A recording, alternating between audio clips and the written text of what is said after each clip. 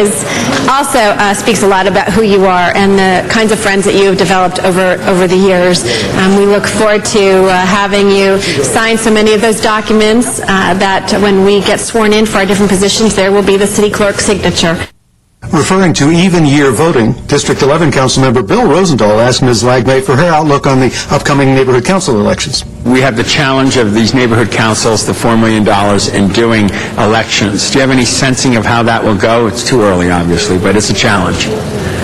I'm very gratified to know that the office, specifically the election division, is already working on it, because right now the May election is primarily being run by the county, so that allows our election division to devote time to the planning stages of this slew of 90-plus neighborhood council elections, which will be run next year, roughly from March through June. And it will be a challenge because it is true that neighborhood councils vary from council to council, and they have different criteria of who's allowed to vote.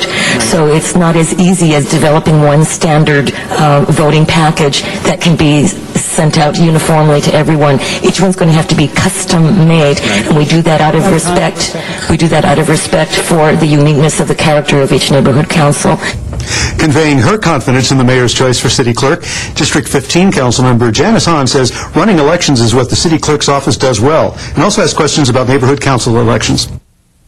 And the two issues, and there's so many issues in the city clerk's office, but the two that I particularly have been concerned about are the neighborhood council elections. And I know that after some of the trial elections that you talked about, apparently there was a lot of information that was compiled, in, I don't know if they're in binders or something, but there was a lot of information that was put together about some of the issues that happened, some of the mistakes, some of the problems. I just want to make sure that you and your team are looking at that and really working to make sure the neighborhood council elections run smoothly and without a lot of conflict.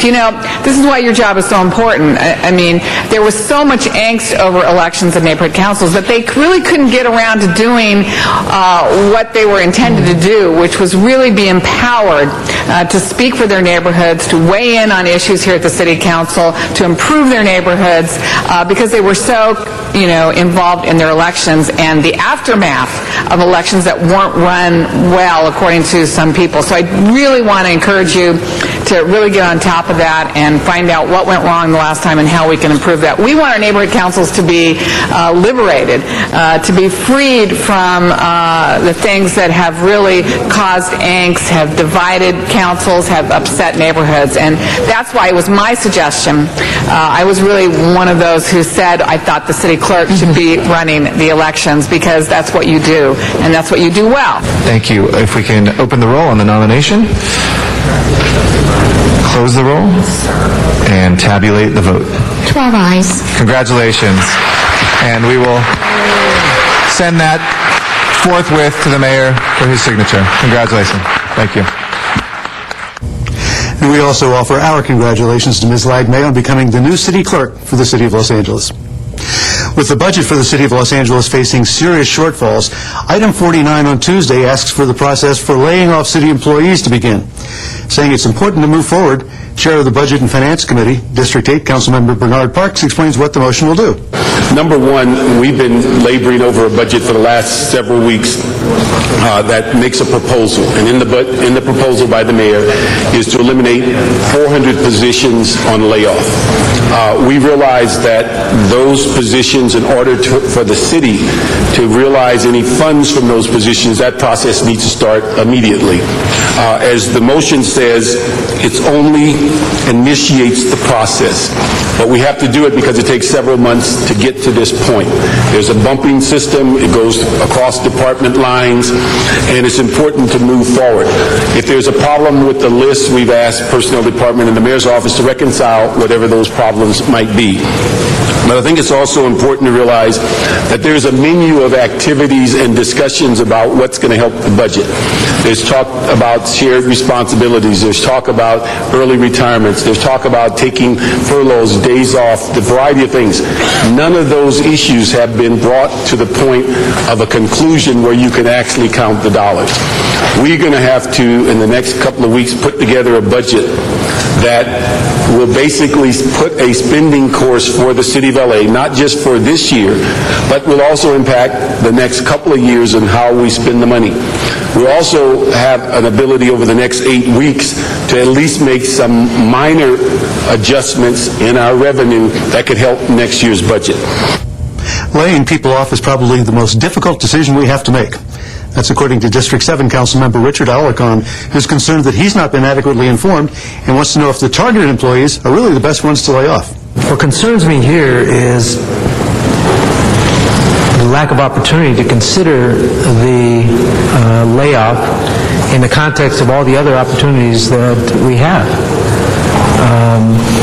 I have not been briefed on this motion except for a 5-minute discussion with Councilman Parks during this meeting.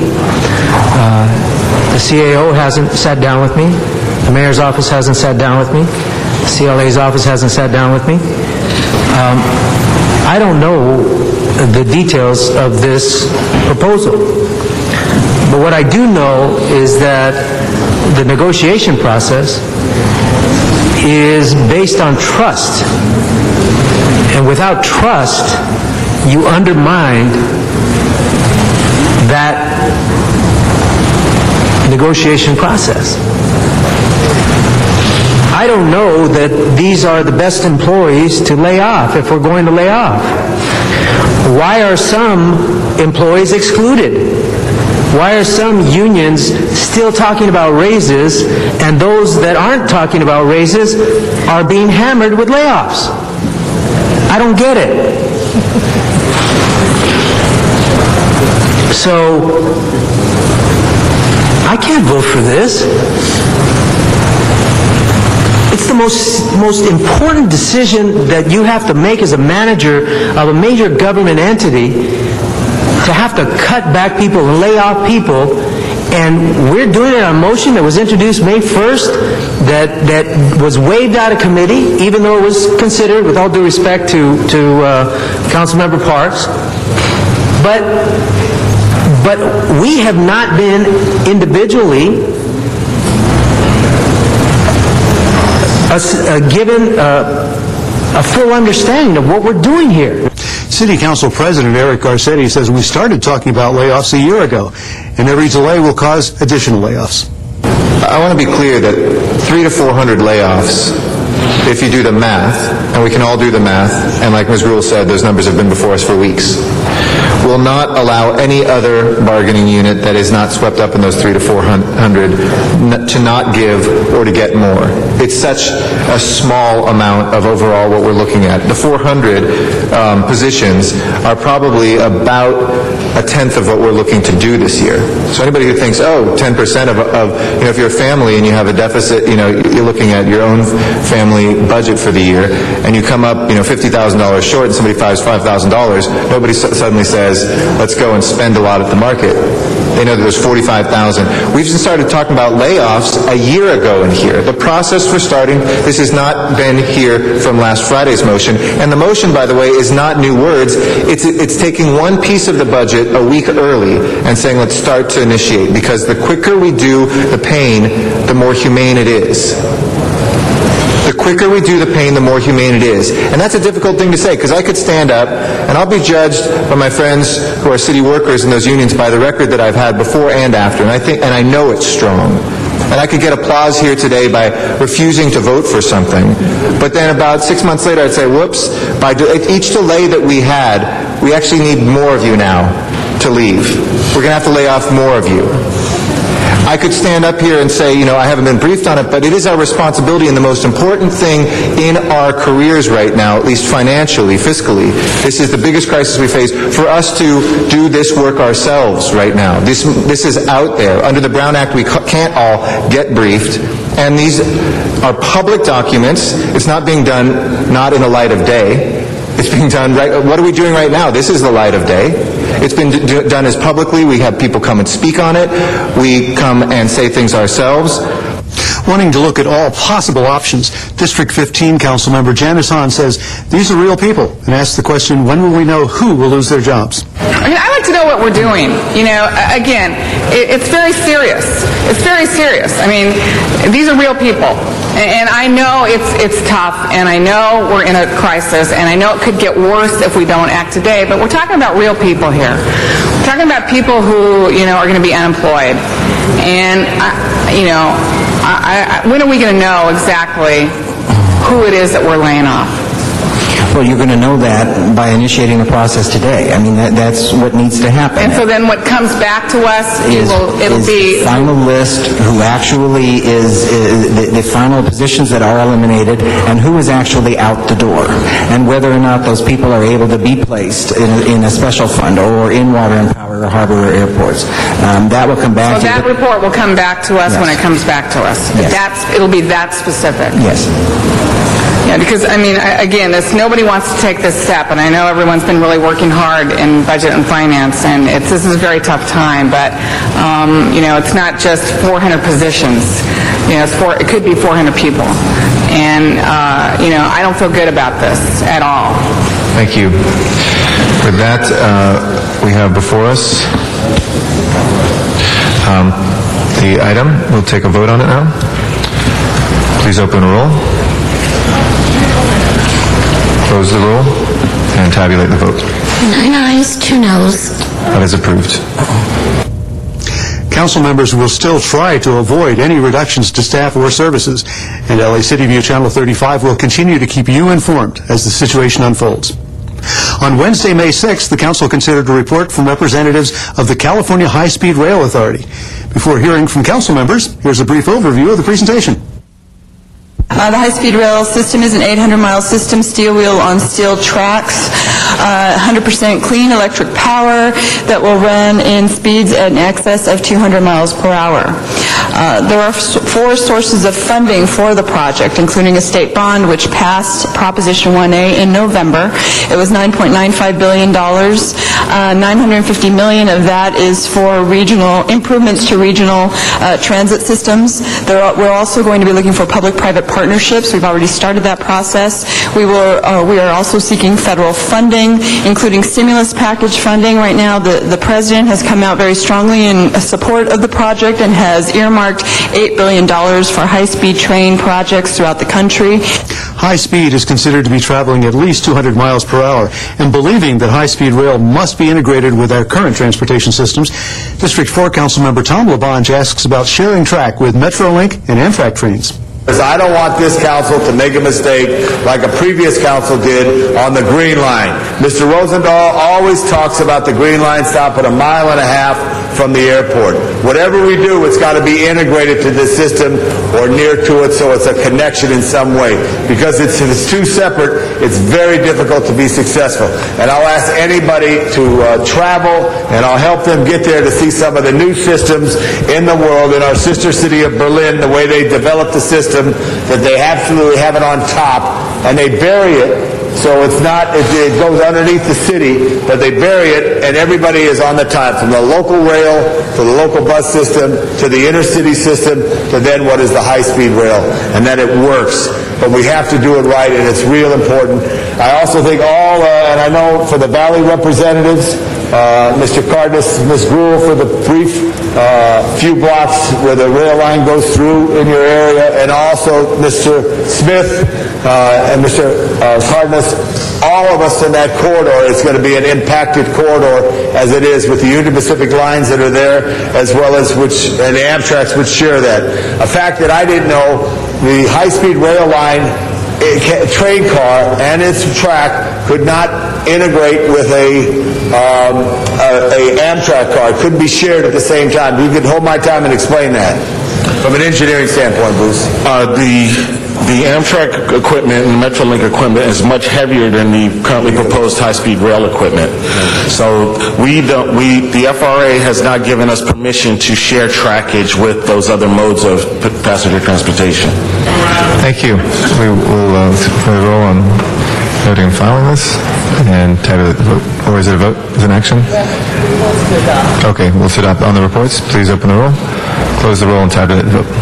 14 ayes. Thank you. And joining us now by phone is District 4 Councilman Tom LaBonge, who is obviously excited about high-speed rail, aren't you, sir? Well, I think everybody on the city council is. It's a great addition to the transportation equation for Southern California and California in particular. What do you think will be the first segment and when? Well, I think it will take some, let's say if everything was approved today, probably a construction, like you got a green light from the authority. I think it would take at least 5 years plus if everything was approved. Now, we haven't even approved the actual route, the environmental clearances, and all those other challenges. So, but the team that they're putting together is a great team of folks who are very focused and excited about finally that we could build a rail system that will make sense for the future of California. Obviously, there's been a lot of talk for a long time, including in council this week, about connecting up the airports and the other transportation systems. Exactly, and as you know, if you're able to, and I'm fortunate to serve as the head of the Sister City program, and over the years, not on the taxpayers' dime, but I have traveled on our Sister City program to other countries, and the way they have their rail system tied into their airport systems, tied into their central cities, invigorates the good cities. Whether it's in Berlin that it put their new rail station with their high-speed rail in what was a divided east and west part of Berlin, or whether it's in Paris, which has 4 different rail stations with the TGV that gets you across France in 2 hours. All these places do have a connection to their airports, and it's important that we look at that aspect of it and work together for all of California, and especially Southern California. One of the things you've looked at over the years, I know, has to do with the maglev system, but that's not what we're talking about here, is it? No, this is going to be steel on steel, I believe is the term is, on a rail, and that's what they're going forward. Maglev, which was first developed, I think when I first got married, which was 21 years ago, because I remember I met a guy from Berlin who was a Sister City fella, and he said, you got to look at this new technology. Well, that's only really working in Germany, and also I think in China has one leg. They're looking at steel to steel, and they're also, which is so key, and many of the city council members who have districts in the central part of the city, to make sure that it complements, is not detriment to the landscape of our revitalized inner metropolitan neighborhoods.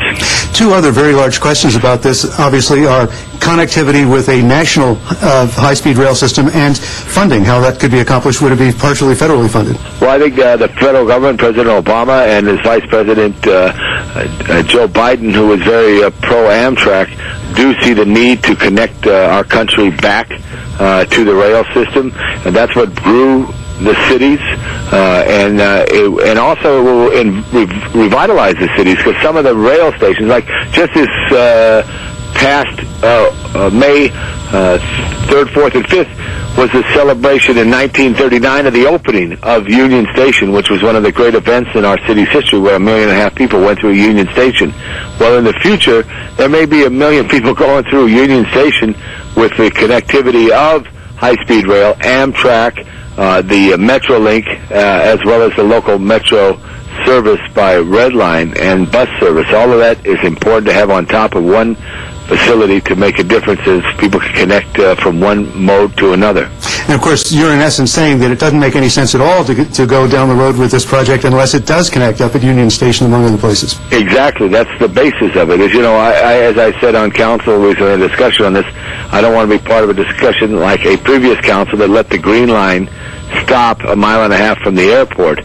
That should have gone into LAX. I remember someone, and this is some 20-plus years ago, they said they didn't want to let the master plan be determined by the rail line. Well, that's why they stopped the Green Line way out east of the freeway, east of the airport, but near the freeway. It should go right into LAX so you can get right up on an escalator to your terminal and have a safe trip home.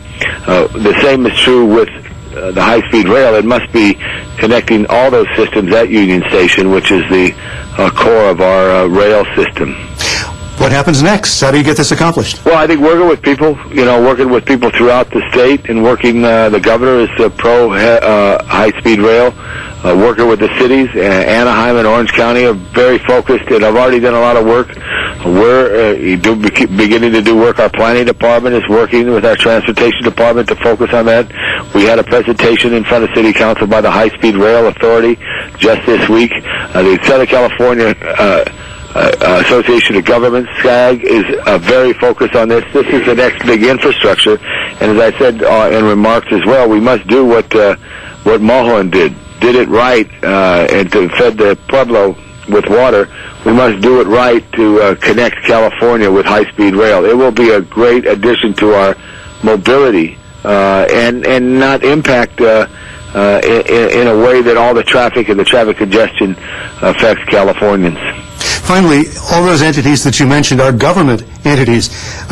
You're assuming that this is going to have to be done largely with public money, and that implies that we have to wait till the recession has pretty much turned around, doesn't it? Well, there's been bonds that have been approved by the state voters.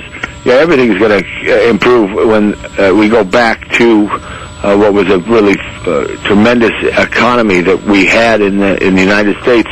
That economy and other economies around the world are going to be challenged. I think we are, as a people in total mass, reassessing our waistlines as far as how we are operating. And I don't know if the economy is going to come back like it did in the go-go 90s. But that being said, there will be public-private partnerships for this very important public improvement. District 4 Councilman Tom LaBonge, always a pleasure to have you on Council Week in Review. Thank you very much. Again, the council voted to direct the city planning and transportation departments to move ahead with studies on the impact and proposed routes of high-speed rail. LA City View is the government access cable channel for the City of Los Angeles, featuring live coverage of city council meetings and programming about city department services and events.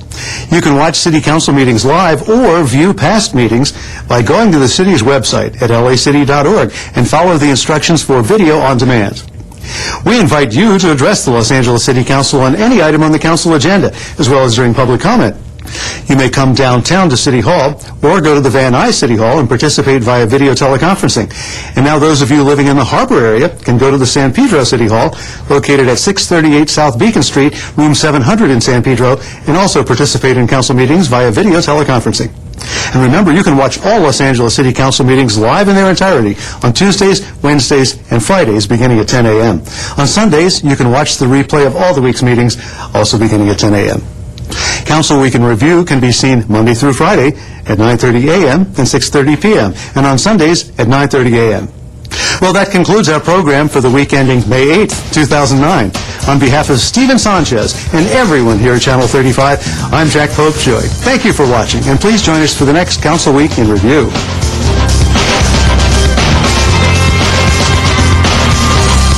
Atención comerciantes, les habla el alcalde Antonio Villarraigosa.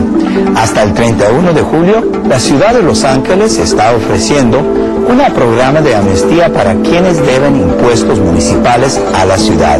Regístrese con la Oficina de Finanzas y podrá ahorrar hasta 40% en multas. De nuevo, el número es 213-978-1555.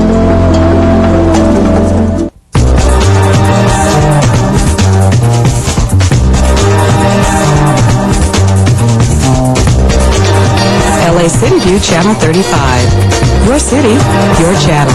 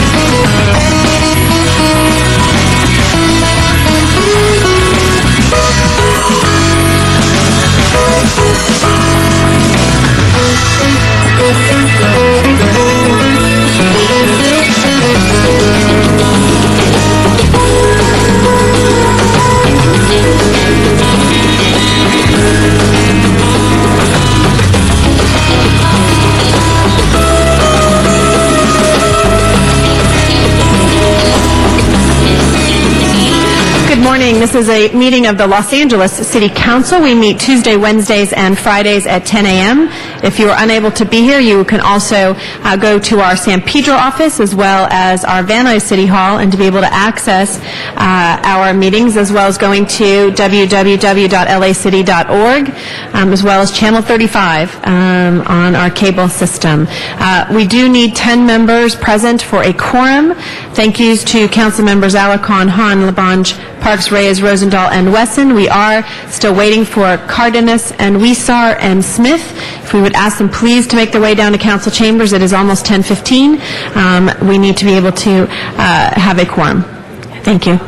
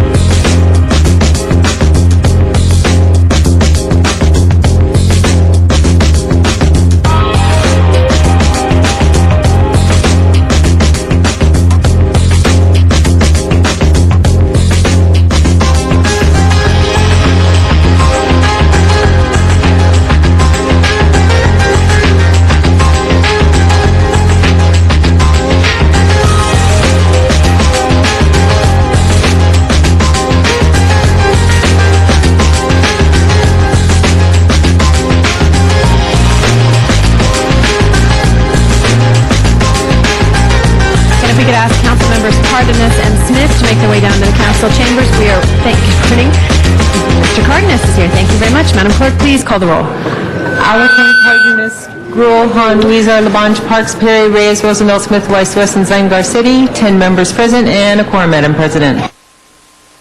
Thank you. First order of business. Approval of the minutes. Yes, Mr. Reyes moves, Mr. Weisar seconds. Commendatory resolutions for approval. Those will be approved. Next item. Before beginning the regular agenda, Madam President, there is a request to continue item number 1 to Friday, and that's May 15th. Without objection, it'll be continued to Friday. First item on the agenda is an item notice for public hearing. Item number 2 is a finding of public convenience or necessity in Council District 4, and the recommendation is to grant the application. Anyone wish to call that special? If not, Madam Clerk, please open the roll on that item, close the roll, and tabulate the votes. 10 ayes. Thank you. Next item. Next items are items for which public hearings have been held, items 3 through 13. And for council's information, there is a new report that's been submitted on item number 4, and I believe there's a substitute ordinance on item number 5.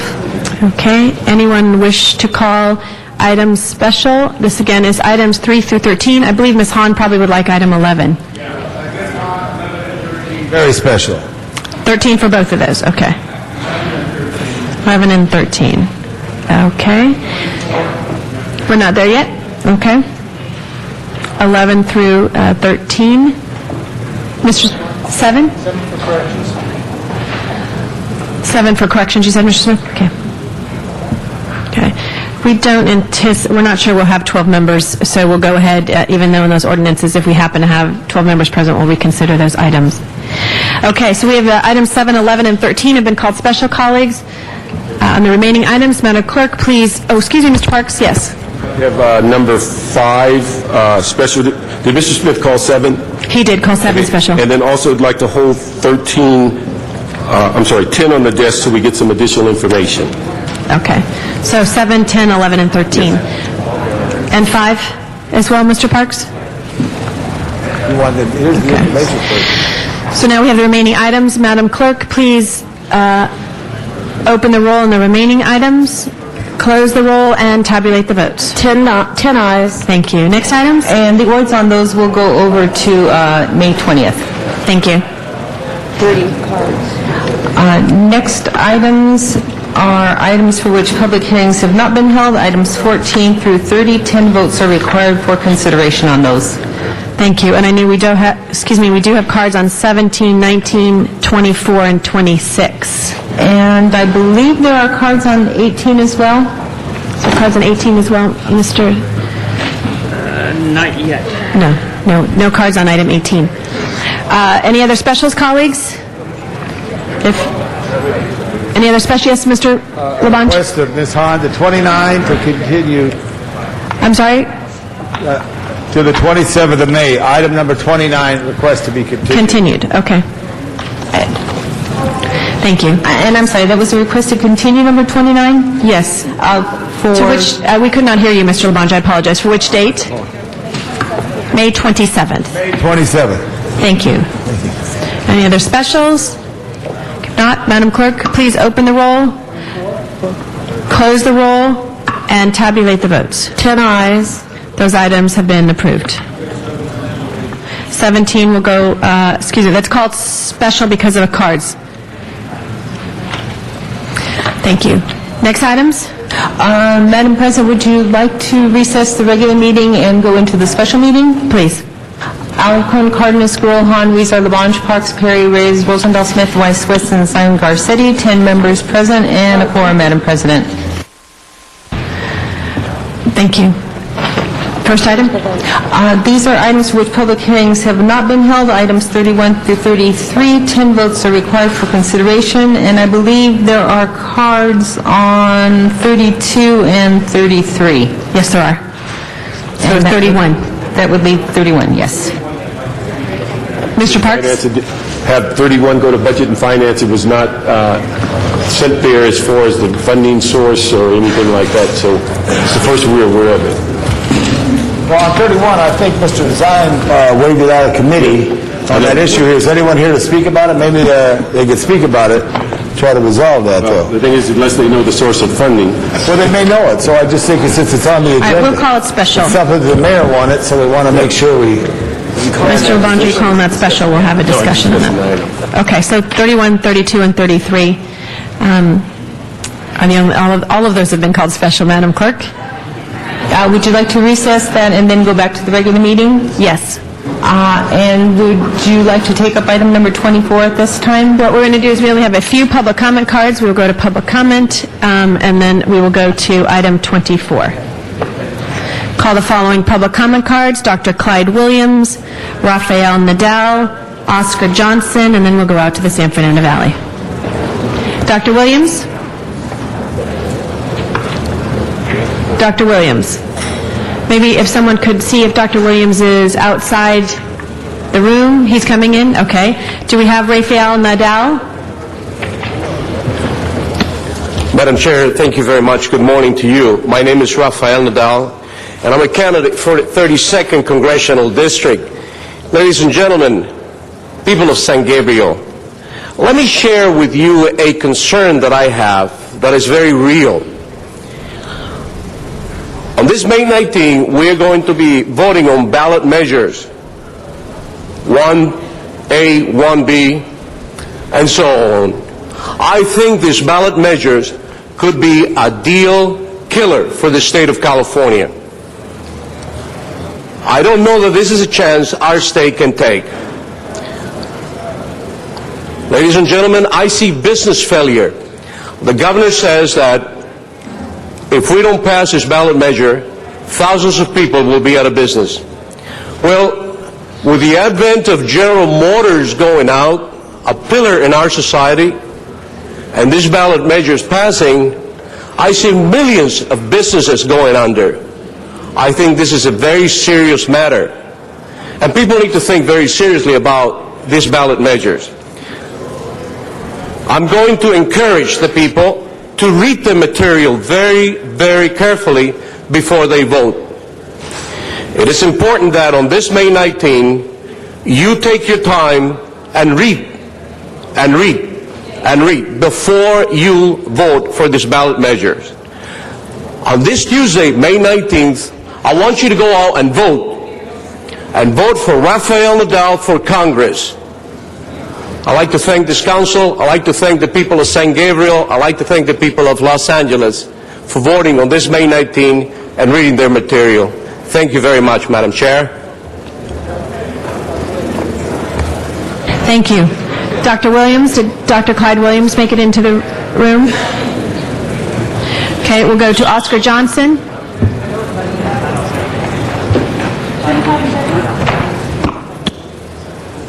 Thank you, Mr. Johnson. After that, we will go out to the San Fernando Valley.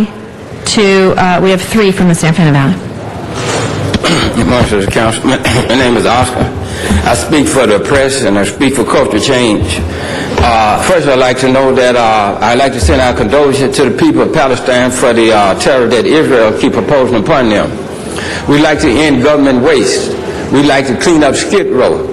Skid Row is a very unhealthy environment for women and children to be under filth and corruption day in and day out. We need a fair government. We need a just government. We need a government that will care for all people. We need to make our leaders more accountable for their action. We need to end government waste. We need to end corruption in government, end illegal immigration, not because of a racism term, because of the situation that the people has been exploited in America for the American public.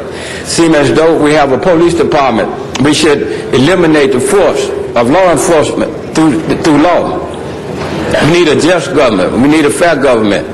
We need to disband the policemen, the police department. We need to disband the sheriff's department and the CIA. All of those is un-American activities. All un-American activities should leave America. We need a fair government. We need a just government. We need to take the rich, make the rich be more accountable for their actions. We live in a society where the rich people open up stores and the poor people open up doors to other stores. We see where the poor people working Cape Walmart making $7 an hour, and Hillary Clinton on the board of Walmart making $1 million a year. Something wrong with that picture. Why can't minorities get together and open up their own doors and open their own stores? But we see that the politician is not direction for the African Americans to go. The African Americans should choose a religious leader and support that leader and do something for ourselves and get some of this land we can call our own. We need a true education system because our education system has failed us. Our religion order has failed us. Our social order has failed us. Our country is in a moral, and we need a moral and a spiritual awakening. We need to bring some type of decent and sanity to America again. We need a country that will be a government for all the people instead of for a few.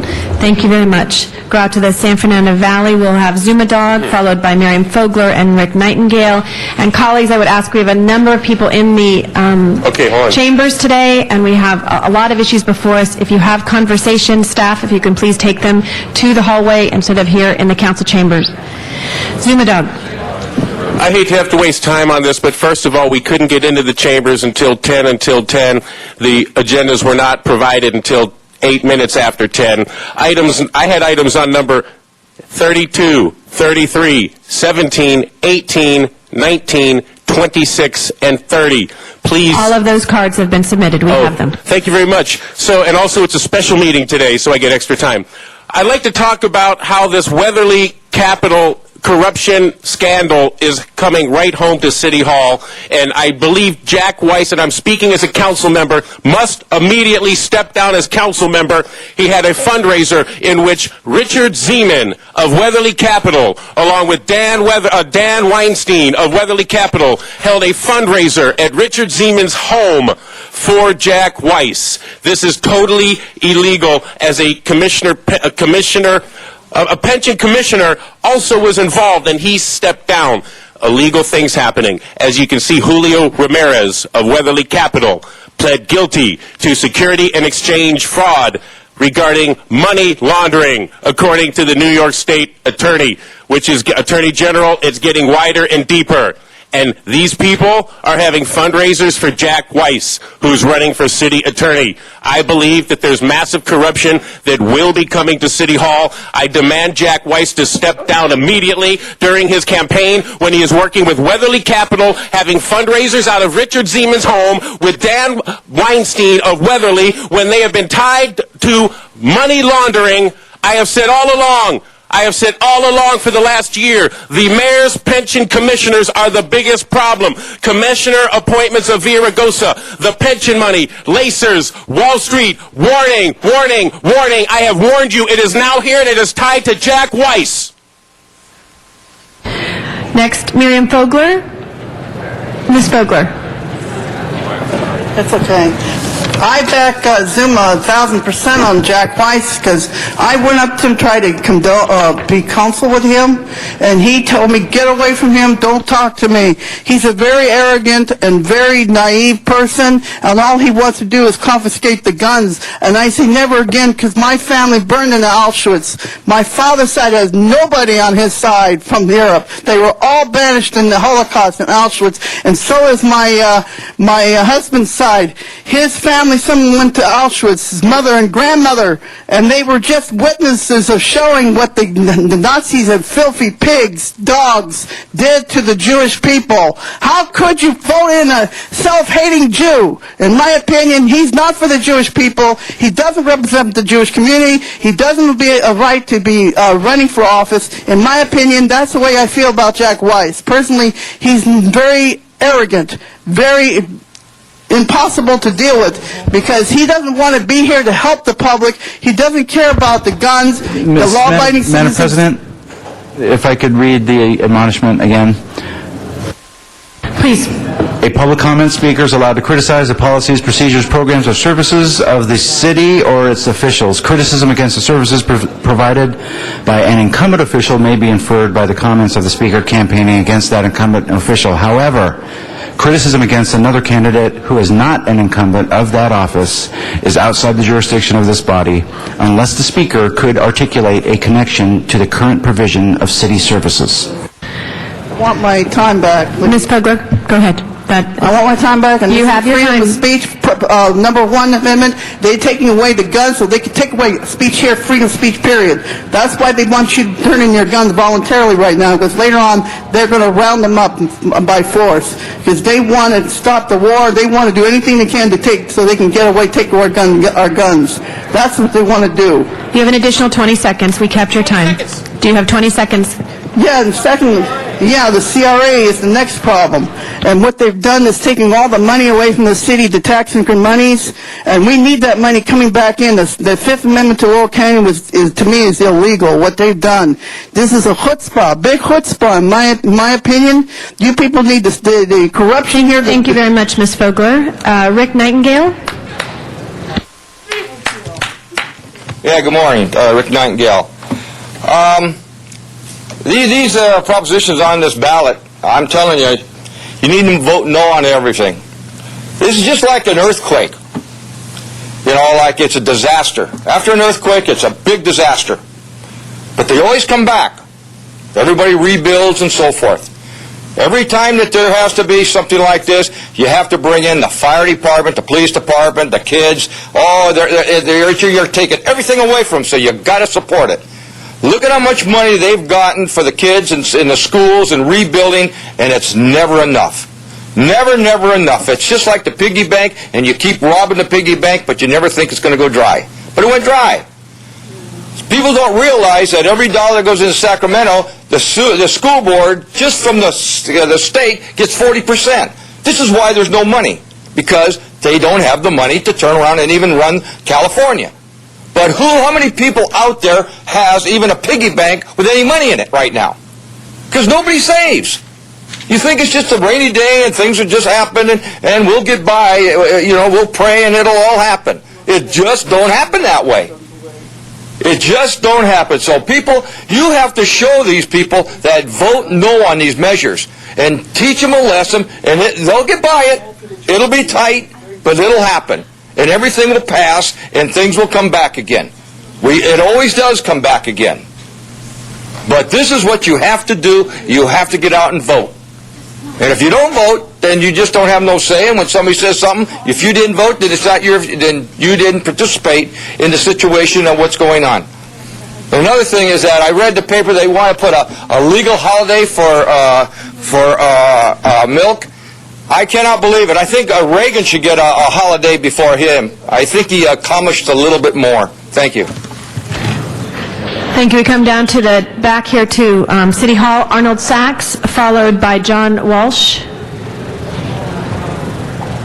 Mr. Sachs?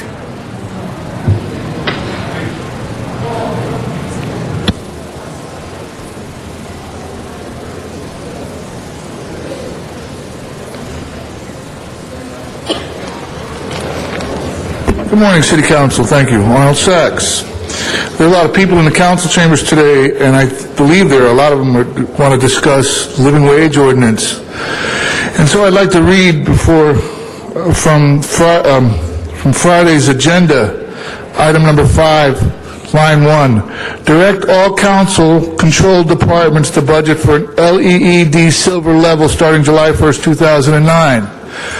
One of the council members wants to clarify what they mean by the control departments versus the Department of Water and Power, the Harbor Department, and the LAWA, the airport, that those are not controlled by the city council, and so technically they don't have to answer to any of the resolutions that the city council wants to pass regarding living wage ordinance, and that the fact that the living wage ordinance applies to the service contractors that are hired by the airlines, and the airlines are the ones that have the contracts with LAWA, so the third parties are excluded, that it's not necessarily an order from the city council that they have to follow, but some kind of backroom deal for the, excuse me, I said living wage ordinance, I meant killing benefits action that the city council is taking. The atmosphere in the committee meeting was appalling. When you want to cheerlead, maybe you can get dressed up as cheerleaders and provide pom-poms for the rest of the crew to cheer on your mentally challenged ideas here. It's a farce that you're going to do something. Do something for the 40% of the workers that are directly affected by city council and city living wage ordinance, and not the 55 that aren't. Thank you very much. John Walsh. And Dr. Williams, I see you in the back after John. Dr. Walsh. Long live the SEIU! Long live my brothers and sisters who are trying to make a living! I am from the AFL-CIO. Madam President, he should be warned that of a century I have. See, please address the council. They don't want me to talk to you. They want me to talk over here. They don't want you in this room. Where is the mayor? He's on the front cover of this magazine. That's where he is. Frontier's on the back of the magazine, sitting at home playing with yourself. Madam President, the Speaker should direct his comments to the Council. Please, Mr. Walsh. Mr. Walsh. Mr. Walsh, this is your last warning. Mr. Walsh, please direct your comments to the Council. Okay, and I want to tell you that my great-grandparents protested in Germany, the burghers, and they said the same thing. Face the Fuhrer when you speak to him, and honor the Fuhrer. Look at these people. We are the people. Look at Bernie Parks reading, playing with himself. Okay, Mr. Walsh. Mr. Walsh, inappropriate. I'm telling you, we are wrong. He doesn't do what he is. We call the mayor. Recall the mayor. Okay, you can get rid of me, but you won't get rid of these people. We'll be back and back and back. How dare you? You want to trample on my public speech? Fine. Thank you, that's it. Please, thank you.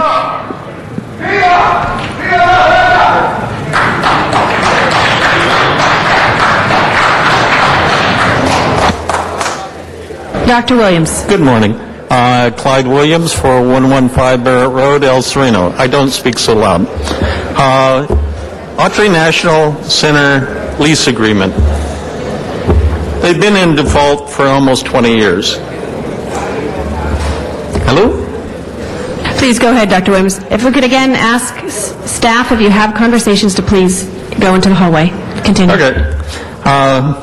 They have no money. They're running out of money. They're laying off people. They didn't really have real money in the bank to begin their current expansion plans. They can't get any grants because the Griffith campus doesn't have a collection worthy of granting from either state, local, or federal sources. They have no credible collection other than that which they are taking from the Southwest Museum. They own the same area as Griffith Park, but in Highland Park. But they don't want that. They want to stay in Griffith Park. I recommend that you declare a default by the ANC for the Griffith lease, take it back and its improvements, and then put them up for bid as a private-public partnership, and maybe you can make some money from their fiasco. Thank you. Thank you, Dr. Williams. Madam Clerk, there were cards that came up as we were doing the council agenda on items number 30 and 25. I would ask that we reconsider those items and call them special. So open the roll on reconsideration on item 25 and 30, close the roll, and tabulate the votes. 11 ayes. Thank you. We are now going to go, per Mr. Rosenthal's request, to item number 24. Followed by that will be actually Ms. Hahn's item number 11. Mr. Rosendahl.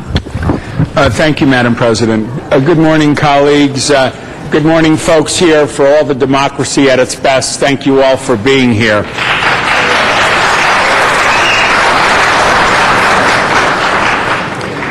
We're talking about an issue that is worldwide, and it has to do with Iraq to prevent the persecution of lesbian, gay, bisexual, and transgender people.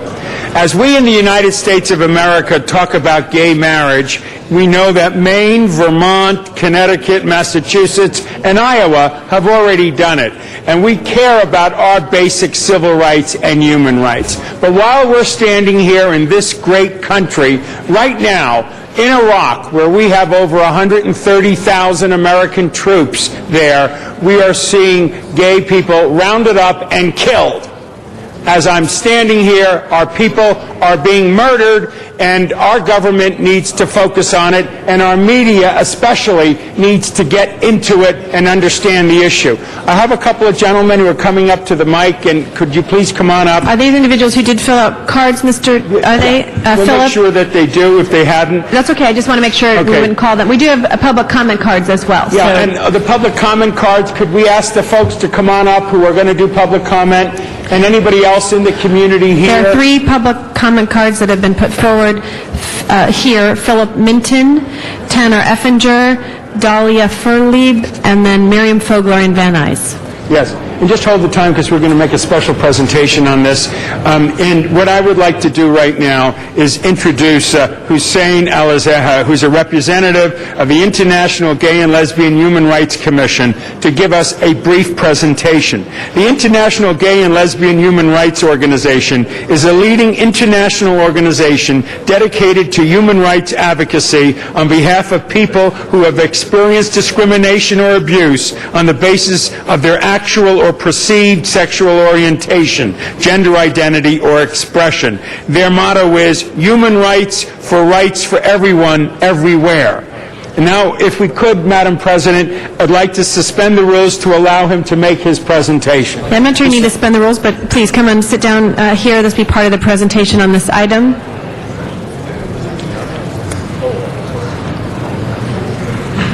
And I ask the folks in the audience to indulge me on this. I know we have some serious union issues at the airport. We have a pipeline that we want to see get built. But this is a human rights issue that right now, as I'm standing here, my people are being killed.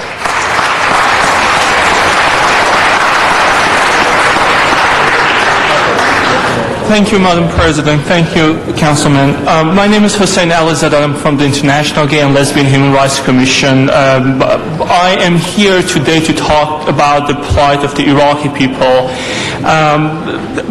For the reason for which I'm here, in the past few months, there have been hundreds of cases of murder, torture, of people who were perceived to be gay, not necessarily being gay, but were seen gay by people on the street, by vigilantes.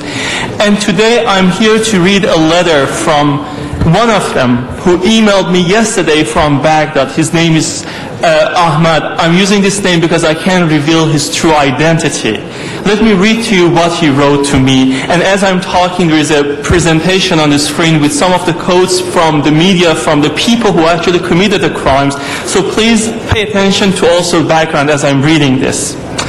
I'm a 25-year-old graduate student from Baghdad, and my name is Ahmed. I want to thank you very much for caring about me and my problem. Finally, after desperate years of hopelessness, I found a group of people that understand and care about me. My problem is that I'm gay, and as a gay man, I can't live a normal life in Iraq. My life is in danger. I live in continuous fear of people finding out that I'm gay. I can't express my deepest emotions. I can't love. I can't tell those who I care about that I love them. It is like being tortured from inside.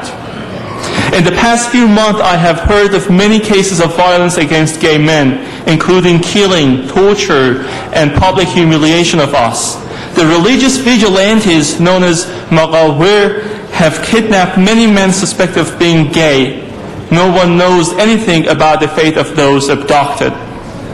The Maghawir's most popular method of torture for homosexuals is putting silicone glue on the anus of the gay men to shut down their digestive system and then force them to take laxative drug to make them suffer. Every time I walk on the street, I wonder what may happen to me today. To protect myself, I have to lie to everyone and pretend that I am a straight person. It is really hard to be a 24/7 liar out of the fear of death. I keep asking myself if this is going to be my life. I have no one to turn to, not even other gay men or my family members. Recently, I have been blackmailed by men I had sex with in the past.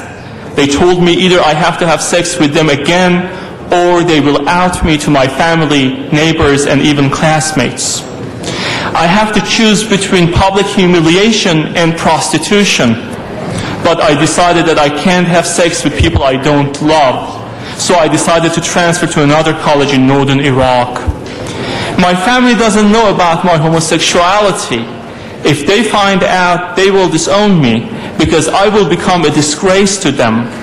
They may even try to kill me to protect their honor. I always have to pretend in front of my family that I'm normal.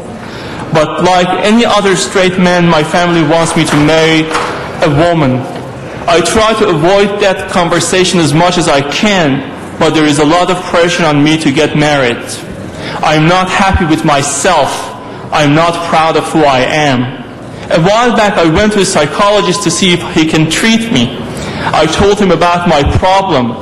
He told me that homosexuality has no treatment in Iraq and only experienced doctors in developed countries can give me therapy.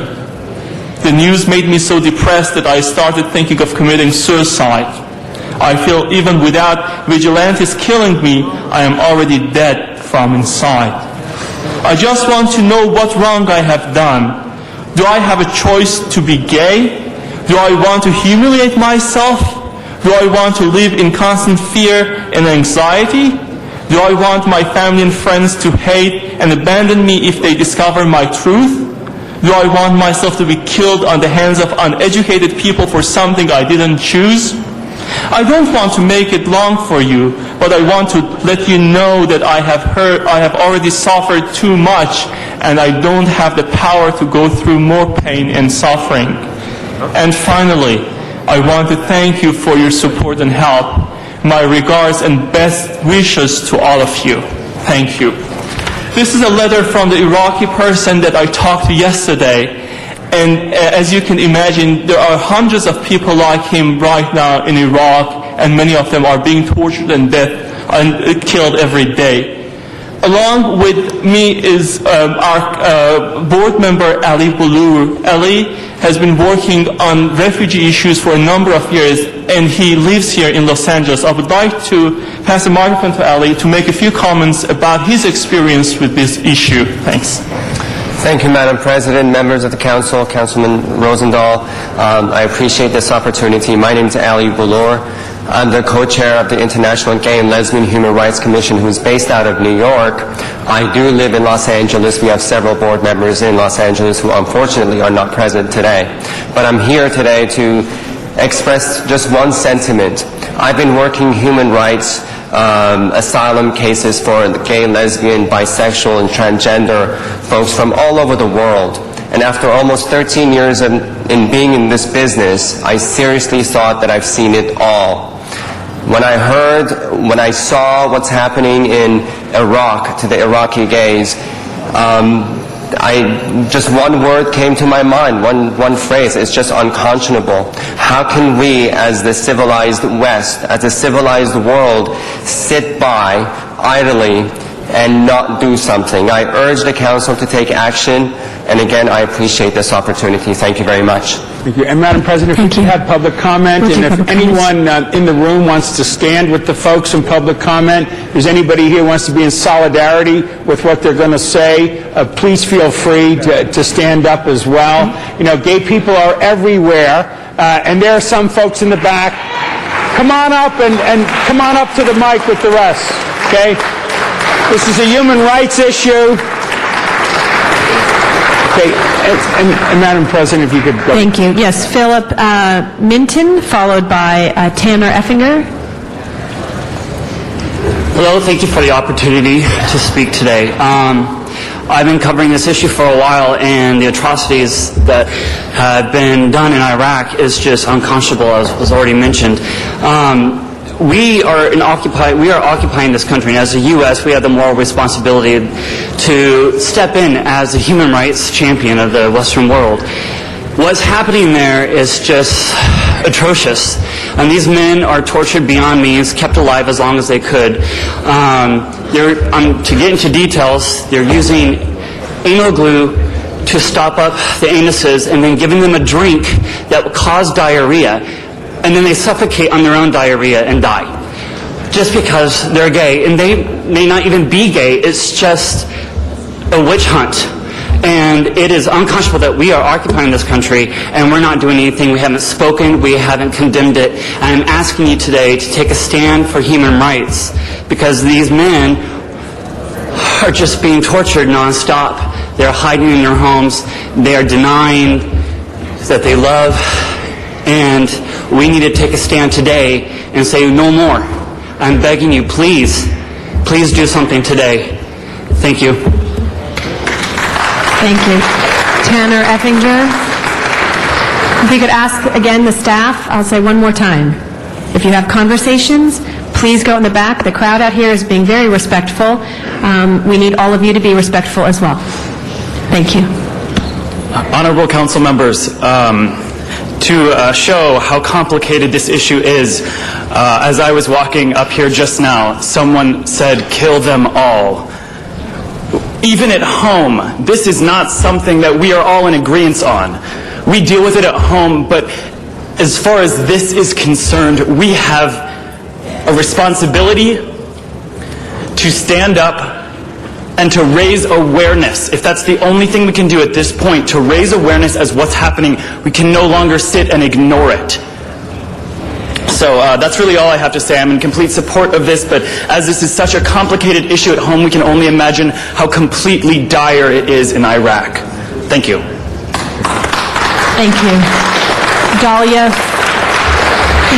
Thank you, Councilman Rosendahl. Thank you, Mike Bonin, for taking the initiative to making me aware of this issue, as I did not know that these men were dying on a daily basis due to anal gluing and being fed a diuretic, being dismembered, walking down the street, getting bullied, getting beat up, getting tortured by people just for being. Just for being. I ask each and every one of you to take a moment, close your eyes, think about what it must be like. All of you in this room, think of what it must be like to be who you are, black, brown, red, white, green, orange, whatever. And you are walking down the street, and a group of people come up to you, and they beat you up, they torture you, they glue your anuses shut, and then feed you a diuretic. Just for being who you are. We have no control over who we are as a community, and I urge you to please do something to raise awareness. We are a superpower. This is America. We have the ability to do right. And the right thing is to stand in solidarity as a state, as a community, as a country, and as a world, and stand in solidarity with those of us that are suffering from across the world, and raise awareness, and use your power, America, use your power, Los Angeles, use your power, City Councilman, use your power in this room, and raise awareness about this atrocity that is happening on a daily basis. So thank you. Thank you very much. Jose Morales.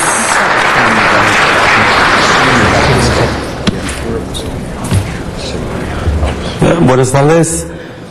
Good morning. Mi nombre es José Morales, soy miembro de la mesa ejecutiva de SEIU 1877. My name is Jose Morales. I'm a member of the executive board of SEIU Local 1877. Nosotros somos una organización que no vamos a apoyar la discriminación en cualquier parte del mundo, ya sea en Irak o en México, y estamos en contra de lo que está pasando en Irak. We're an organization that opposes discrimination wherever it is, whether it's in Iraq, whether it's in Mexico, and we're here today in opposition to what's happening in Iraq. Por eso estamos aquí, para demandar respeto y dignidad en cualquier parte del mundo. Gracias. So we're here today to demand dignity and respect all over the world for our people. Thank you. Thank you. One more. I'd like to go out to the San Fernando Valley, Miriam Fogler.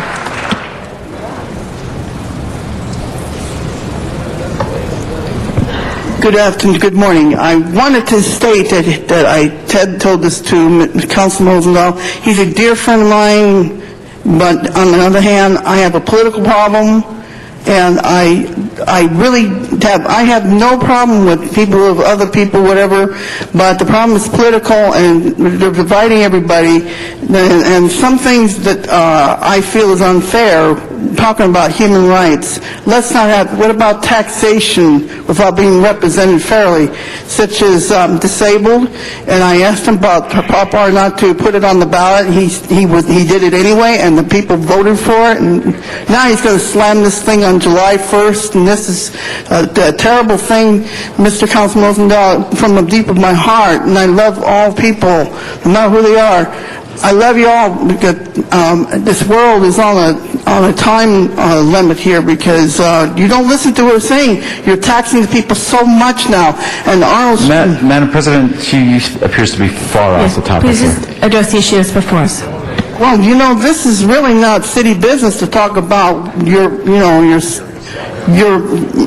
personal thing of being gay, or you want to be political about it. I mean, this is something that's this is not city related anyway.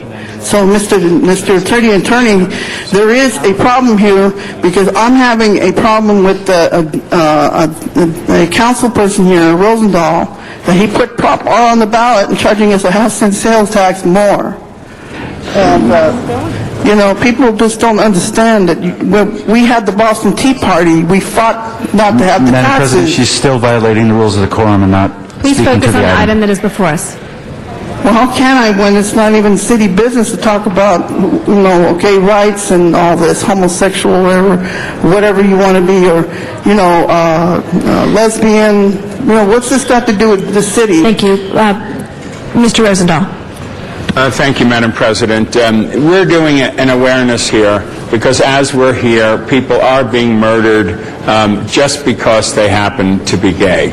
And we have our troops there, 130,000. We spent billions of dollars in that war, and the least we can do is come out in an outraged way against this inhumanity happening in our midst. I have an amending motion to my motion, which basically says, be it further resolved that the City Council hereby calls on the United States government, including President Barack Obama and Secretary of State Hillary Clinton, to take action to end the persecution and murder of Iraqian gays, including but not limited to making a strong public and international statement condemning the action and exerting all necessary pressure on the Iraq government to take action. Be it further resolved that the City Council hereby calls on the mainstream media to shine light on, draw attention to this largely ignored story of brutality, discrimination, and human rights violation. And I might add, we have Donald Trump on TV yesterday playing around with Miss California. Every camera on earth is there. But where are the cameras There's one here now talking about an injustice, a murdering act that's going on right now in Iraq. So I say, colleagues, this is city business. We're all connected on this planet. It is one world, one people, and human rights and civil rights for all is what we must be for every minute of every day. Thank you for listening to me. Thank you. Thank you, Mr. Rosendahl. Mr. Cardenas, followed by Ms. Hahn, followed by Mr. LaBonge. I just want to thank my colleague, Councilmember Rosendahl, for bringing this forward. I think it's important for everybody to understand that, you know, we as a country stand for equal justice and equal rights for every single human being. And some people might think, well, what's the relevance with this resolution and the city of Los Angeles? Well, whether we like it or not, we can't bifurcate ourselves and say because we're a city of Los Angeles, we're not part of this country. If we embody what this country stands for, then as a city and as a community, and I think as individuals, we need to be willing to stand up and say that's what we stand for as individuals, as cities, small and large, because we are a subset of what this country is. This country isn't a piece of dirt when we're standing for something. This country isn't a building. It's not an inanimate object. It's the human beings of this country that make this country what we stand for. So to me, when I hear people come up and they talk about who they are or what they are, etc., I see a human being. I see here a woman human being. I see here a gay human being. I see myself as a human being as well. And sometimes I identify myself as a Latino human being. And one thing that I just cannot stand, is when human beings are treated less than because of the color of their skin or because of something that they embody beyond what kind of human being they are. I can't stand that. And to me, I think I can't stand that because I do believe that Americans should not stand for those things. So the city of Los Angeles, I think, owes it to itself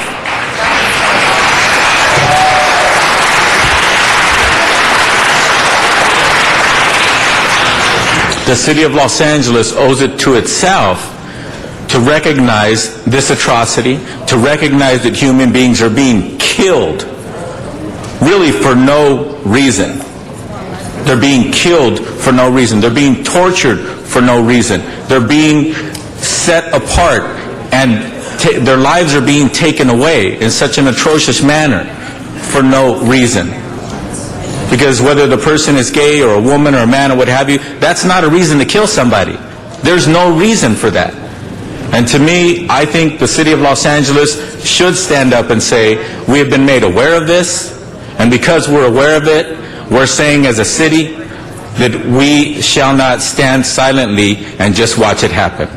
Thank you for bringing this forward. Thank you. Ms. Hahn. Thank you. I too want to thank Bill for bringing this forward. It's just so hard to hear. It's so hard to listen to this. It's unbelievable torture, and it's interesting that we've had this broad civic debate in our country about where we stand as Americans on torture, and we seem to have confined it to what we do with prisoners of war and what we do at Guantanamo, and that seemed to be something we were able to sort of just box it up in one place on how we viewed torture.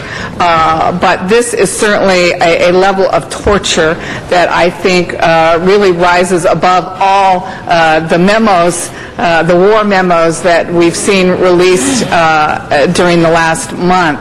And if nothing else, we as Americans must stand up. We must stand up and tell the world what we believe. And what we believe is the basic value of every single human being, no matter who you are, no matter what you look like, no matter what gender you are, no matter what religion you are, no matter what sexual orientation you are. It is human beings. And it warmed my heart to see all those who stood in solidarity. And I loved my airport workers who are here on another...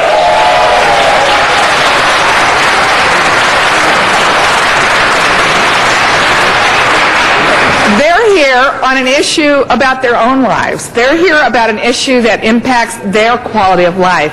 And yet, for a great shining moment, they stood up and said, it's also about other people's lives, and it's also about what's true. Anybody that stands around me when we say the Pledge of Allegiance knows that every time I say the Pledge of Allegiance, when it gets to the end phrase of with liberty and justice for all, I always add on someday.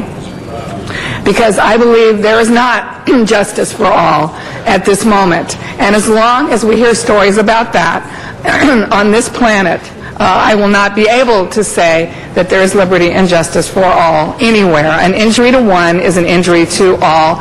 And we pray that this type of torture will come to an end. But I'm so proud of you, Bill, for us calling on the President as well as Hillary Clinton to make this a part of our speaking, a part of our policy, a part of what we say absolutely is no longer acceptable.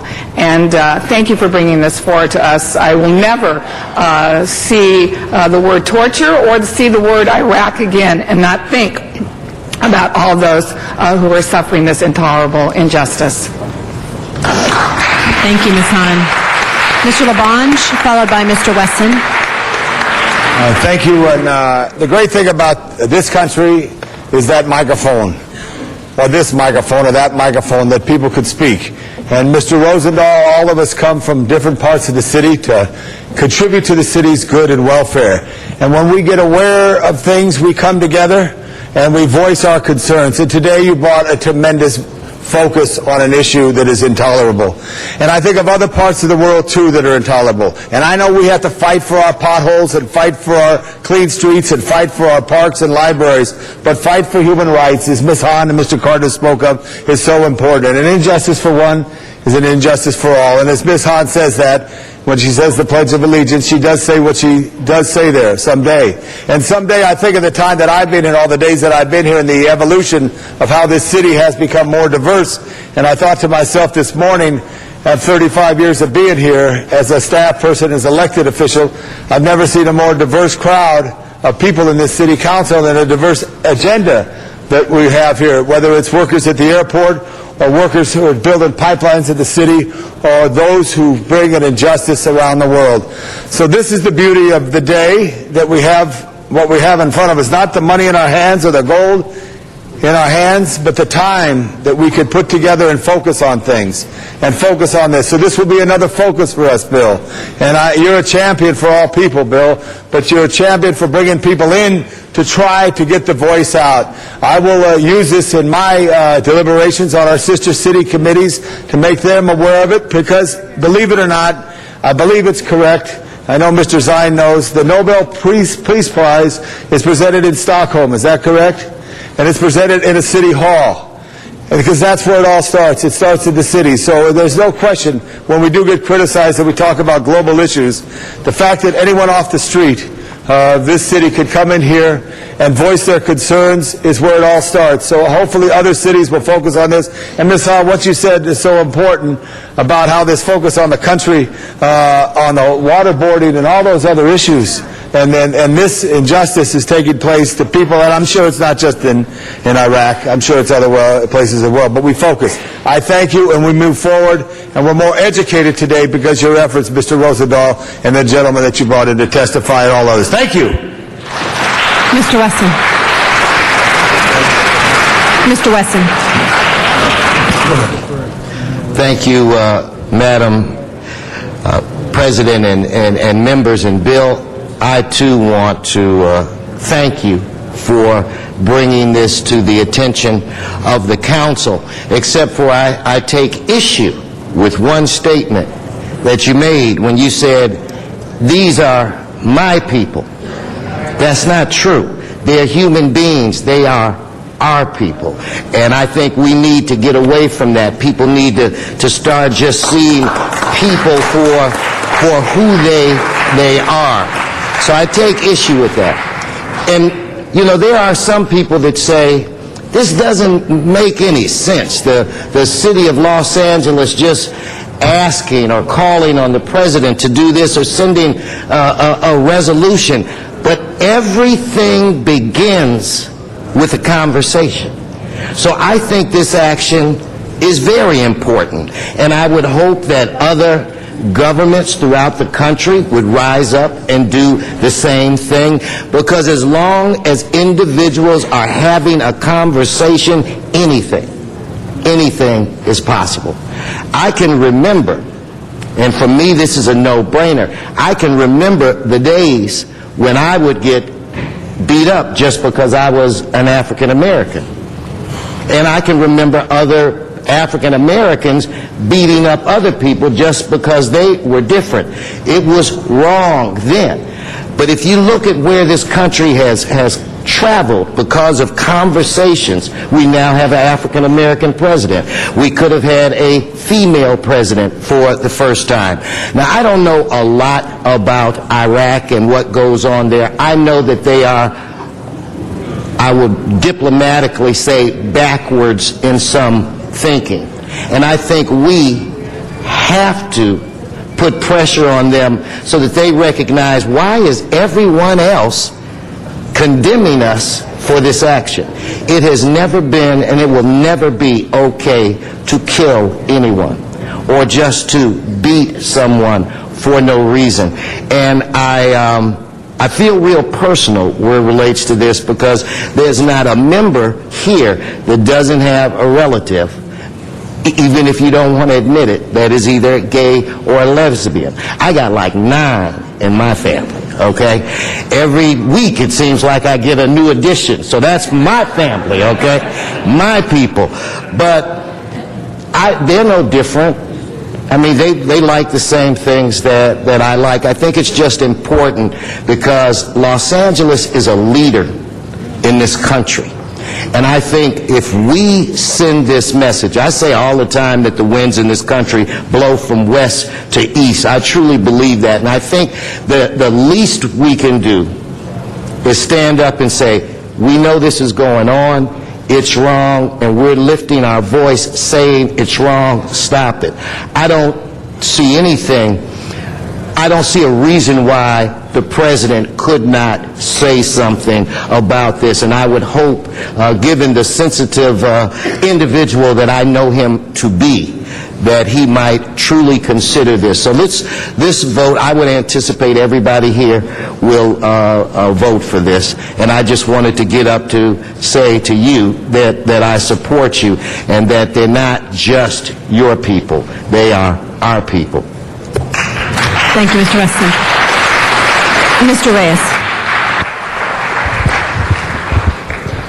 Thank you, Madam President. I just want to emphasize certain points that have already been made. This is the second largest city in the country. For this council to make a statement, it will be heard. It will be heard by many. So that's a significant accomplishment that Councilman Rosendahl will have accomplished today in sharing light and shedding light and showing these atrocities to the whole public, because obviously we only have one camera here, and obviously mainstream media doesn't seem to want to prioritize these types of issues. So it's important to bring it out and shed that light. We talk about the abuse and the killing and the harassment. Right now, today, throughout the country, there are children who are being bullied. There are kids being attacked because of the way they are, because how they behave, because of the tendency to be different. And that's wrong. And it's all connected. The message of allowing this to occur, of sticking our heads in the sand, is wrong. So I just want to stand up and support my colleague, but more importantly, support the communities who suffer because of ignorance, because of poverty. And we need to make those changes by doing the very first thing, is recognizing it and putting light on it and learning from these weaknesses so that we as a strong country can make change. So I thank you for this opportunity. Thank you. Mr. Alarcon, followed by Mr. Zine. Torture is torture. And whether it's happening at Guantanamo I can't even say it, Guantanamo or whether it's happening in Iraq, it's torture. It's illegal, it's immoral, and it's unnecessary. For those who think that City Council dabbles in international politics more than we should, I need to remind them that this is a democracy, and a democracy is made up of the voices of the people. There is no insignificant voice in our country, and that's why it's important for us to stand up when we say that something is wrong. We believe this is wrong. We can respect other cultures and other religions as we do in our own country, but there is a line that must be drawn. I don't believe God condones this activity, and I don't believe any human being should condone this kind of activity. So I appreciate Mr. Rosendahl bringing this to our attention. This is something that should be heard from every jurisdiction in the nation.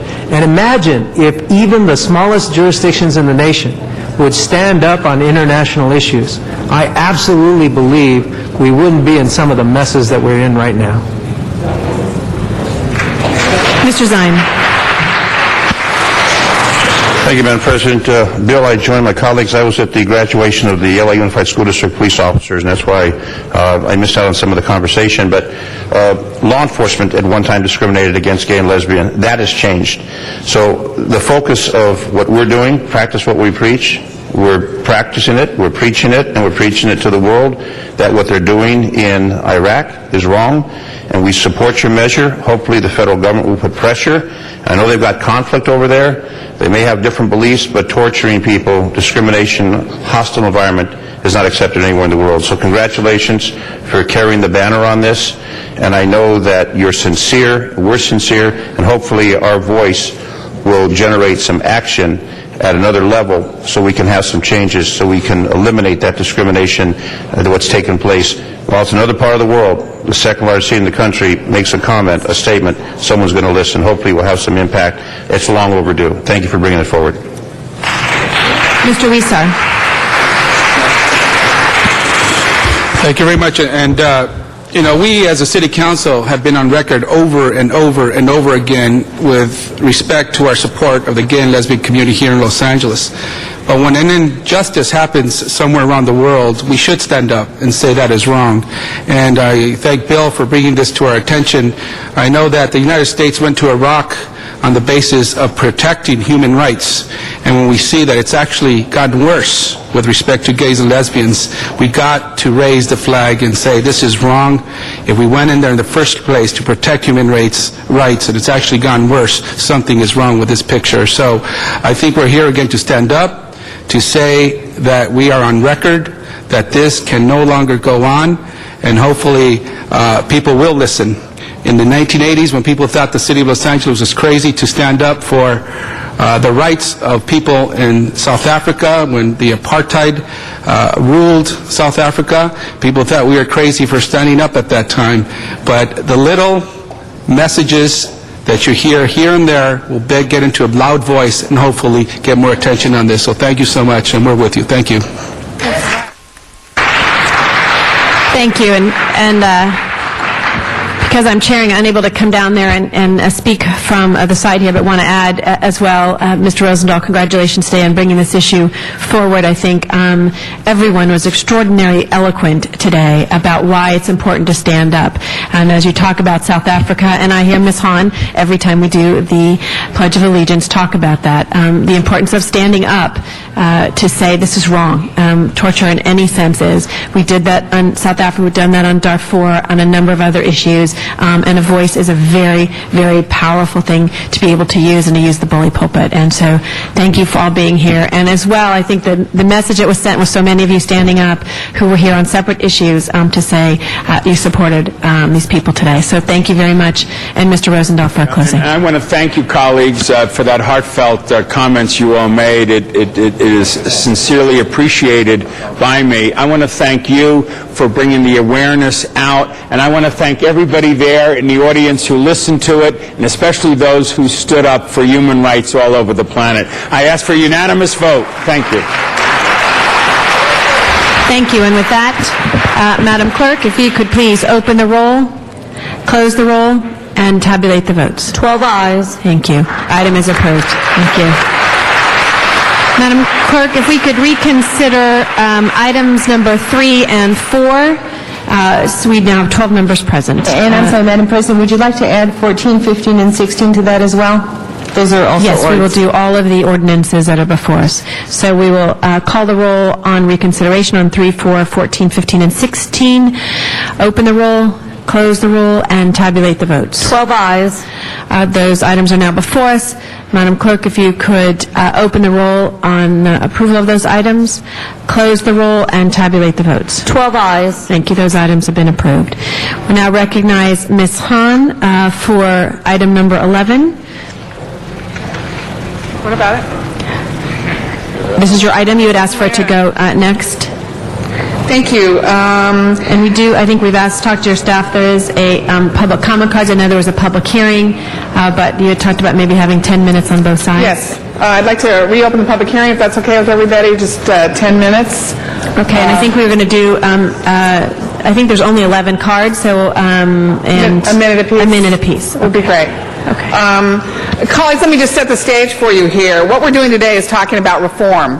We're actually reforming the city's living wage ordinance, hopefully today. And it was over 10 years ago that, again, this city did a very progressive thing by adopting a living wage ordinance that concluded a provision for health care. And companies could either provide health care insurance for their workers, or they could pay the extra amount to the worker and allow them to purchase their own health care.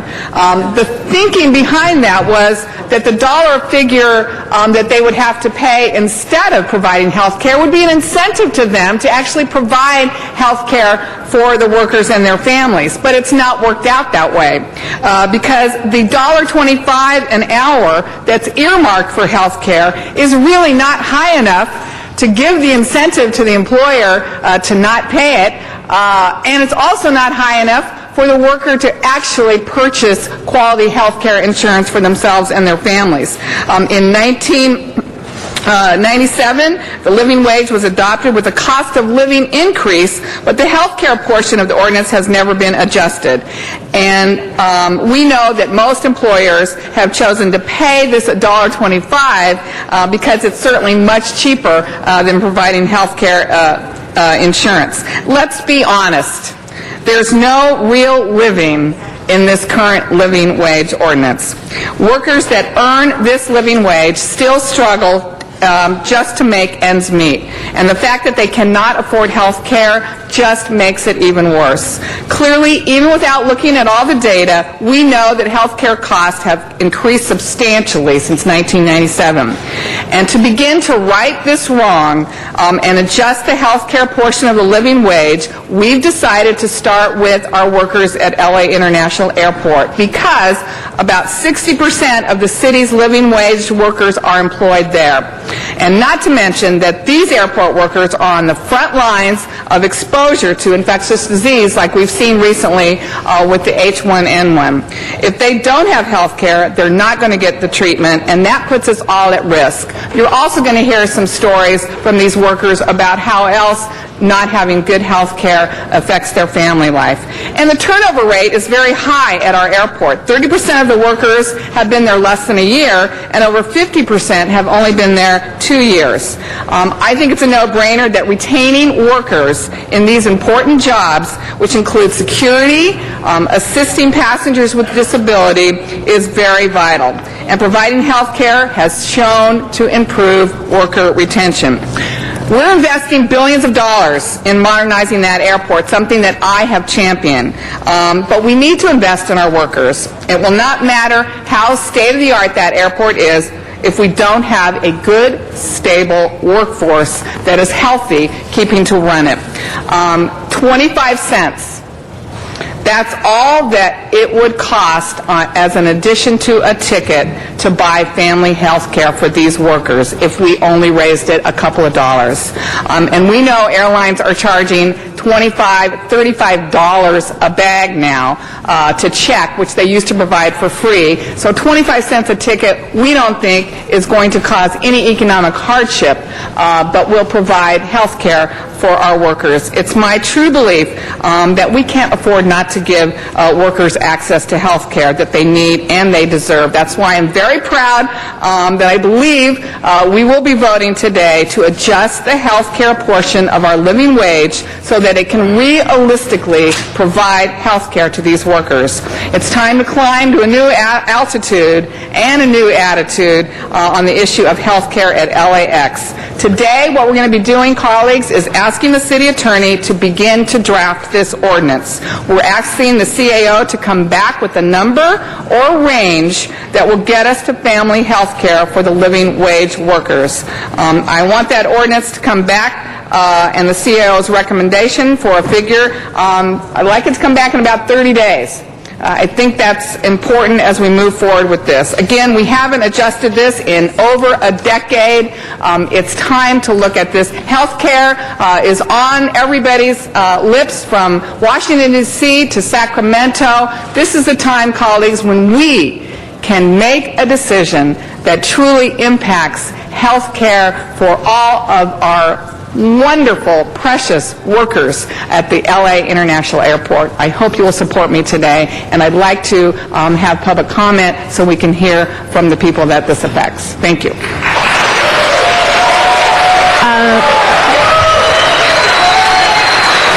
Ms. Hahn?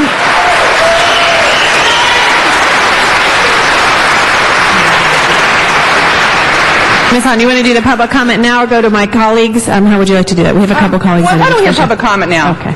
So each individual will have 1 minute. And I'll call your names: Rabbi Klein, Mickey Oski, Kathy Deppe, Rebecca Pizzatola are the first four, and after that will be Nancy Gomez, and we'll go forward from there.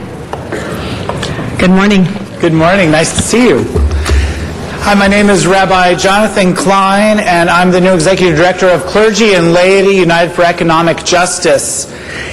We tie the religious communities to the labor community, especially low-wage workers, speaking truth to power and bringing clergy the moral authority to the plight of the working poor. America faces a healthcare crisis. Millions of Americans are excluded from access to care. We can't solve the problems for everyone today, but we can help thousands here in Los Angeles. 5,000 employees of LAX contractors and their family members lack coverage and have to rely on taxpayer-supported services or go without health care at all. This poses a hardship to families and children in Los Angeles, many of whom live in areas already suffering from the lowest rate of health insurance in LA County. We really need a change. Thank you. Thank you. Nikki? Thank you, Madam President. My name is Mickey Oski, and I'm a proud member of the Reaching Higher for Healthcare Coalition.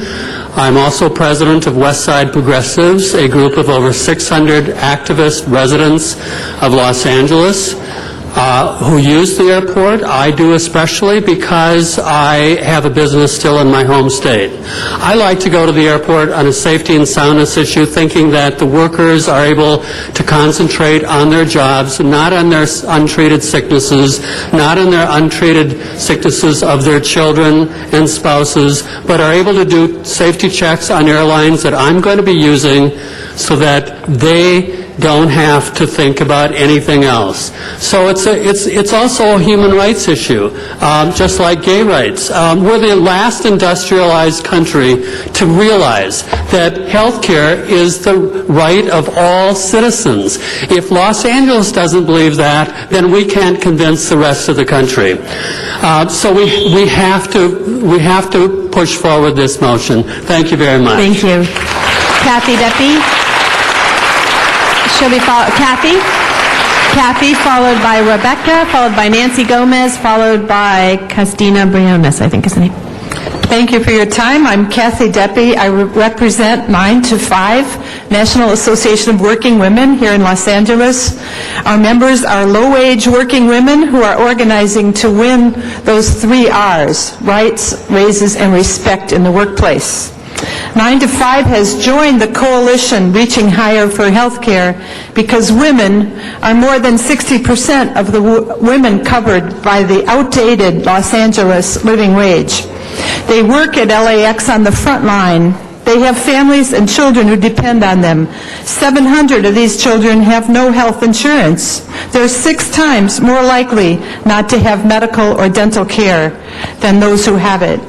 You are the people who can raise the standard at LAX and help more than 5,000 workers afford family health care. You have to support these frontline workers with frontline family health benefits. Thank you. Thank you.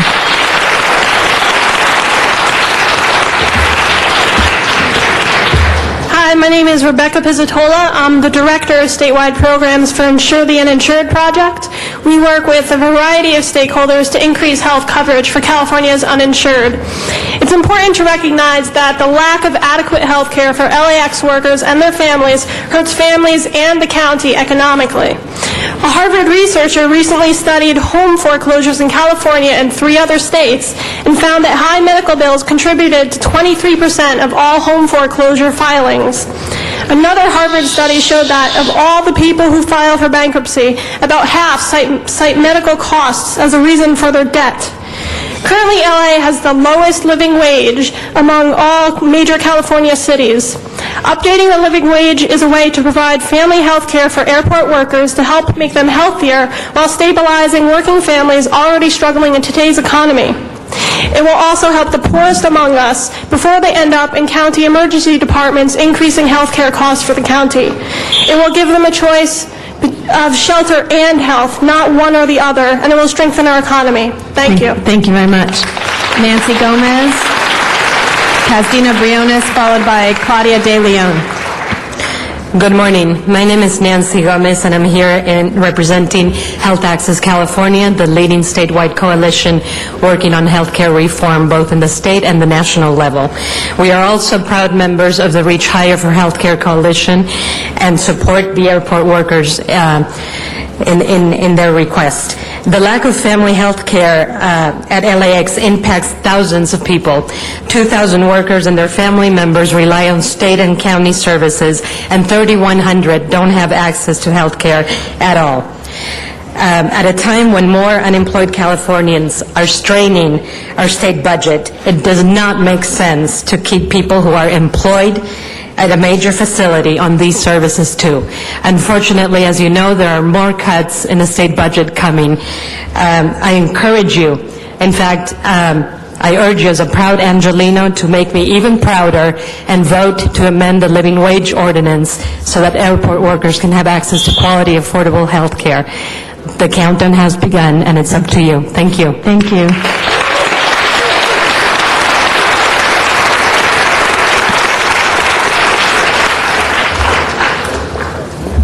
My name is Carolina Briones. I'm with the LA Alliance for a New Economy. Just wanted to mention there's at least 4 other speakers speaking in support of this issue. Wanted to make sure you have their names as well.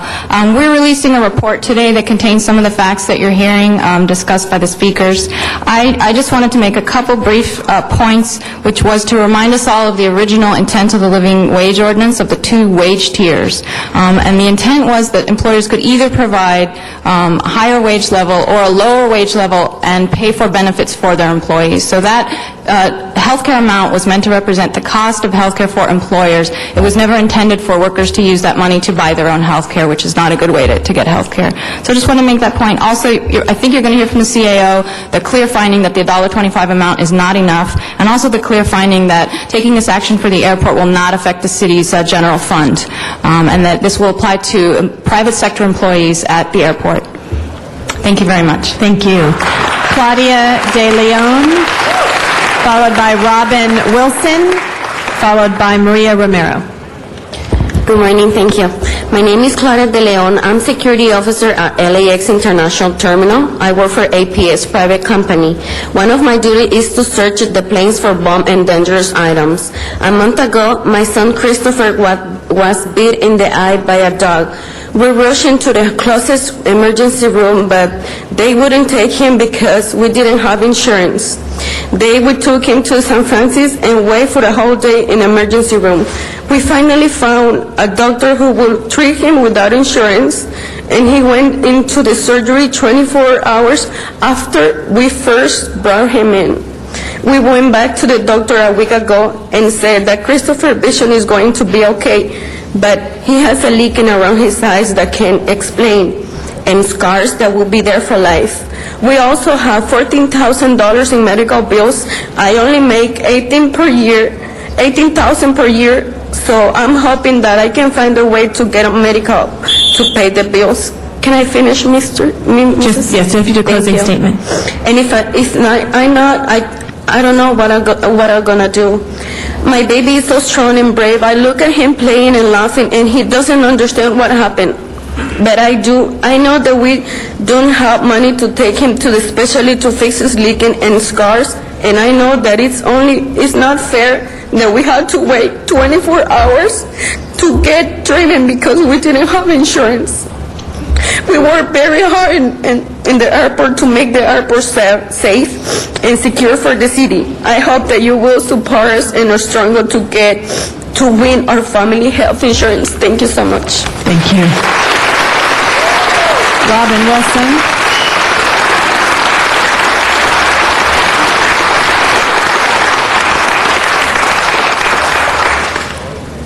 Thank you. Good morning, Council. Hi, my name is Robin Wilson. I've been an employee for LAX for 6 years now.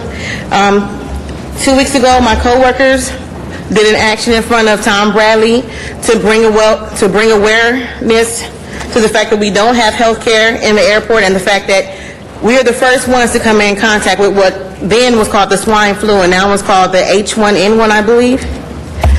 And we're the least protected. If we get it, we don't have any way to seek proper health care. We have to go sit in county facilities and contact further people, and we'll end up making this epidemic far worse than it is right now. We beg you and urge you guys to all vote yes for our for our initiative. And think about yourselves right now. Think about the fact that if you don't vote yes, when you travel to your next conference, when you travel to your next party convention, you're going to come in contact with us, and all it took from you was a vote yes to make sure that that person had health care. I'm sorry, please forgive me, that person had health care. So if you vote no and you come in contact with us next year, next couple of months, and you get sick from the person that's assisting you, it's only you to blame because all it took was a vote yes. So we're begging you, please vote yes. Thank you. Thank you. Maria Romero.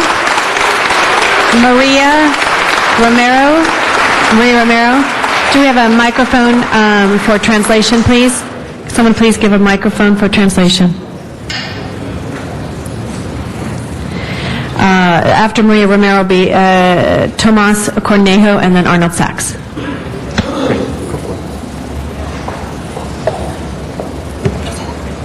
Okay. Buenos días, mi nombre es María Romero. Estamos una vez más aquí con ustedes. Les damos las gracias por recibirnos. Soy trabajadora del aeropuerto. Good morning, my name is María Romero. I'd like to thank you once again for receiving us here. I'm a LAX airport worker. Soy madre de 3 hijos y es mi responsabilidad cuidar de ellos. I'm a mother of 3 children and it's great responsibility taking care of them. Al igual que Claudia, es bien difícil para mí proveerle seguro médico. Just like Claudia mentioned before, it's very difficult for me to provide them with health care services. Increíble que trabajamos en un lugar tan importante como es el aeropuerto de Los Ángeles, que genera millones y millones de dólares. It's incredible that we work for such an important place, such as the International Airport of Los Angeles, and it generates thousands and millions of dollars. Cuidamos día y noche el aeropuerto y no tenemos seguro médico. We secure the airport day and night, and we still do not have healthcare services. Me llamó mucho la atención cómo llegó el mensaje de los homosexuales aquí. It really called my attention the way the message of the homosexual situation was received here. Y cómo todos ustedes se pusieron de acuerdo. And how all of you guys agreed that that's wrong. En que se están violando los derechos de los homosexuales en Irak. That is wrong because the human rights are being violated. The homosexual human rights are being violated in Iraq. Se están violando los derechos de miles de trabajadores también aquí en Los Ángeles. And it's the same thing.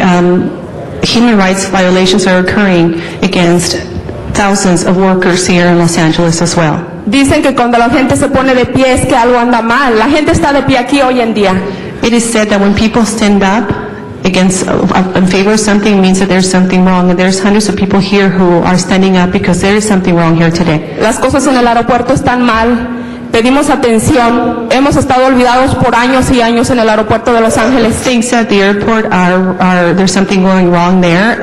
We've been working to get some benefits and fairness for years and years at the airport, and we're asking you for that today. La responsabilidad está en sus manos. Les pedimos por favor que nos hagan este sueño realidad, tener seguro médico. The decision es lo único que queremos. The decision and responsibility is in your hands, and we beg you to please do something to help us. All we want is health benefits. Thank you. Confiamos 100% en ustedes. Gracias. We trust in you 100%. Thank you. Thank you. Tomás Cornejo. Tomás Cornejo.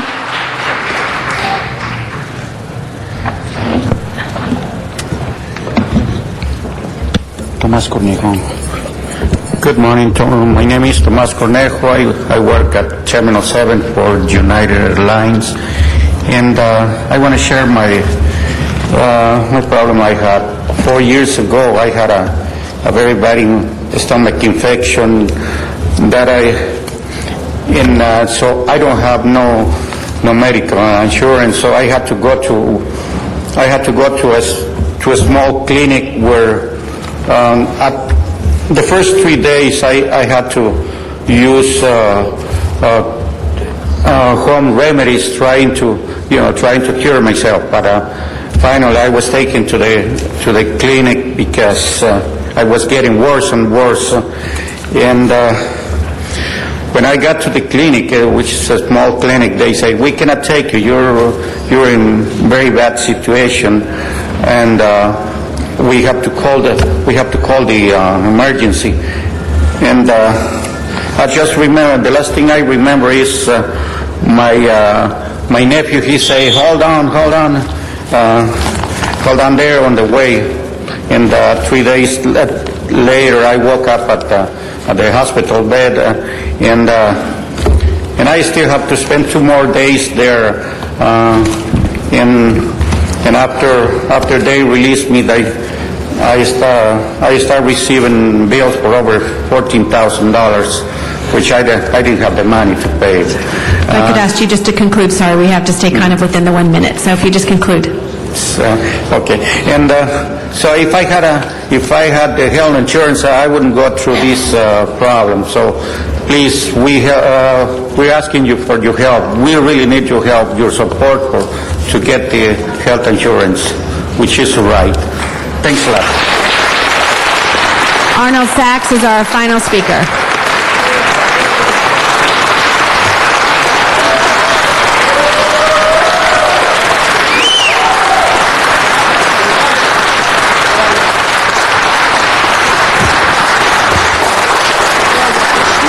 Mr. Sachs. Good morning. Again, the shame is everybody applauding the Killing Benefit Act when it was enacted by the city's council. There's 3 players here. There's the city council, there's big business, and the workers. 2 of them are winners. Guess which one is the loser? You want health care? Have them eliminate the living wage law. Then you can get your health care, $1.25 extra. What is it getting you? If not even 100%. It's $50 per worker per week, per hour, and 20% of that goes to the government. Why should the airport workers be the only ones to benefit? What about the other workers who are contracted with the City of LA for a living wage law? There's 40% of the other workers that aren't involved in this. Why don't you include them also? Because LAWA has a third-party agreement. That's why. That's the big difference here. Pay attention. It's a fee. Listen to what happened and look what happened with the garbage trash increase fee. That money was to go for police hiring, and it ended up going for salaries. Thank you very much, $15 million Mr. is going to be generated. Thank you, How Mr. much do you Sachs. think is going to go to your I'd like health to care? call on Mr. Rosendahl, followed by Mr. Weiss, Huizar, and Reyes. Thank you, Madam President. As we go from international issues, we come right back home here into Los Angeles. The reality is we're talking roughly $14 as a package. And what that includes is health care. My God, if we don't take care of ourselves, who's going to take care of us? And if you're working on that plane as it comes in, if you're helping somebody move here, you're dealing with some security issues, and you got somebody at home sick, you got some kid that's got a problem, you can't function right. It should be the responsibility of all of us that people get a living wage and health care benefits. Period. Period.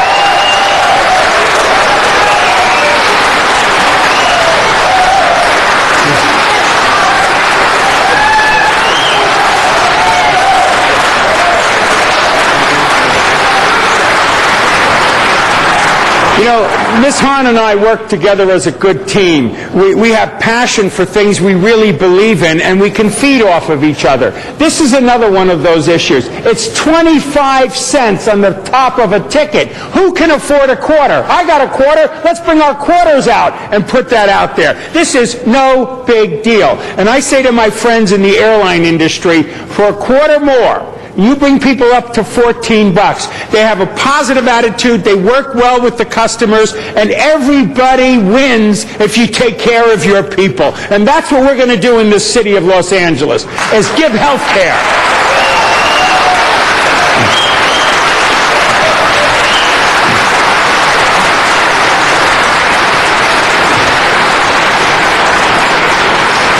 So I ask for a unanimous vote from the City Council to support the workers at the airport. You deserve health care as well as a living wage. Thank you. Thank you. Mr. Weiss. Thank you, Madam President. I also want to support Ms. Hahn and Mr. Huizar and Mr. Rosendahl's efforts, and to support all of you, because as Mr. Rosendahl just said, health care is a basic right. Health care is a very simple, basic right, and we look out at everybody here today, and I don't want anyone who's watching this to get the impression, frankly, that you're asking for all that much.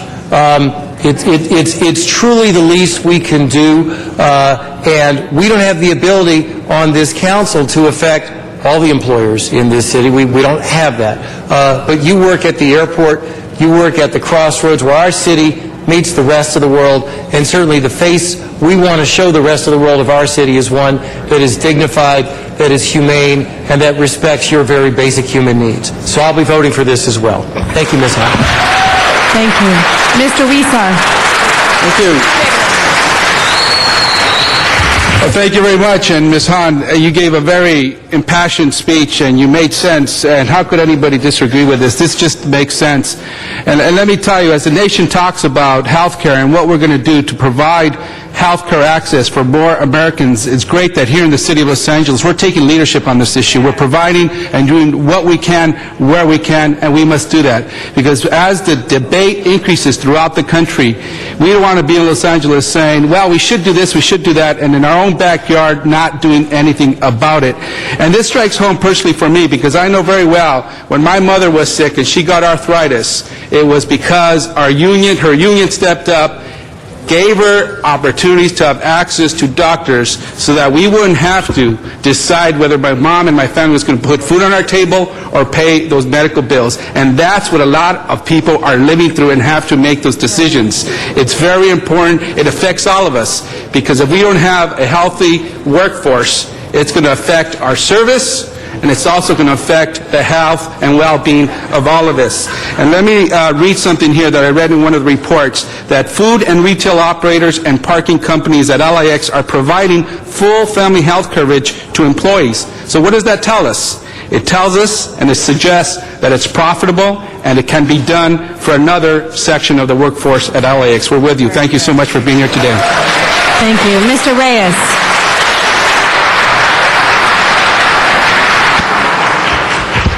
Thank you, Council President. The airport, you have thousands of people taking advantage of the ability to get into this country from throughout the world. It's not only people, it's goods. It's goods and services. It's a major economic engine in this country, in the city, in the state. So what we need to do for our workers is very obvious, to make sure they can be attentive, they can be healthy, they can provide quality service, but it takes our ability to provide health care. And much like Councilman Huizar, my family also struggled. My dad retired as a janitor. If it wasn't for his health care benefits, when I was struck by a car as a third grader riding my bike, what would have my parents done with all those medical bills if it wasn't for the health insurance of the unions? So it is very real. It's something that's needed, and it's very obvious to me. We need to vote for this, and I hope we have a unanimous vote. Thank you. Thank you. Mr. Zine. Mr. Zine. Thank you, Madam President. Like many of my colleagues, we came from families that were rather poor. My dad was a gardener. We didn't have health insurance. When we were growing up, there was no health insurance. There was no dental insurance.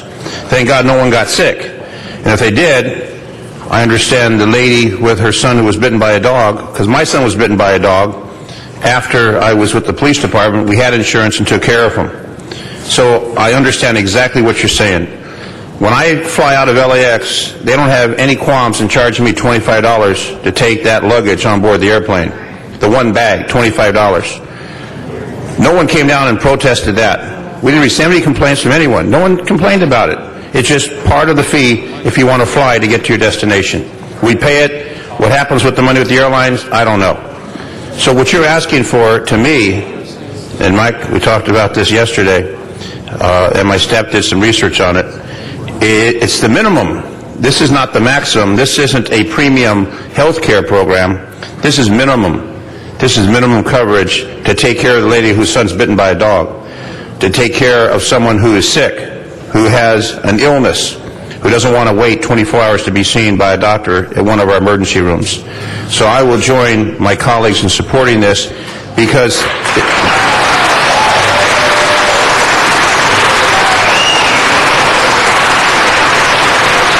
if it wasn't for the blessings of God, I wouldn't be here. And if it wasn't for the blessings of God, we would have had medical situations that many people encounter. And those of you who work at the airport, we travel at the airport, we see how hard you work, we appreciate what you do, and I hope this is a unanimous vote to support so you can have medical health insurance. Thank you.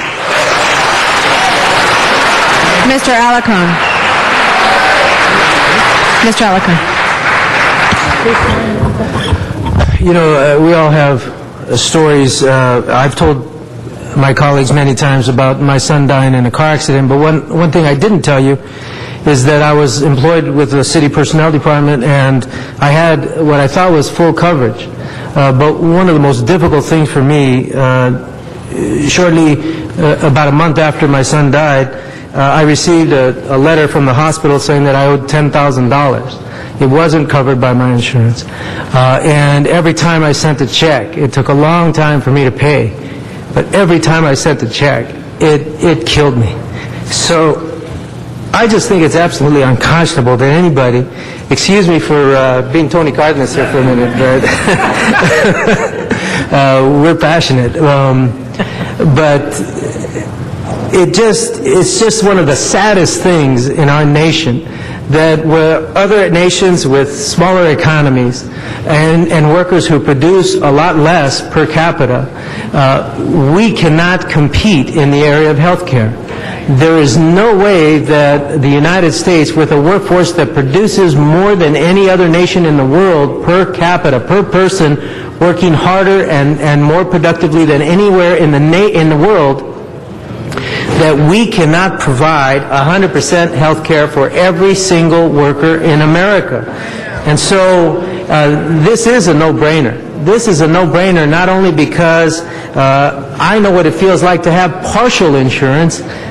I can't imagine what it's like to go through a death or a serious illness or even stitches or something and not knowing how you're going to pay that bill.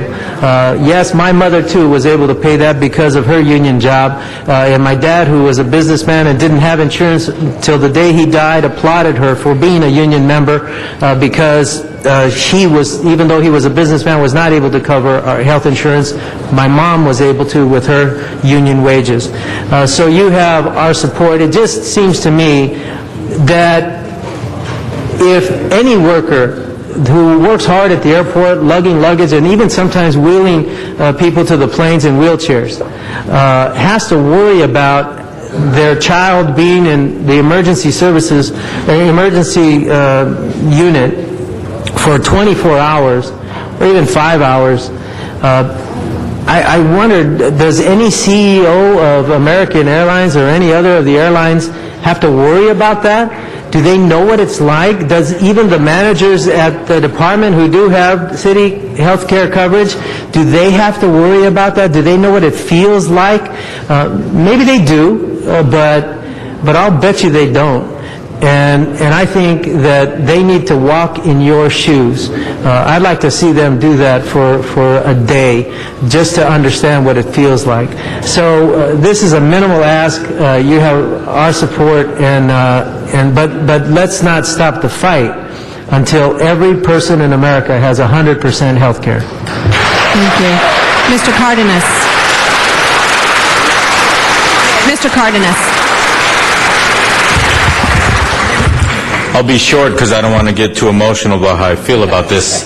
But I just wanted to thank Mike Garcia for succinctly and very forthrightly bringing me up to speed on this issue. Thank you very much, Mike. As soon as he explained to me how simple and straightforward this is, I said, I got to vote for this.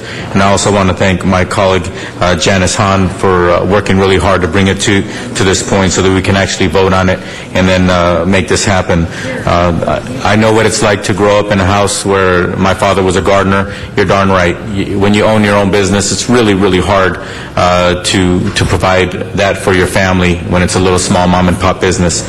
But when you look at the airport of Los Angeles and you look at the economic engine that it is, we should not overlook the fact that it's an economic engine not just for the community and the businesses, but it should be an economic engine for the workers as well, something where they can actually work real hard, go home, take care of their families, and live a life of dignity, whether it's a dog bite or somebody getting sick.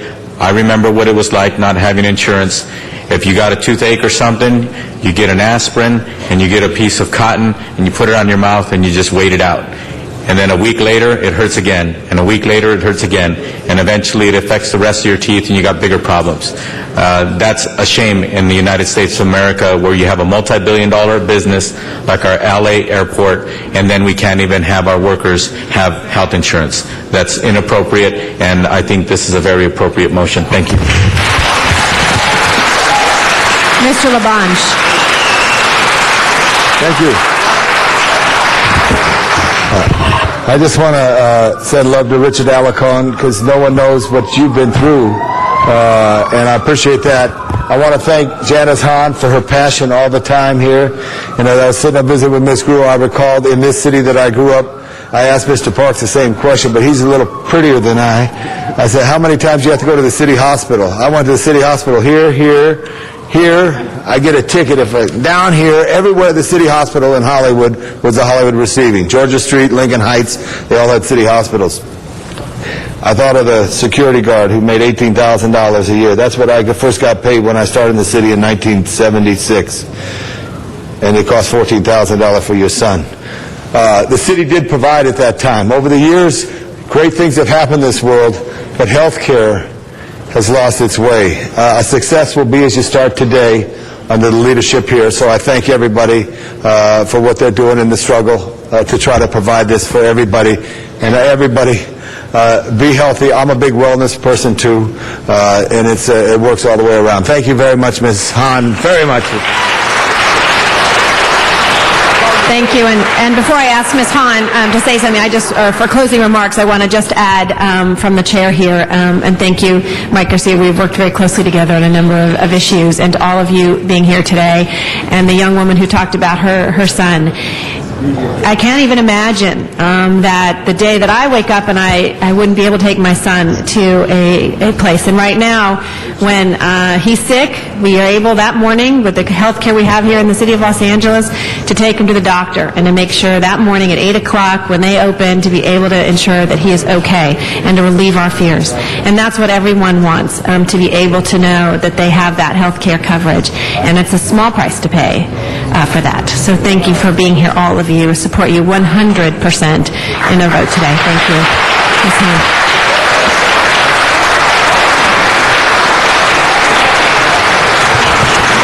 Thank you, colleagues. I'm proud every single day to be a member of the Los Angeles City Council, but I'm being Tony Cardenas now. I can't remember being this proud of the vote that we're about to take. I ask for a unanimous vote on this. Thank you, Ms. Hahn, for your leadership on this. And with that, Madam Clerk, please open the roll on this item. Close the roll and tabulate the votes. 12 ayes. 12 ayes. Congratulations.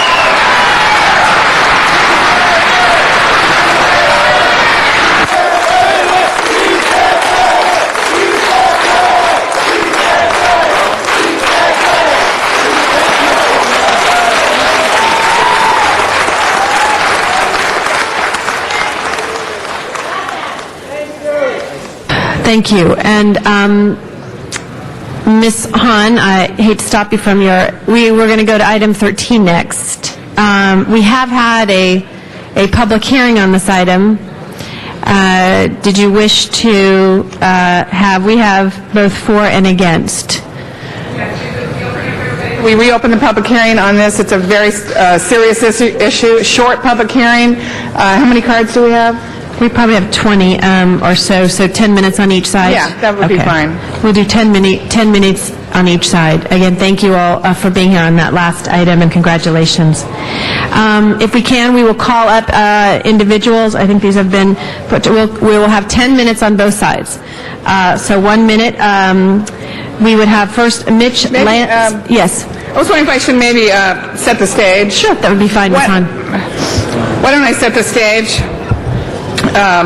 Colleagues, what we're doing today is approving the EIR for the Westpac project, which will create a consolidated jet fuel pipeline system to improve efficiency and the reliability of fuel products at LAX.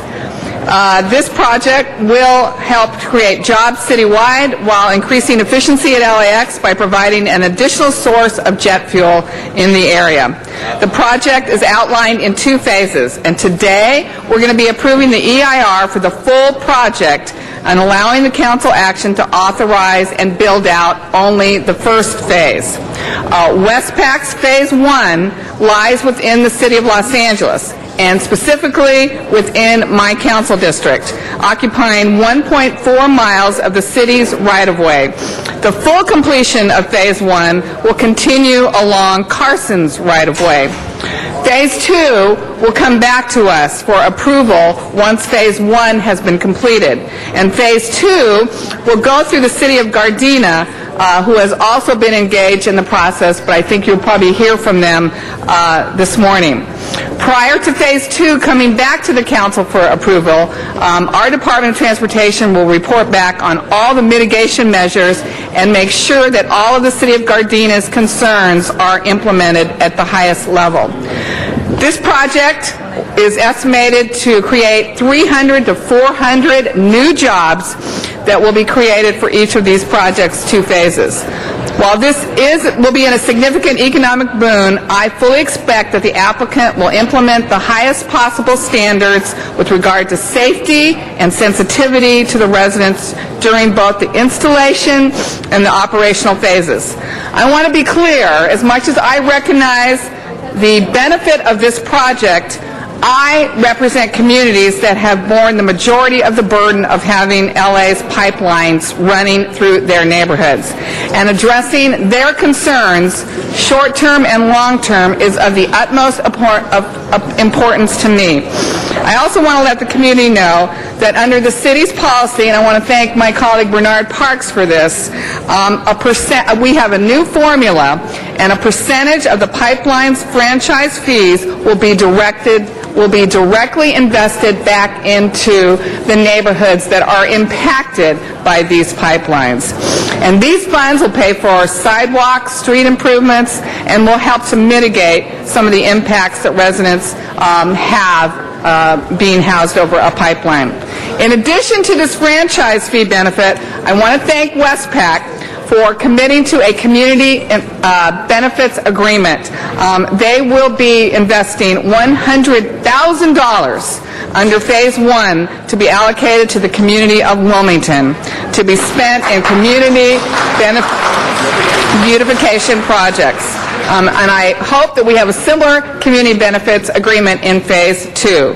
This will be important to my community of Wilmington, and I want to thank Westpac for agreeing to that. Once again, I'm in favor of this proposed pipeline project for its economic benefits to our city.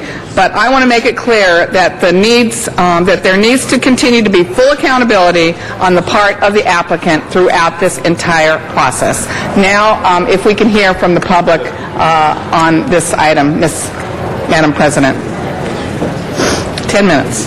On each side. Thank you.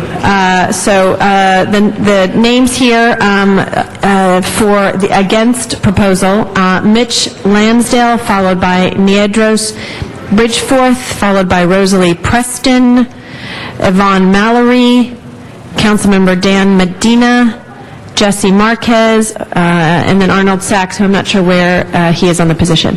Yes. Thank you, Madam Chairman, members of the City Council. My name is Mitch Lansdale. I am the City Manager for the City of Gardena. First, let me make it very clear, the City of Gardena is not in opposition to the project. As a job creator, we need those jobs in our community also. We are, however, in opposition to the pipeline going in Phase 2 through the City of Gardena. We believe that the applicant has made statements or statements in the EIR that have not been thoroughly investigated. The City of Gardena stands ready to continue our opposition at whatever forum we need to, should the council move forward with the entire EIR. Thank you. Thank you very much. Niedros Bridgeforth.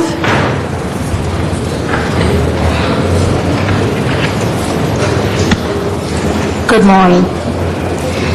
The California Global Warming Solutions Act of 2006 requires that major projects be evaluated for their impact on global warming. This proposed new jet fuel pipeline would increase the amount of jet fuel available on the greater Los Angeles area. Jet fuel is very carbon high intensive. This environmental impact report does not address the impact that this additional source of jet fuel will have on climate change. The only mitigation measure for this non-approval of this project and encouragement of using biofuels to power jet aircraft using LAX. Thank you. Thank you. Rosalie Preston. I ask that Janice Hahn, Wendy Gruhl, and Jack Weiss recuse themselves from this vote, having each accepted donations from Westpac for this project or its agents. This would avoid the appearance of conflict of interest in this matter. This vote is about a project sponsored by Big Oil, which will only create a few short-term jobs, but have a lasting impact on our communities. Yvonne Mallory, followed by Councilmember Dan Medina. My name is Yvonne Mallory, and I'm the Economic Development Manager for the City of Gardena. Let me start by saying I am not against job creation, and there's been a lot of negative statements made about the City of Gardena, and we've been accused of NIMBYism. My opposition to this project is specifically aimed at the flawed environmental impact report. It fails to address in its mitigation measures the multiple brownfield sites along Route A. It fails to address the fact that both routes A and B are in methane buffer zones. It fails to address the issues of water aquifers along routes A and B, nor does it discuss the mitigation of the faults located in Gardena. Finally, I question how, in good conscience, can the City Council, Los Angeles City Council, approve this project, since it fails, and the document, the flawed environmental impact report, fails to address the health and safety issues in jurisdictions outside of the City of Los Angeles. Thank you.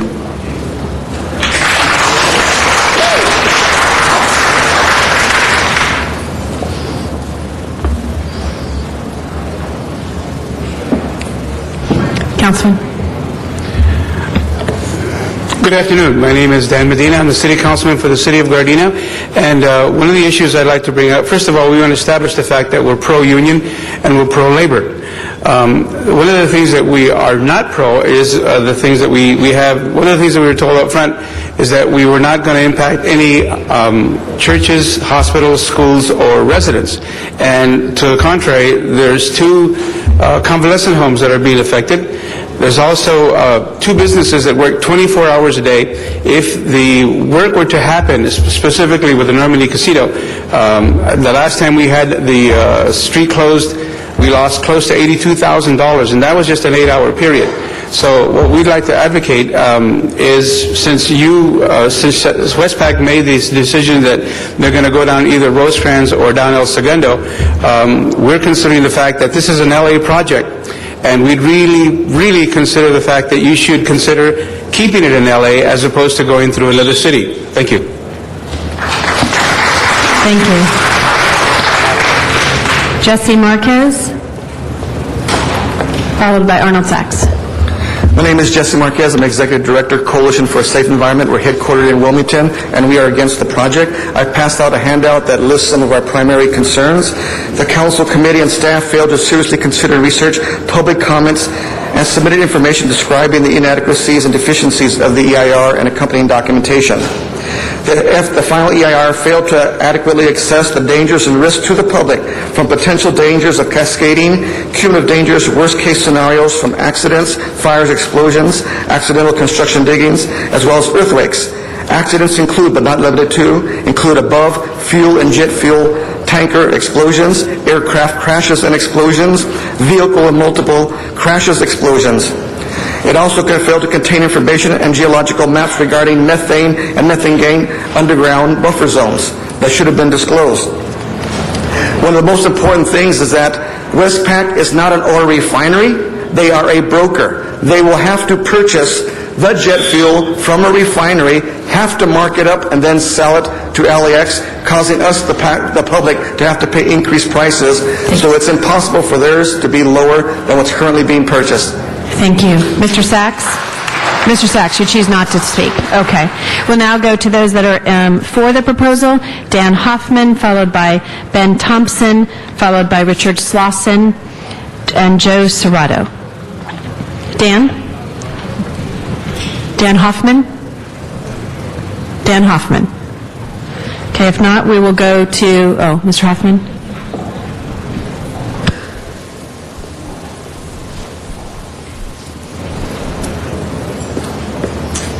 Good morning. I apologize for being slow in getting up here. My name is Dan Hoffman. I'm the Executive Director for the Wilmington Chamber of Commerce, and I'm here to speak in support of this project.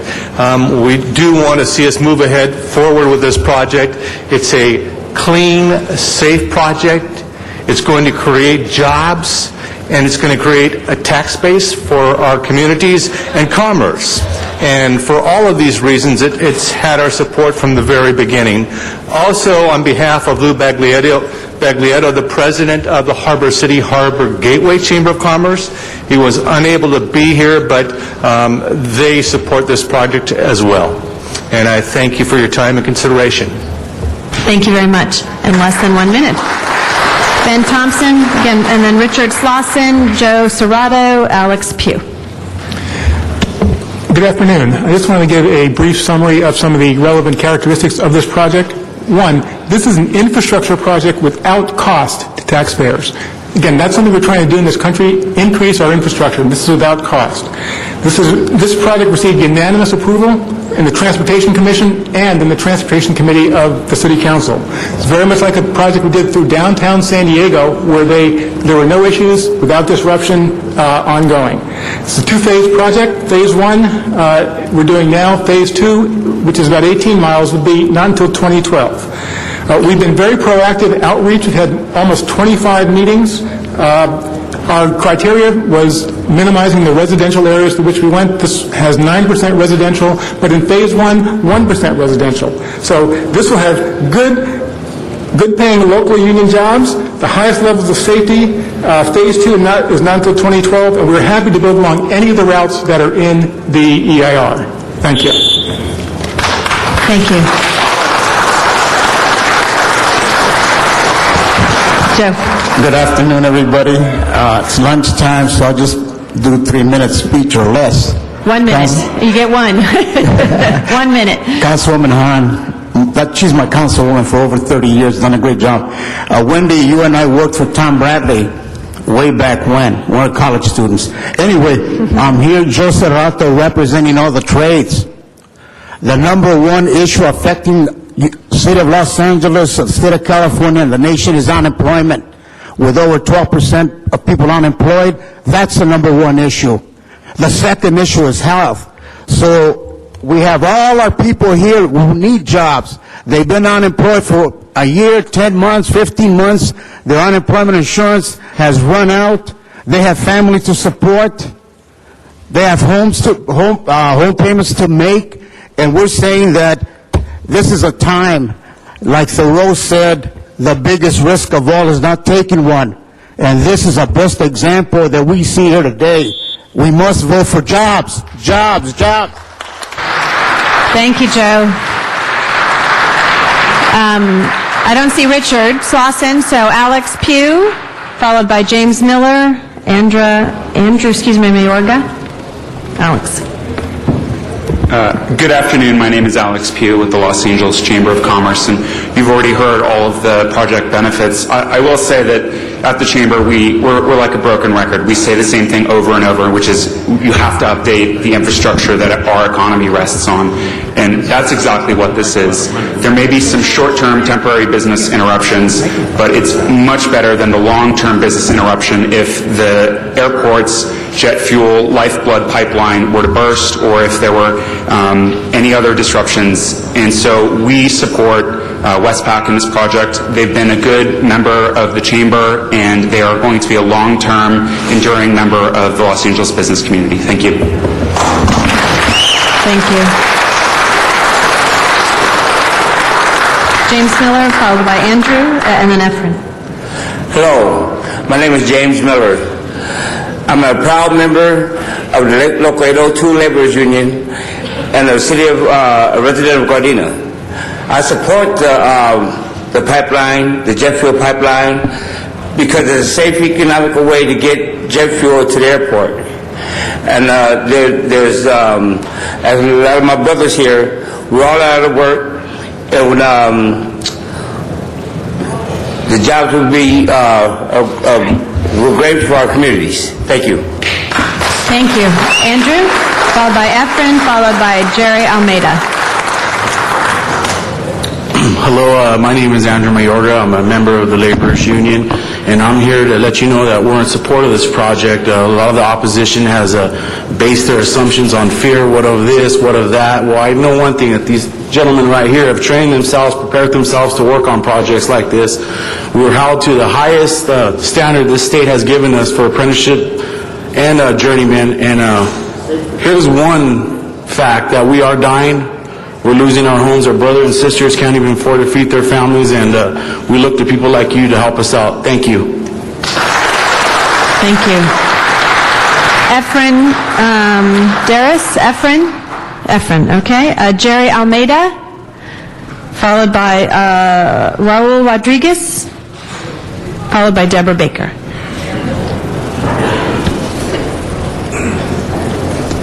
Good afternoon. My name is Efren Darris Jr. I'm a resident of Carson and a proud member of Laborers Union Local 802.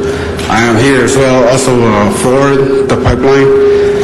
Basically, I feel that it's going to give us much needed jobs to help us support our families, just for our basic spendings such as groceries and rent.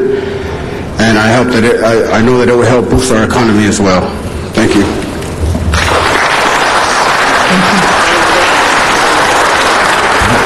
Good afternoon. My name is Gerardo Almeida. I'm a representative of Laborers Local 300, 802, and all the other 12 counties. I work for District Council.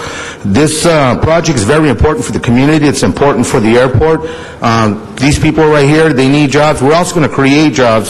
Sometimes we fear and we get in our mind that everything is hazardous. Well, we're going to live that way. You look underneath your sink drawer, look in your garage. We have hazardous waste there every day that you're exposed to every day. So these projects, they're really well taken care of, and they're really well sought out to where you're going to protect the environment, you're going to protect the people out there.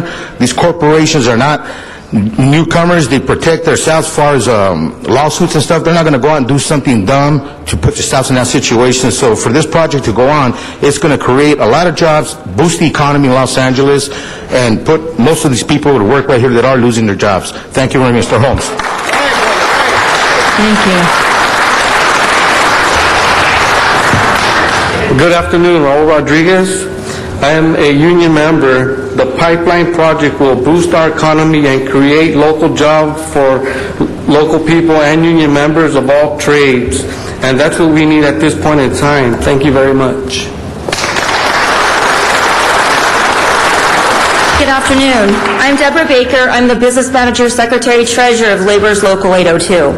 Laborers Local 802, thank you, is a construction laborers hiring hall made up of 1,000 men and women who live in the South Bay area, San Pedro, Wilmington, Carson, Gardena, El Segundo.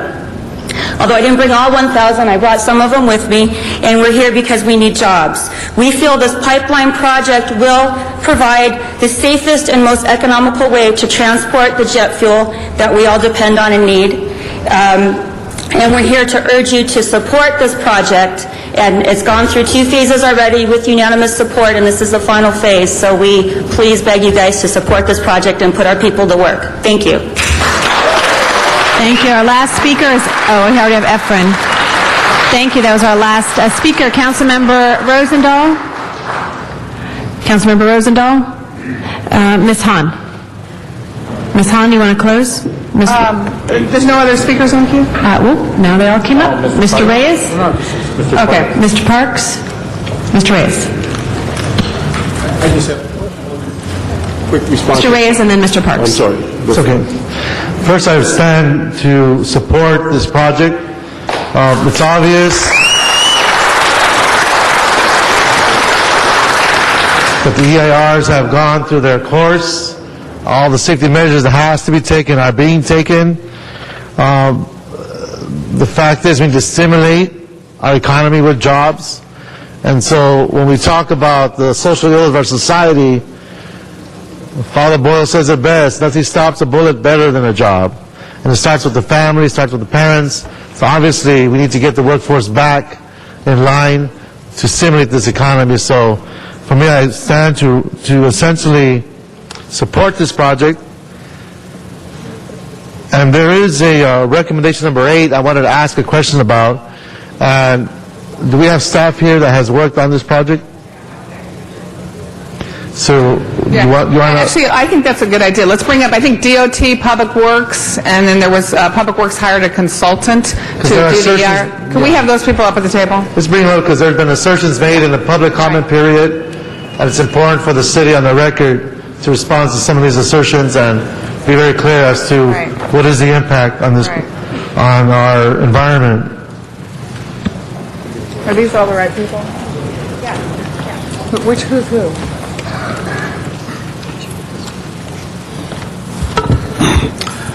Good afternoon, Madam President, members of the Council. Farhad Zaltash from Department of Transportation. Good afternoon. I'm Linda Moore, Bureau of Engineering. We oversaw the preparation of the EIR. Good afternoon. I'm Bruce Slackow, President of Matrix Environmental, and we were the consultants selected by the city to prepare the EIR for the project. Okay, we do know that this is being broken into different phases. Yes, sir. And so this phase 1 is the focal point of our decision today, correct? That is correct, and it only involves cities of Los Angeles and Carson. Right. So when you look at issues of phase 2, we are in a position to ask for report backs to understand what the impacts will be once we get there, but those are separate concerns that have been raised by neighboring cities. Am I accurate? That is correct. Hey, thank you, Council Member. Bruce Slackow, Matrix Environmental. Just to be clear, there are two separate actions on the table relative to today. One is the franchise agreement, and the second being the EIR. The franchise agreement, as you've correctly stated, applies to the Phase 1 area of the project. The EIR that you're being asked to consider for certification and adopt the Statement of Overriding Considerations covers the entire project. CEQA, by its definition, requires that you look at the whole of the action that's being considered. So from a project perspective, you're looking at Phase 1. But from the EIR perspective, you're looking at the entirety of the route. Right, and it's within that perspective, the entirety, the Phase 2 reports will come back when it's appropriate, but not at this time. No, what you're doing right now is you're certifying the EIR for Phase 2 as well. As well. So when we look at, and this is why I need some clarity. Sure. When we look at the impact of the Southern California Edison Underground Project, for example, these are cumulative impacts as you go through this project. The report backs will come back in 2012 or later because that's when those types of impacts will actually occur in Phase 2. Right. The applicant will be required to come back before council prior to, with regard to the franchise agreement for Phase 2. But the EIR is the EIR that you're approving today. And that's recommendation number 8. Right. Correct? Correct. Okay, so again, just for sake of clarity, we are acting on what's in front of us. The Phase 2 impacts are down the line, so to speak. And when those impacts occur and when those reports come forward, it'll be at the appropriate time. It could be at 2012 or later. Right, and what you'll have before you at that time is this EIR that you're certifying today, as well as any additional information that staff deems appropriate to incorporate into the environmental review at the time of approval. And the EIR did its job by providing options, and every option will have its impact, and we will move on those options based on decisions as this project evolves. That is correct. Okay, so just for the record, I want to make sure that our actions are following all of the state standards, all the state requirements, state CEQA, as well as our due diligence as a city. Okay. On behalf of staff, I can assure you that all CEQA procedures and requirements were followed. All comments that have been received on the draft and the final EIR have been responded to either in the context of the final EIR or in other parts of the project's administrative file. So all the issues that you have heard before you today that have been raised by those who spoke first have been adequately addressed in the document. Thank you, sir. So with that information, I'd like to encourage a unanimous vote. Its obvious impacts are very real, economically, socially, and just from basic quality of life. This is what we need to do to stay optimistic and look at the positive side of our opportunities in the future. So thank you very much. Encourage and I vote. Yes, Mr. Rosendahl. Thank you, Mr. Reyes. You're a great plum chair, and you really do understand planning better than I'll ever learn. And thank you, Ms. Hahn, for your leadership on this. Phase 2 is in my area. Phase 2 is LAX. Phase 2 is the destination, correct? That is correct, sir. Okay. Well, can I yes. maybe point a clarification? There really are two purposes for this pipeline project. Phase 1, which terminates at the Kinder Morgan Watson facility down in the city of Carson, is what the purpose of there is to move the jet fuel up from the Wilmington area so that it can get dispersed throughout the southwestern region for airports out in the Phoenix area, for Las Vegas, San Diego. Now, the purpose of Phase 2 is then to also create an alternative means of conveying jet fuel to the LAX fuel farm. So they have different purposes and different functions. So Phase 1 will take it all kinds of places. Phase 2 is the part that takes it into the airport. That's correct, council member. Okay, so the EIR that you're asking us to approve today, does that discuss the Phase 2 and the parts in my district that are going to be impacted? Okay, what the EIR does, it does a number of things. One, it looks at what the impacts are of Phase 1. It looks at what the impacts are of Phase 2 separately, and then it also looks at the impacts of the project overall to make sure that there's no synergistic effects that occur when you look at Phases 1 and 2 concurrently.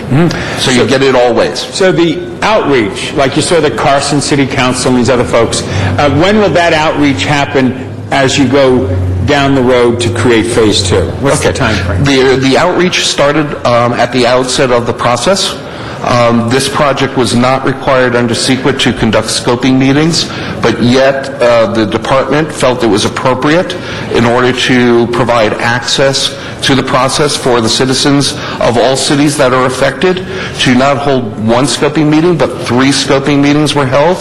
There were scoping meetings held down in the Wilmington area. There were scoping meetings held in the Gardena area, as well as in the LAX area. In addition, folks had an opportunity to comment and opine about Phase 2 during the draft EIR comment period. They've had the opportunity through all the public hearings that have been held on the project, and when Phase 2 comes back to you, there will be yet another round of opportunities for input as to the Phase 2 project. That's very good. That's the sentence I wanted to hear, because the phones are ringing off in my district. What is going on here? They don't know what it's about, and obviously it's important. Why do we want this pipeline to go to LAX? Well, right now, as I understand it, it might be appropriate if my answer is not sufficient for the councilman to have the applicant come up and speak to the merits of their project. I would be happy. Come on up.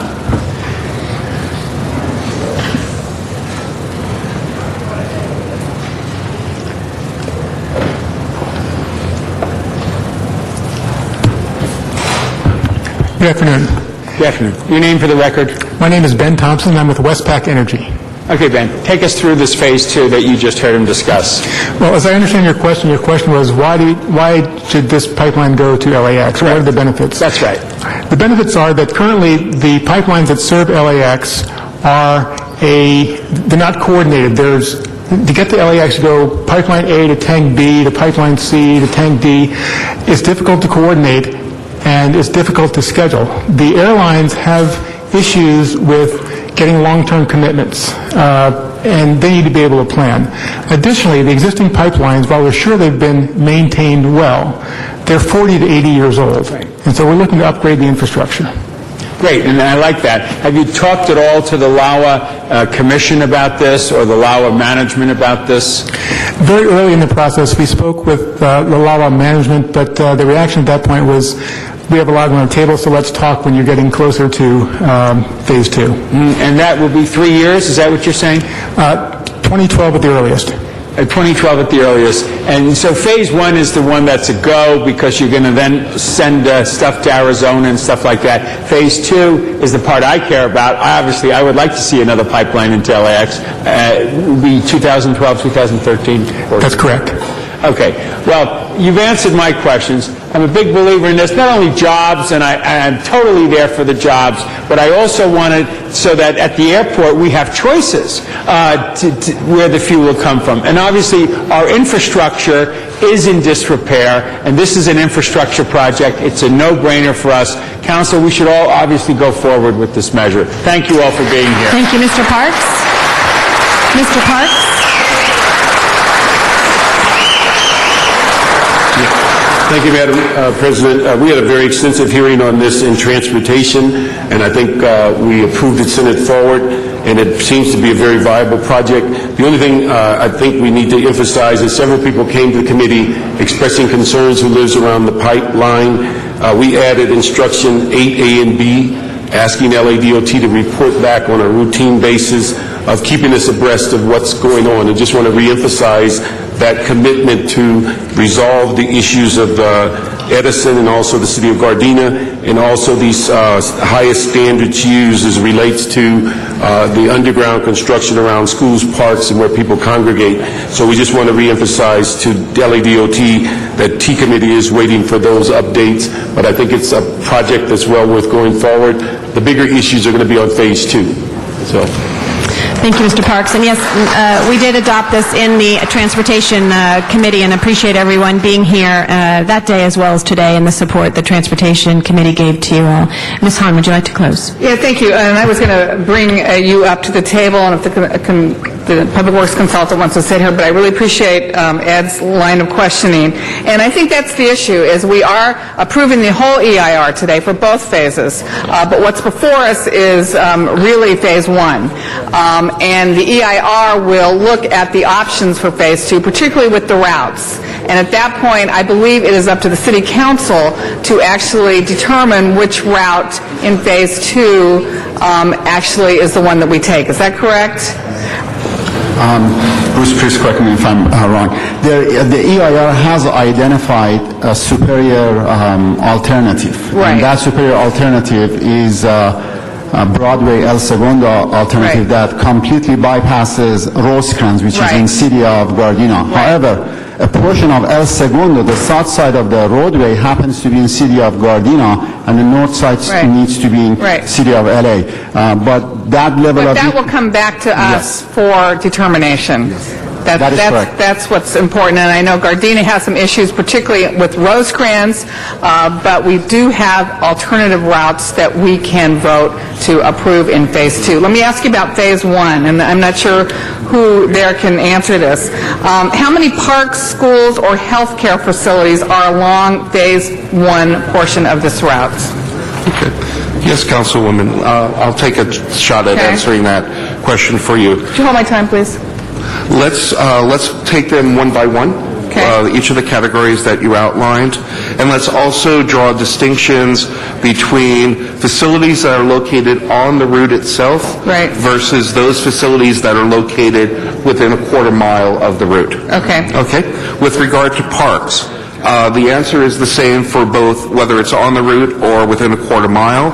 With regard to Phase 1, there are no parks on the route or within a quarter mile. Okay. How about healthcare facilities? Healthcare facilities, same statements apply to healthcare facilities as well. There are no healthcare facilities along the route of Phase 1, and there are no healthcare facilities within a quarter mile of Phase 1 alignment. How about schools? Okay, with regard to schools, slightly different story, but not very different. With regard to the route itself, there are no schools located along the Phase 1 route, although there is one school that is located within a quarter mile of the Phase 1 route, with that being Wilmington Park Elementary. So there are no parks either on the route or within a quarter mile of the route of Phase 1. There are no healthcare facilities on the route or within a quarter of a mile of the route in Phase 1. And in terms of the schools, there are no schools directly on the route of this pipeline, but there is Wilmington Park Elementary that's about a quarter of a mile from the route in Phase 1. That is correct, Councilwoman. What percentage of Phase 1 route goes along residential neighborhoods? Okay. With regard to that issue, the EIR clearly demonstrates or clearly identifies the answer to that question. And the answer to that question is that 99% of the land uses along the Phase 1 route are industrial in nature. Only 1% of the land uses along the Phase 1 route are residential in nature. And of those, all of those are protected by sound walls around the development, so which will further buffer those residences from any potential adverse impacts associated with the construction of the pipeline.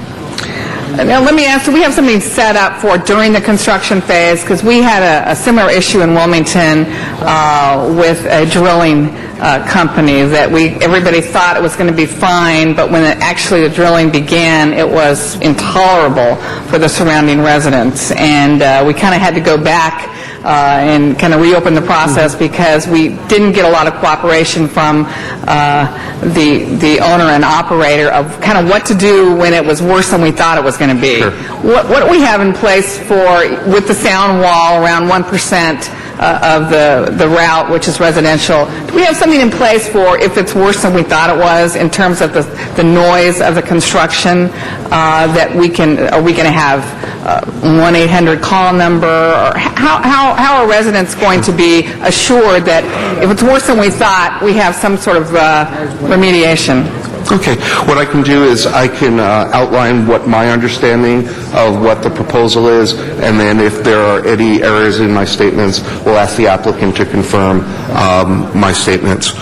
As the main mitigating element of the project relative to the types of issues that you're talking about, neighborhood impacts, neighborhood interface, is that there will be a transportation control plan that will be prepared and reviewed and approved by LADOT that will take into consideration the interface of project construction with its adjoining uses, assuring that important items like emergency access and business access are maintained throughout the entire construction process.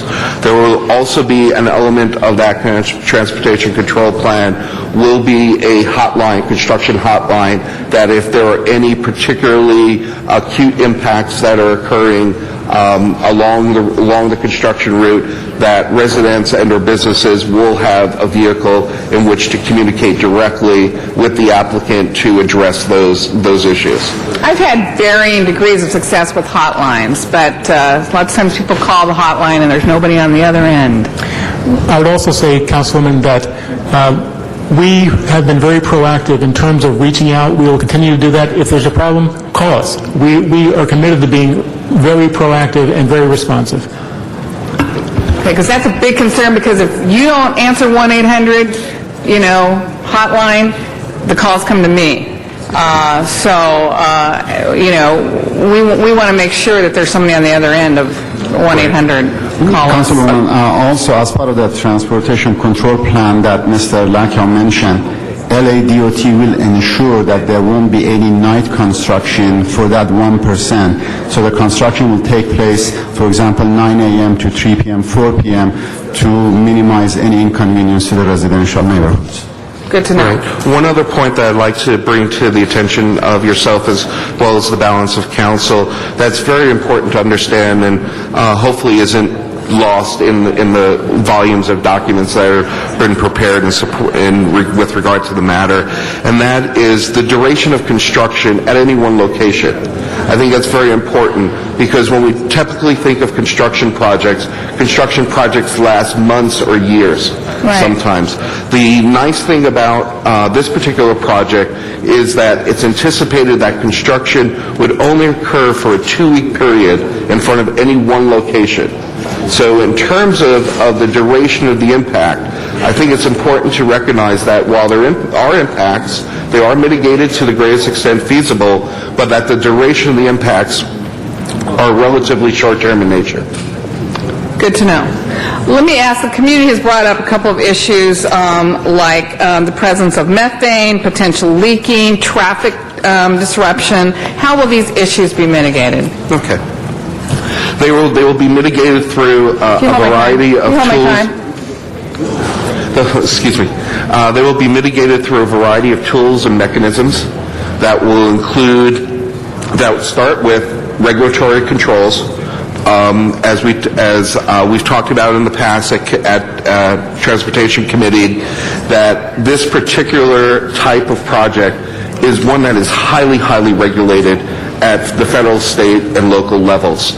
In addition to those high levels of regulations, we've identified a series of mitigation measures that go beyond the regulatory requirements to provide an additional layer of protection for the residents of the city as well as the residents along the route.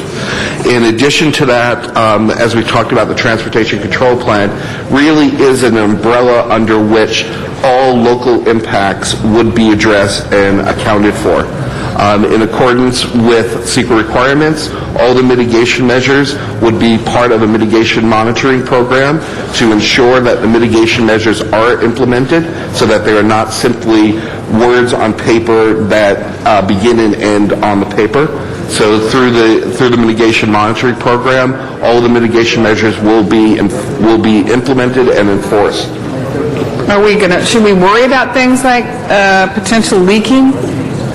What we've done is, what the document has done and what we can summarize for you today is that there are procedures in place to take care of those items that you have identified, whether it be methane, whether it be encountering contaminated soils during the trenching. So there are both project design features and mitigation measures incorporated into the documentation that address the range of those issues. What can you tell me about the mitigation measures for potential leaking? Besides that it's just in the document. Okay. I was just trying to respect these are real issues for the people that live on the route of this pipeline. Even though it's only 1% residential, it's a real issue. Okay. Well, what I'll do is, once again, I'll take my first shot at it based upon my understanding of circumstances, and then the applicant can backfill with any additional information that I inadvertently leave out. Basically, the pipeline will be monitored. Its operation will be monitored on a 24/7, 365 basis.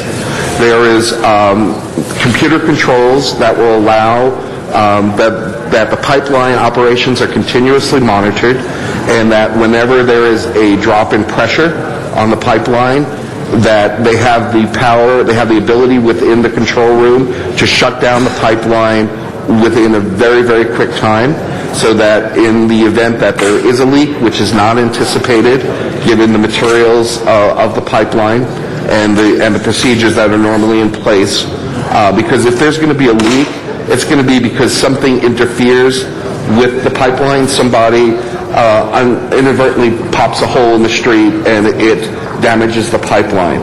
So through things like Dig Alert and things like that, those measures will reduce it. The design of the pipe itself will reduce potential for leaks. Plus, there's ongoing monitoring that in the event of a leak, the pipeline will be immediately shut down and all product will be ceased flowing. Mr. Lackow did an admirable job of being very complete on that. The other thing I would add is that the operation of the pipeline is monitored and regulated by the California State Fire Marshal, they're very strict on these things. As Mr. Lackow said, there's the highest level of technology in terms of coatings, in terms of protection, cathodic protection, which is an electrical current, in terms of pressure monitoring, which allows the pipeline to be shut immediately if there are any issues. And maybe DOT can speak to one of the issues that has come up too is traffic disruption, either during construction or if there's an issue. How is DOT handling that? Like any other major project of this nature and magnitude, there will be some congestion. However, at the time that the company and applicant prepares their detailed engineering plans, one of the requirements would be for the applicant to provide traffic detour plans to LADOT for review and approval. And in addition to the traffic detour plans, they also have to provide a traffic control plan. So DOT will carefully, thoroughly review the traffic conditions and will implement necessary requirements that the company has to abide by. And we will monitor that. We will have our design teams and operations teams will be involved in review, approval, as well as monitoring the traffic conditions during construction. Is any of Phase 1 go through the city of Gardena? No. Okay, so none of it. So that's all Phase 2. Right. Phase 1 is and what are you doing to work with the city of Gardena on Phase 2? We have committed to answer their concerns. We have committed to working with every jurisdiction along the route. We have been talking with all of them as we've gone along. We have said to the City of Gardena that we are, as we've said to everyone, we're happy to build any of the 3 routes that are in the EIR. So it is our intention, desire, and commitment to work with the City of Gardena, speak with the City of Gardena as we approach Phase 2. Okay. Thank you, colleagues. Clearly, in the districts that I represent, I've always had to walk a line between the economic engine of the Port of Los Angeles, good jobs, and the health and safety of the constituents who live near these major economic engines. And I hate to choose between good jobs and clean air. I hate to choose between good jobs and the health and safety of my residents. Hopefully we're not making that choice today. I'm certainly for good jobs, but I'm also, it is my responsibility to keep the residents safe from any potential harm. And when you ever look at the pipeline map running under the City of Los Angeles, it's quite extensive, and the majority of it runs through the communities of Wilmington and some other communities, but really Wilmington bears the brunt of this. So I want to make sure that as we move forward in this project, we have a mechanism, and I think Bernard has talked about that, Ed has talked about what this keeps coming back to us. We keep paying attention to it. We look at it. We know that there are mitigation efforts in place, and we know that before Phase 2 is even begun to be built, it has to come back to us where we look at, and maybe by then we will want further mitigation measures because of what we've experienced in Phase 1. So I ask for your support on this project, but know that the applicant has been cooperative. I appreciate your concern for my communities, but know that I will hold you to the utmost level of accountability and safety and reliability for this project. We would want nothing else. And thank you very much. Thank you, Ms. Hahn. You earned your pay today. You definitely did. That item is now before us. Madam Clerk, please, if you could please, you had your opportunity to speak, sir. Madam Clerk, please open the roll, close the roll, and tabulate the votes. 12 ayes. Thank you. That item's been approved. Thank you very much. Note, there had been a request, congratulations, a request to go to item number 19 next. Mr. Alarcon, item number 19. Mr. Alarcon. Forthwith on the last item. Mr. Alarcon, there has not been a public hearing. We do have several public speaker cards. If you want to call for a particular time limit on that? I believe we have 6 speakers. Well, there are many more cards than that. Really? Yes. Okay. How many cards do you have? Let me do a quick calculation. 11. I believe that some of those speakers will speak for less than 2 minutes. So You want to give 1 minute each? If we give them 2 minutes, I think it'll add up to less than 10 minutes. Okay. We'll give a 10-minute public hearing total. there. Okay. Thank you. Thank you. Do you want to do that public hearing first, Mr. No, if I could just make some general Alarcon? comments.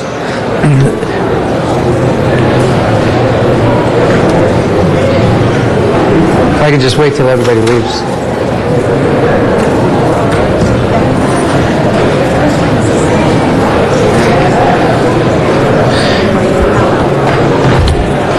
Members, item 19 is a measure that came to me by way of the One LA organization, which is obviously part of the Industrial Areas Foundation network throughout the nation.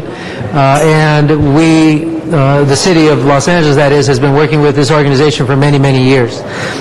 This specific idea comes as a result of the foreclosure crisis and some of the suffering that this organization has witnessed in some of the work that they're doing with some of their members.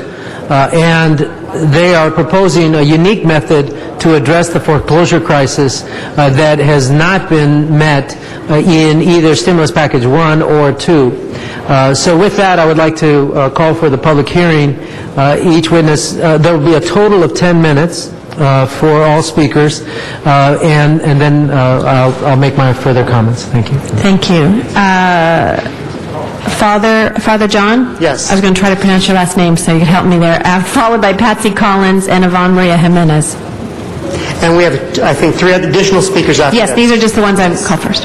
Thank you, Madam President, Councilmember Alarcon, and members of the council. I'm Father John Lasang, pastor of Mary Immaculate Catholic Church in the San Fernando Valley and co-chair of the 1LA Committee on Foreclosures. Will the 1LA delegation please stand? De pie, 1LA.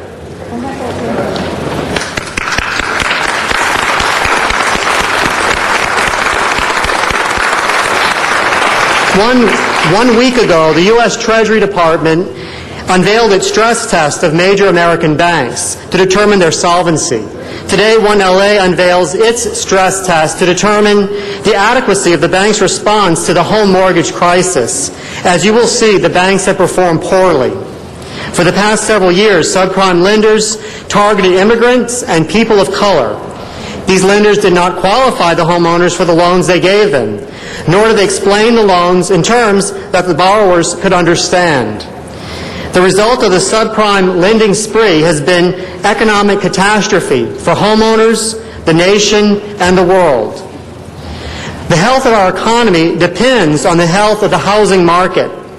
To get ourselves out of this crisis, we need tools that will work. 1LA believes that the tools implemented so far by the government will not result in long-term, sustainable modifications. 1LA has a clear idea of what will work, an idea that comes from months of working with both banks and more than 100 homeowners. In addition, we need foreclosure prevention tools that will be used. Sadly, our stress tests show that the banks have avoided implementing even the strategies approved so far by the President and the Congress. In contrast, the plan to be funded today by you, the LA City Council, has the backing of the community. 1LA guarantees that this tool will be implemented. We will be back at the end of the summer to let you know how this plan is working. Thank you, City of Los Angeles and Councilmember Alarcon, for your leadership. Thank you. Patsy Collins? I'm Patsy Collins with Transfiguration Catholic Church representing 1LA in South Los Angeles. The San Fernando Valley is not the only area in Los Angeles that's been targeted by these predatory loan practices. In South LA, members of our congregation are fighting to keep their homes while facing undue stress because of the bank's failure to respond to the needs of the communities they claim to serve. For instance, one of our members has been trying for months to get a return phone call from her bank while each month $1,000 is added to her mortgage on a home that is already $200,000 underwater. Another family has tried for months to consolidate their loans at current low interest rates, but outrageously their bank has raised its refinance fees from $5,000 one month to $13,000 the next. We stand with the San Fernando Valley leaders and support the 1LA demonstration project in the Valley as an invaluable tool to achieve long-term sustainable loan modifications and to make banks more accountable to our communities. Furthermore, we will seek its expansion in South Los Angeles and welcome the opportunity to work with our council persons. We challenge the lending institutions that preyed on minority and immigrant communities and fed the mortgage-backed security industry with subprime loans to come to the table and reduce principal to achieve affordable and sustainable loan modifications. They can no longer feed the greed. Thank you. Good afternoon. I'm Yvonne Maria Jimenez, 1LA, representing the San Fernando Valley. While families across Los Angeles are stressing out over their home loans, banks fail to respond on modifications. 1LA institutions have performed their own stress tests on these banks to evaluate whether they're living up to their public relations claims and government reports that they're diligently working with our community to keep families in their home. For over 6 months now, over 100 1LA families have sought modifications from the major banks. 60% of those cases are still in process. Among the remaining 40%, half have been declined. 1/3 have been offered short-term modifications that are going to result in them being right back in foreclosure in 3 to 5 years. You should have a handout before you, which is our stress test results, and I call your attention to that. We are working with IndyMac, Chase, Wells Fargo, and Bank of America. And this report shows to you how they've been not working in good faith with our families. Even so, 1LA is willing and able and ready to work with these major institutions to find solutions and alternatives to the foreclosures. The 1LA Foreclosure Prevention Plan is a critical and an essential tool that will work out and be the most effective in the interest of our investors, our families, and communities. Thank you. Thank you, Jose Hernandez, followed by Deborah Zuniga-Torres. Okay, I'm Jose Hernandez. I live with my family in Arleta. The current foreclosure crisis affecting the country has hit my family. The fate of my family's safe haven, our home, lies in the hands of IndyMac executives. This past December, our mortgage loan capped and adjusted, making our payment jump from $2,300 to $4,000. All this could have been avoided if my mother were not targeted and placed in a predatory loan. My mother put $100,000 down. And because of irresponsible, non-regulated banks, my family could lose their home. IndyMac Bank has not cooperated and is reluctant to come to a modification agreement. The FDIC touted IndyMac as its national model for loan modifications. Instead, it has been the bank that has helped the smallest percentage of families in the 1LA cohorts. This has not stopped IndyMac from claiming to help families modify their loans effectively. I ask our city to join in the struggle and adopt the 1LA proposal, a proposal that will keep families in their home. Thank you.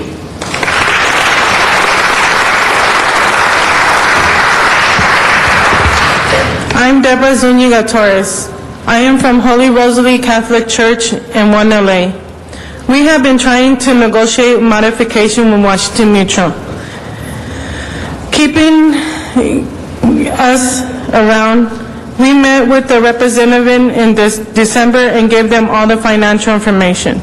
They gave us the runaround not more than once. And here we are, May, no modification. They say they are considering our case. I'm here today because my family and my church are tired of getting joked around. We can afford the old payment of 7%, but the bank has not given us any answer. My church at 1LA has a plan to stop foreclosures, and we call on our city council to approve it today. Thank you. Stephanie? Madam President Pro Tem, members of the Council, my name is Stephanie Hafner. I'm the Supervisor of the Housing and Consumer Unit for Neighborhood Legal Services of Los Angeles County, working with 1LA to develop solutions to prevent foreclosures in the Northeast San Fernando Valley and the City of Los Angeles. Los Angeles has an historic opportunity now to demonstrate a foreclosure prevention solution that will work.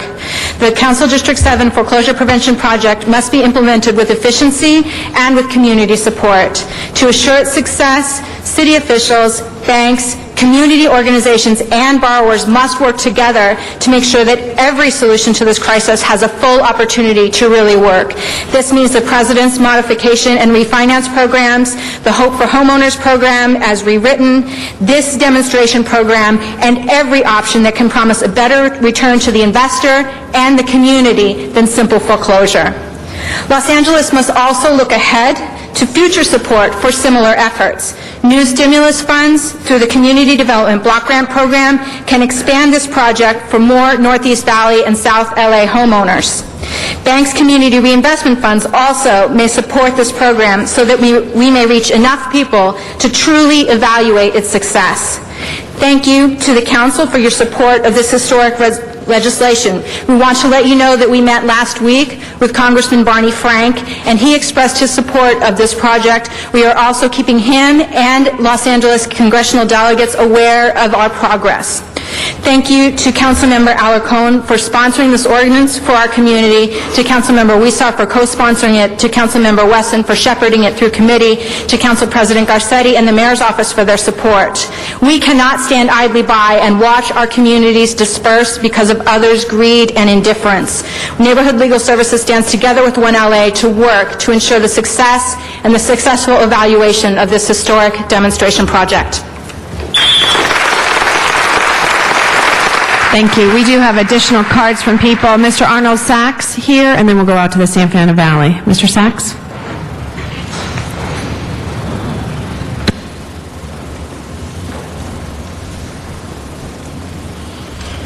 Thank you. Good afternoon, Arnold Sachs.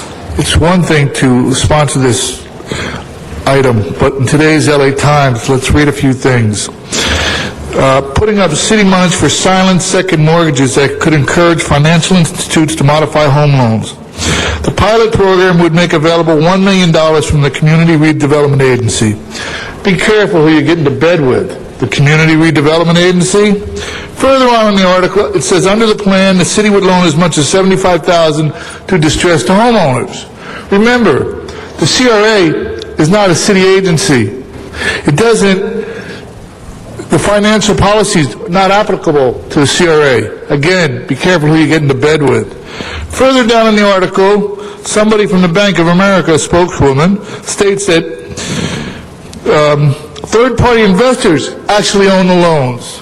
So the fact that they're taking action again today does not necessarily clear the item, your mortgage, with a third-party investor. Again, be careful who you get into bed with. You should do a little bit more research before you jump into anything that includes a CRA. Thank you. Thank you. Miriam Fogler and Zumadog? 1 minute, that's it? Well, let me tell you, folks, I don't trust the CRA even if I had throw my house. Let me tell you, the biggest culprit is the banks right now.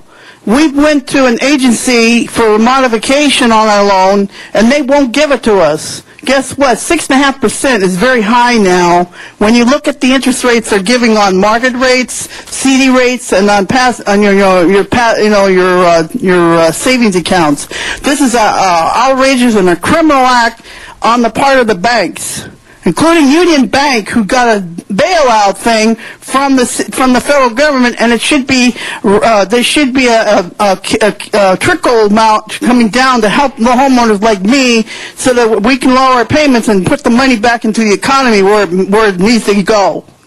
And this is not right what they're doing. This is robbery and very evil on their part.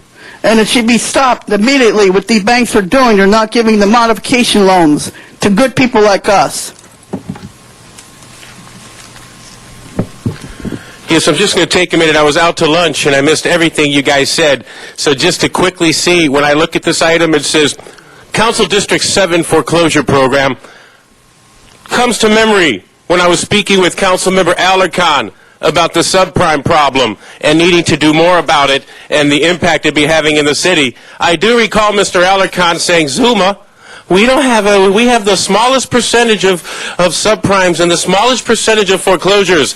Yes, I'd like to say medical marijuana does not reduce one's memory. And so I do remember that. I'd like to say, I'd like to urge council, to urge Mr. Alarcon to please stop giving contracting business to Frank Padilla, who is in the San Fernando Valley, when there are contracting firms in CD7 where those contracting firms should be going. You want to help the economy, you want to help foreclosure problems, start by creating jobs. Do not give business to Frank Padilla's company that is outside the city of LA, in the San Fernando Valley. Let's bring jobs back in, and I think it might not even be appropriate, the relationships.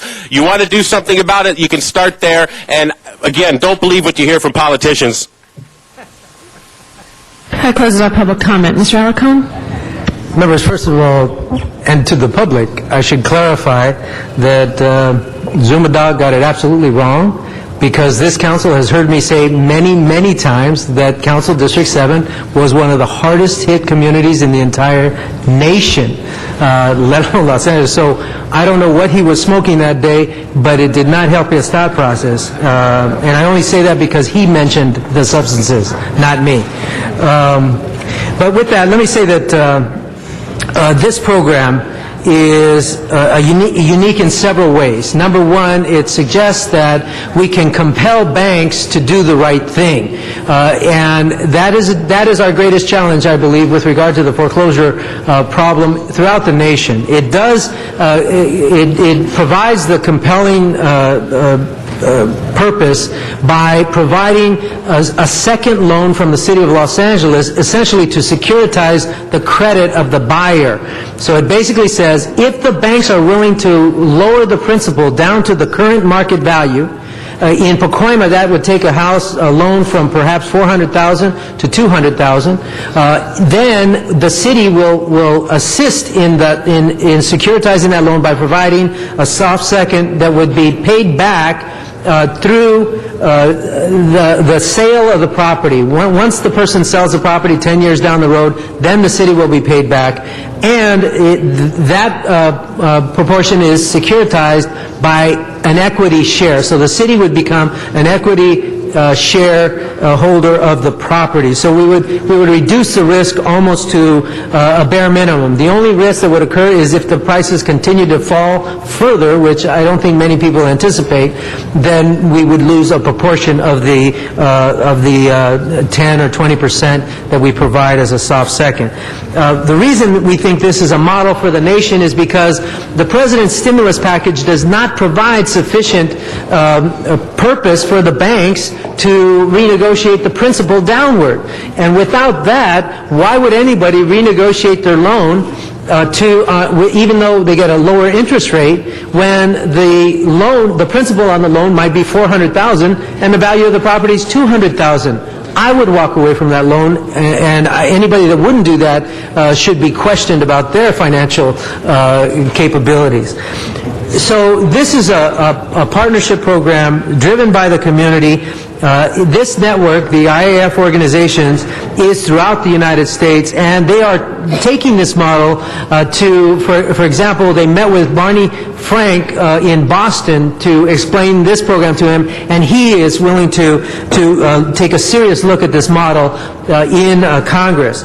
And so this is not going to stop the foreclosure problem. This is not going to save hundreds of families. It may save a couple of dozen of families, however, but more importantly, it is a model that we think should be replicated on a national basis. We do think the next stimulus package should include provisions for banks, incentives, and requirements that banks renegotiate their principal downward. So I want to say thank you to the Industrial Areas Foundation, particularly the community members who play the role in the One LA organization specifically, for coming, taking time out of their busy schedules to be here to promote what could be a national model, and hopefully, eventually, if we can make this project successful, we'll provide a home back to people who already had the American dream and prevent them from a foreclosure. Finally, let me say that with regard to the CRA is simply providing $1 million share of the $1.5 million that we directed the departments to find. LAHD is providing in-kind processing services, but if this program is a success, my commitment is to come back to ask this City Council to do more, and hopefully on a citywide basis. So we'll keep you apprised as the project goes. Thank you. I ask you for your support. I have an amendment. You have an amendment? Yes, I apologize. I do have an amendment.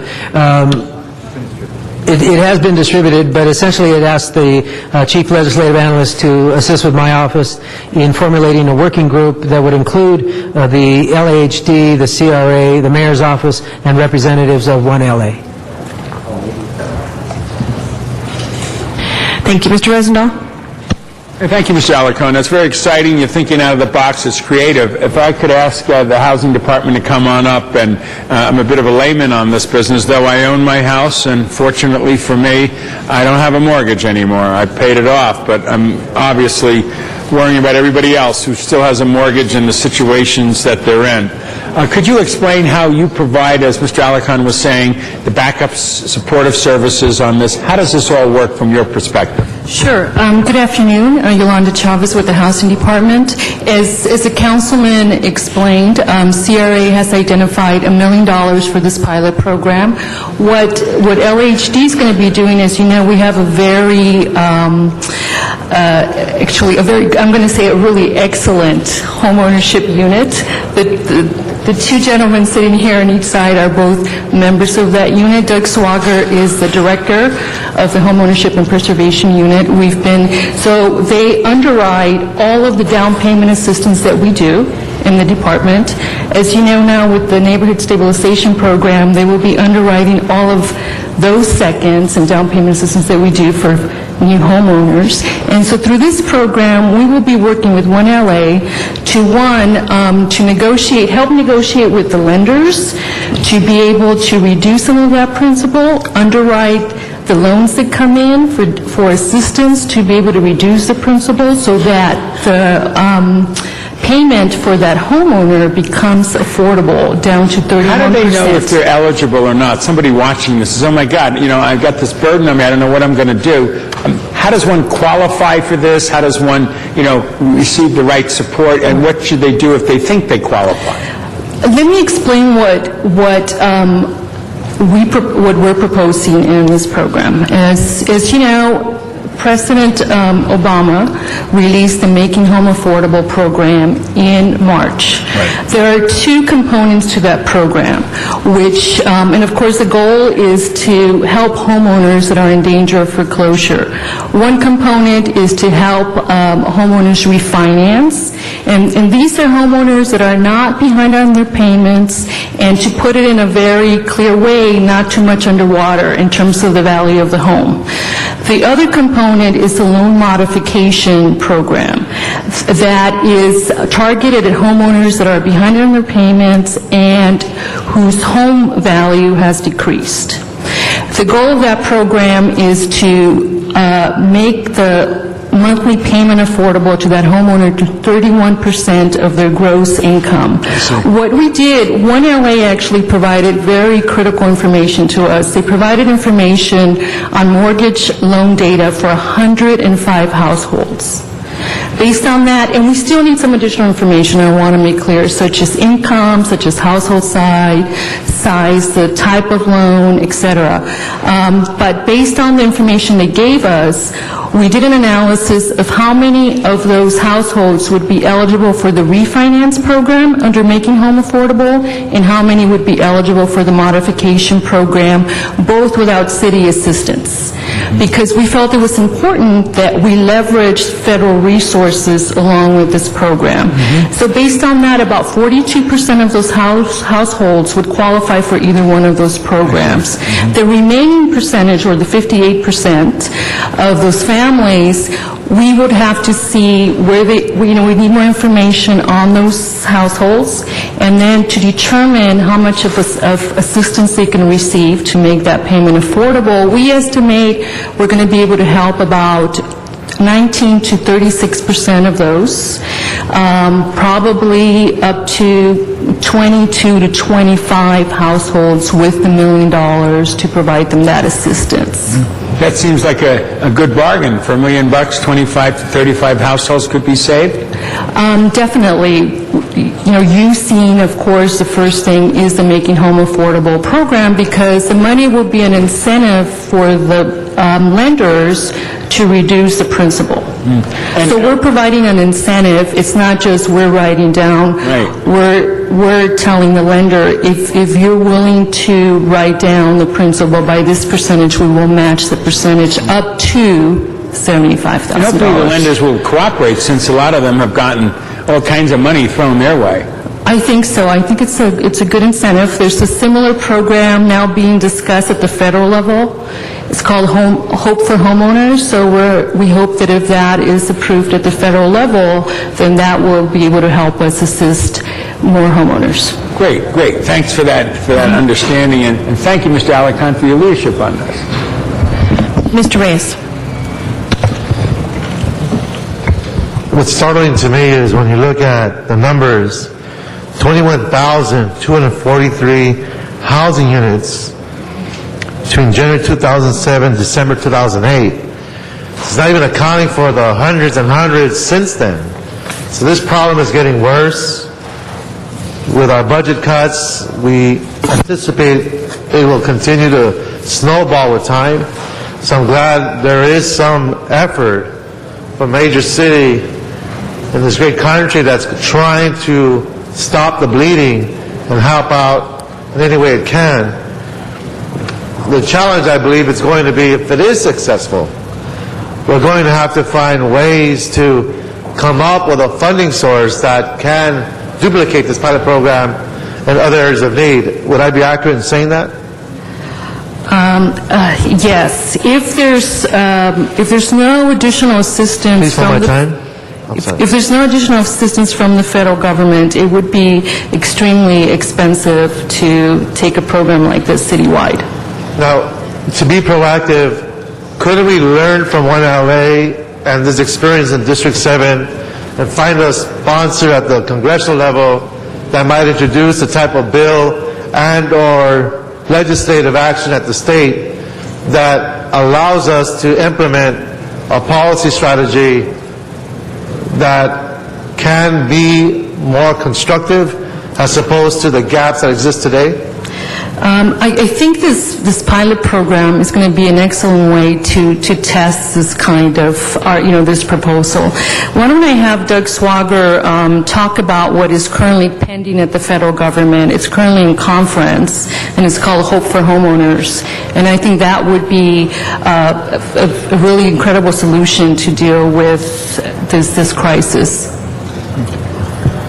Thank you. Thanks. Doug Swager with Los Angeles Housing Department.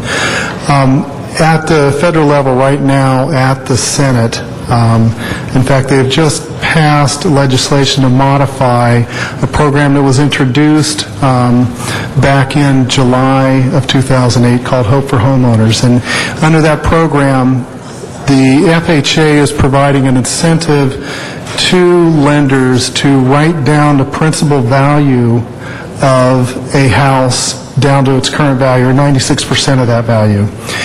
And that was the original plan. It was not successful when they first came out of it. So the Congress is now looking at revising it to make it more successful. They've made these revisions. It's passed through the House, it's passed through the Senate, and it's now at the conference level to work out the differences. And there's a lot of hope for that program as it's now amended. And that program is very consistent with what 1LA has proposed, in that if you take a home and you write it down, the loan down to its current value, the presumption is it's going to make it more affordable to the current homeowner. Now, there will still be some folks that can't afford the home still, even at its current value. And that's where this program could come into effect, because we could use the city's incentive to help the bank write down the loan even further to a level that is affordable to the homeowner. And I appreciate that explanation, because it allows those who are listening that in the horizon there are other strategies in place, other possibilities. So those are in despair at the moment because of these adjustable rate mortgages that are going up, as we've heard from our public hearing process. And those who are here, I want to thank you for making this effort, because this is the kind of awareness that needs to continue to be spread out throughout our communities. Although close to over 60% of the population of the city of LA rents their home, the balance of folks are very real. And even in the case of a renter, if a property owner is losing their property, it's the tenants who are also going to be suffering and are just as much in a bind, because they don't know who to send the payment to. You got unscrupulous owners who would take advantage of that opportunity and throw people out, and all the ugliness that, at least in my district, we have been living for the past few months. Más y gracias a los padres que están aquí, a las personas que están con nosotros. Entiendo el sacrificio para estar aquí ahora, porque tenemos trabajos, tenemos otras preocupaciones, pero están aquí para demostrar un esfuerzo muy importante Ojalá con el liderazgo del Consejo Alarcón vamos a seguir adelante con una estrategia que pueda traer más alivio a las personas que están sufriendo. So, muchas gracias por este tiempo.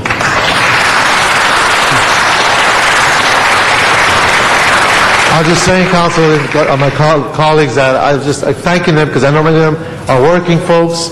It's a sacrifice to be here. They don't have jobs. And it is an effort that is going to hopefully demonstrate some results, in thanking Councilman Alarcón for his leadership in making this happen. But in duplicating this program, we really need to be a little bit more patient then.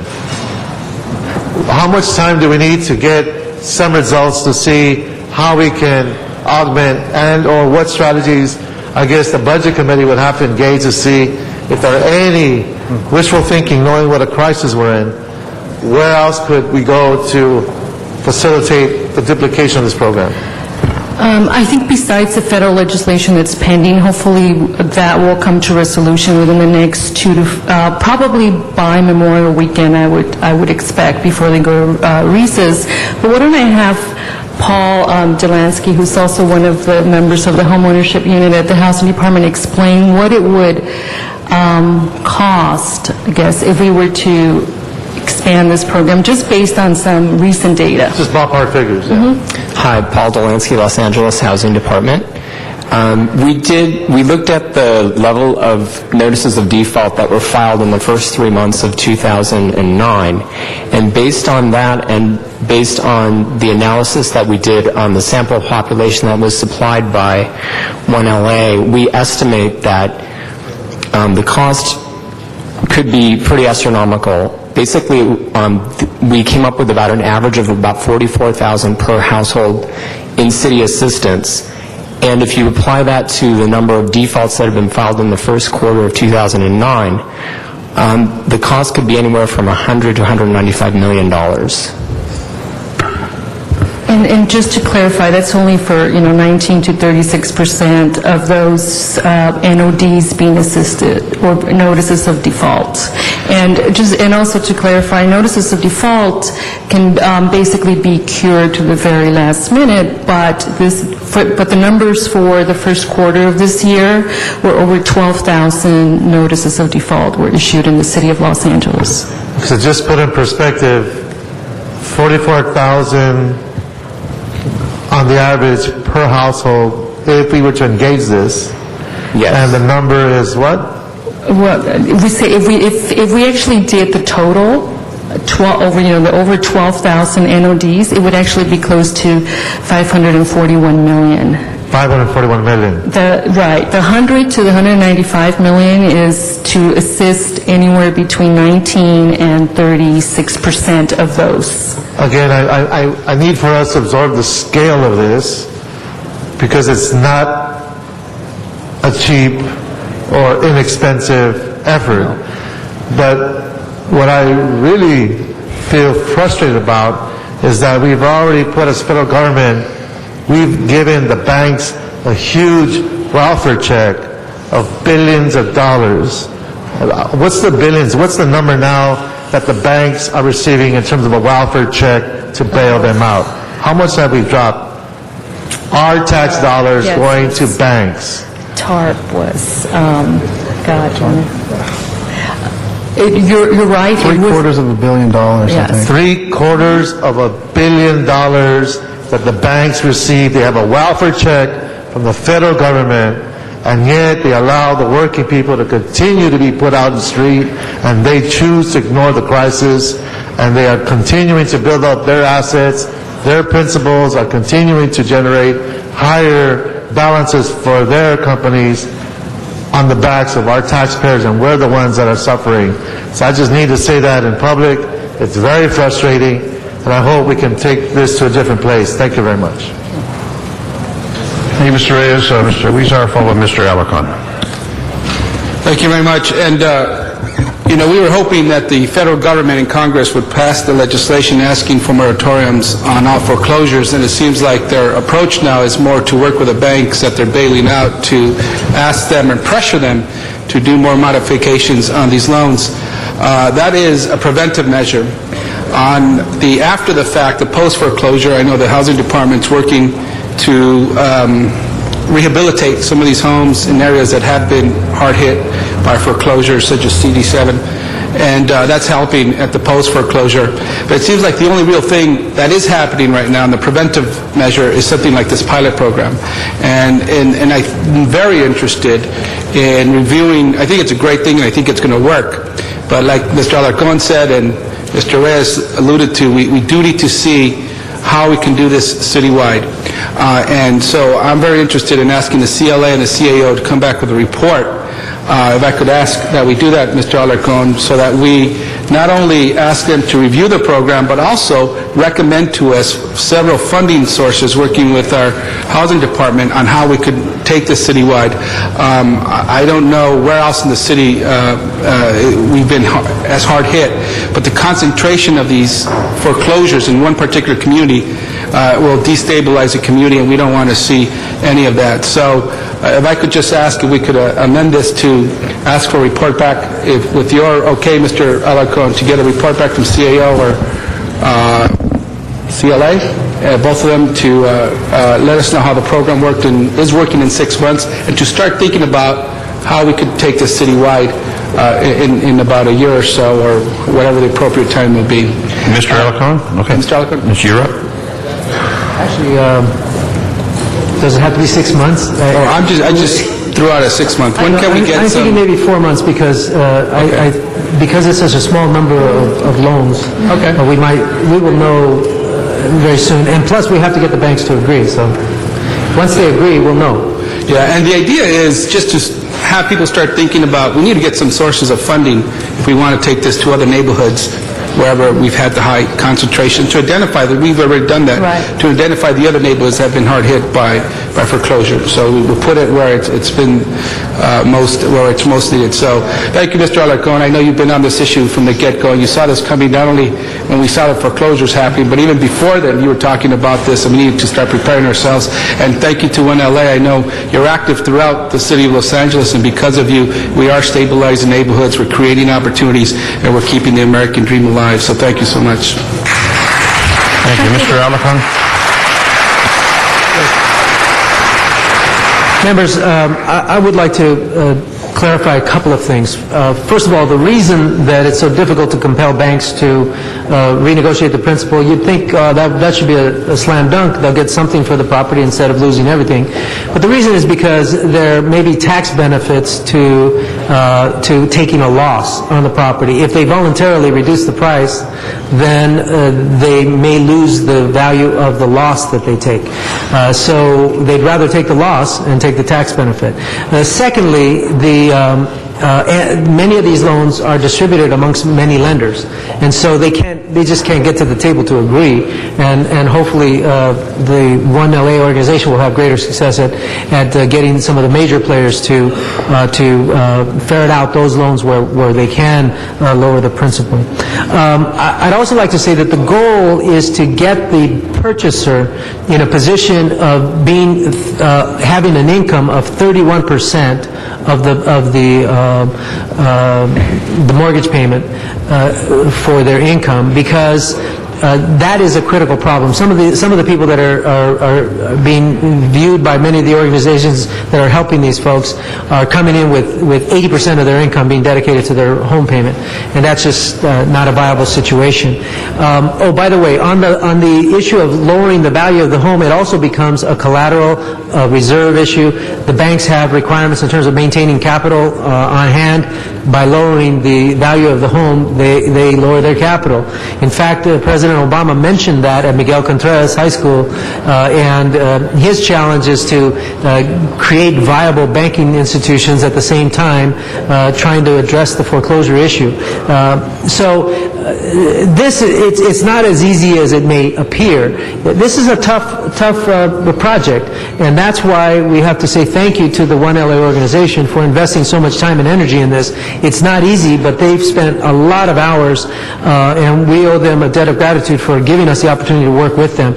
I believe that if we can get the banks to come to the table to renegotiate the principal downward, I believe it will open the doors for us not having to put money up necessarily, but having banks that are willing to renegotiate the loans just to get the buyer in that 31% range.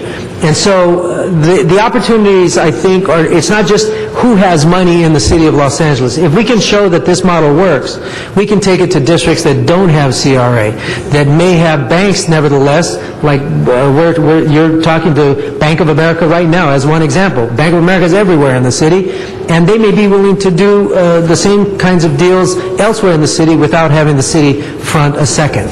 So this is a model. We're hoping that it works. It can work for all the districts in many different ways. I thank you in advance for your support. Thank you, Mr. Alarcon. That matter is now before us. Open the roll, close the roll, tabulate the vote. 11 ayes. Matter passes. Thank you. Next item, please. Next item is item number 5, and that was called special by Councilmember Parks, and there is a substitute motion that has been distributed to the council members. Mr. Parks, number 5. Thank you, Mr. President.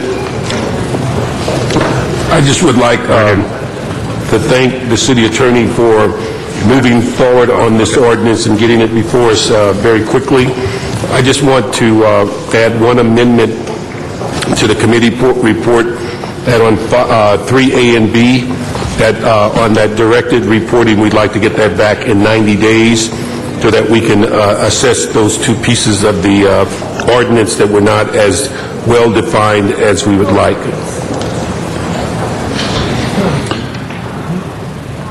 Any other questions on this matter? With that amendment? Matters before us. Open the roll, close the roll, tabulate the vote. 11 ayes. Thank you. That matter passes. And the ordinance goes over for 1 week. Right. Next item, please. Next item is item number 7. That was called special by Councilmember Smith. Mr. Smith, number 7. Thank you, Mr. President. Just an instruction change. The committee already voted on this. These are the instructions that were given by the committee. Mr. Labange is waving yes. Unfortunately, it wasn't written properly in the agenda for today, so we're going to add this language, and I'll give it to the clerk. Instruct the city attorney to amend the Los Angeles Administrative Code to include catering, equipment rental, and similar types of costs as permissible uses for council civic fund monies for cultural events. Very well. We'll add that to the item. The matter is now before us. Open the roll, close the roll, tabulate the vote. 11 ayes. Thank you. Next item, please. Next item is item number 10, and that was called special by Councilmember Parks. Mr. Parks, number 10, please. Yes, I received the information, and I want to thank Mr. Wesson. From the last time we had one of these, he went back and got more South LA artists, and so on this one of the 28, I think CD9 has 4, CD8 has 2, and CD10, so it's a great improvement, so thank you. We commend Mr. Wesson for his fine work. Matter is now before us. Open the roll, close the roll, tabulate the vote. 11 ayes. Very well. Next item, please. Next item is item number 17, and that was called special for cards. Number 17. Dr. Clyde Williams. Not here. Arnold Sachs. Number 17. Thank you. Arnold Sachs. Good afternoon. Surplus money for the Power Revenue Fund of LADWP. Where does the Power Revenue Fund get its revenue? Probably from the people who pay the LADWP their power bills and their water bills. So wasn't DWP just in City Council a couple of weeks ago asking for a rate increase because they couldn't cover their infrastructure? But they can cover getting money to the City Council out of the Power Revenue Fund. Why not balance the bills with the Power Revenue Fund and what people pay for their rates? It would make so much more sense. This is just another ploy for the city to get funding without having to get a tax or a fee increase. Thank you. Thank you. John Walsh. Very happy to speak in front of Mr. Zine. Always runs things. Excellent meeting. The DWP, I think what we're doing here is shaking out some money and putting it in the general fund. This is an excellent, excellent idea. And I'd like to thank all those members who are paying attention now. Now, I know if I say that someone's not paying attention and they're playing with themselves, I'll be thrown off here. Although it's not in the rules. The rules don't say anything about people being censored. I want to thank you very much, and I want to thank the people here, and for identification purposes only, I am John Walsh of Hollywood, Chairman of the Recall Antonio Villaraigosa Mayor Committee, which was formed today. Thank you. Thank you, Mr. Walsh. San Fernando Valley, Zumadog. Pass. Thank you, Mr. Zumadog. The matter is now before us. Open the roll, close the roll, tabulate the vote. 11 ayes. That matter passes. Next item, please. And I'm sorry, Mr. President, the order goes over for 1 week on that item. Very well. Next item, please. Next item is item number 18, and that was called special. Hold on. Mr. Forthwith on, okay, forthwith. I'm sorry, that one goes over when it's adopted next week. Hold on a second. It's difficult to hear in the chambers. Those of you carrying conversations to the side. Avak, thank you. We can't hear the discussions. Mr. Alicon? Okay. All right. The matter's going to be held over for the vote. Okay. I mean, for the proper number, I should say. Number 18 now? Yes, and that was called special for cards. All right. Mr. Zumadog on number 18, please, in the San Fernando Valley. Yes, I'll be taking 1 minute. Remember, we have the special items as well. I'd like to talk about REAP on behalf of the little old ladies and senior citizens and William Morris's mother and everybody who says Zumadog, it's retaliatory against the people who can afford it least. They'll come up and send you a bill, hey, $20,000 to put a fence around your property because we decided to say so. Sorry, we lost the notice in the mail. Now you got to pay for it. Oh, you can't pay the $20,000 for the fence around the property that we said you had to pay without notice? Well, now we're going to take your property. That's just one of the many ways the vindictive, retaliatory city of Los Angeles screws the constituents when we can afford it least through REAP. And I'm here to say this is going to be a big, the city is going to be paying out over this. It's called racketeering. And speaking of racketeering, you need to get a grip on it because if you check the Wall Street Journal, Weatherly Capital, who you're all tied into, many of you there, is big trouble. So no time to be getting more lawsuits over REAP. A lot of you are about to go down under corruption charges. Thank you, Mr. Zumadog. Matters now before us. Open the roll, close the roll, and tabulate the vote. 11 ayes. Thank you. Next item, please. Next item is item 25, and that was called special for cards. Mr. Sachs on number 25, please.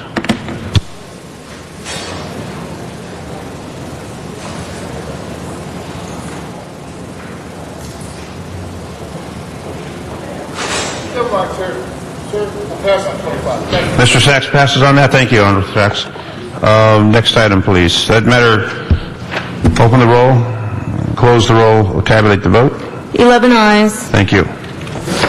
Next item, please. Next item is item number 26, called special for cards. Dr. Clyde Williams, not here. John Walsh, number 26, please. This is the free money you give out for events. There's nothing really egregious on this, but how do you tabulate an annual run walk? The city has to pay $108,000 for this. We had a free concert, but it wasn't free for the public. Public was not allowed in on Hollywood Boulevard with Depeche Mode. They had policemen and horses all over Hollywood, keeping the public out unless you were a friend of the developer. How much did that cost the city? How do you tabulate these fees? And when Eric Garcetti becomes mayor after Antonio is recalled, ladies and gentlemen, it's just the beginning. And we also would like to call on this issue because of the problems we're having. We're asking for Jerry Brown to come down and to mitigate and moderate the problem we're having between the teachers and Antonio. We need Jerry Brown. Mr. President, he's not talking about the special event motion. I apologize. Thank you, Mr. Walsh. Thank you for being here this afternoon. To the Valley, Marion Volger. In the San Fernando Valley. He called you Marion Volger. Hey, did you call me Fogler or Vogler? Vogler. No, Fogler. Fogler. F-O-G-L-E-R. Vogler. Yeah. Okay, what I'm saying here is you want to do all these cutbacks, and you're asking the teachers, and you're asking everybody to take cutbacks here, and you're allowing the CRA to rein in on their projects as usual, and then taking the pensions and destroying them, and you're asking people to do these fee waivers. You had a chutzpah going on here, all you people here. God knows what you're doing here, and He's going to punish you in the afterlife. So I just want to let you know, I'm heeding my warning here now, folks, that unions here cannot negotiate with people who want to just take it and spend it for the projects, the CRA and the contractors and the developers. Don't negotiate. Coalition unions, walk out and strike. Don't let them have anything. You're entitled to your COLAs this time, the contract. Don't give in. They're going to be at you every year. And they know they're stealing the money from the city. And I know what they're doing. They're taking all the money away from us and the projects and the property taxes for their buildings and limiting our water use so they can keep building their tall buildings here. And what are you going to do? Kill our animals next by taking the water away from them for your dang buildings? Is that what you plan to do? And then starve us out and thirst us to death? Is that what you want to do? What kind of a life is this? What kind of people are you over there that don't care about God? Don't you have anything left in your heart? Mr. President, I don't know if she's talking about the special event motion. I think she's talking about starving. Yeah, well, because you're paying for special fee waivers, and you don't allow the public to have any use of the money. You just go ahead and use it for these organizations. How outrageous would you turn around and give all this money away to these different organizations? You know, the city needs the money, not the fee waivers. Thank you. That matter is now before us. Open the roll, close the roll, tabulate the vote. 10 ayes. Thank you. There's a request, item number 3 and 6, forthwith. Thank you. You're welcome. And Mr. Alarcon, you wanted to reconsider an item? 25. Which one? It's already been reconsidered today. What? It's been reconsidered, so it can't be reconsidered. How was it reconsidered? All right, let's move on. Mr. Alarcon can discuss with the city attorney. Next item is item number 30, and that was called special for cards. Okay, Mr. Sachs on number 30. Arnold Sachs on number 30, please. Mr. Sachs, you're down to 1 minute. If only your bookkeeping was as on top of it. Not my bookkeeping, it's the clerk's. Well, if only the city's bookkeeping was, they should take a page out of the city council running a meeting. Wouldn't that be amazing? The city's grant between the city and the Los Angeles Boys and Girls Club. By any chance, is that a reference? Because I know the Boys and Girls Clubs gets a lot of money from the LA Marathon as a source of funding for a lot of its programs.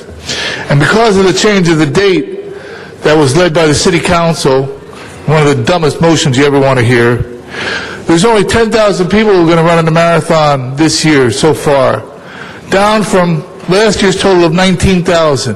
So I'm just curious to know if there's a tie-in between this motion on the agenda and the fact that so few people will now be running in the LA Marathon that they're going to need to come to City Council, and all these other agencies are going to need to come to City Council for funding because of the idiocy behind the LA Thank you, Marathon. Mr. Sachs. Mr. Zumadog in the Valley. Item number 30, Mr. Zumadog. What about item 26? I had a card special event fee. Have I ever missed a card on special event fee in 3 years? The answer is no, and today was not the first day. Madam Clerk, on number 26, was that item called? All right, we already voted on Mr. Dog. Yeah, I had a card in from 10 in the morning. You went to Miriam. They went to Miriam out there. They went to Miriam, and they should have gone to Zumadog. Mr. Dog, what happened, that card was misfiled on number 30. That's where it came up. I'm sorry.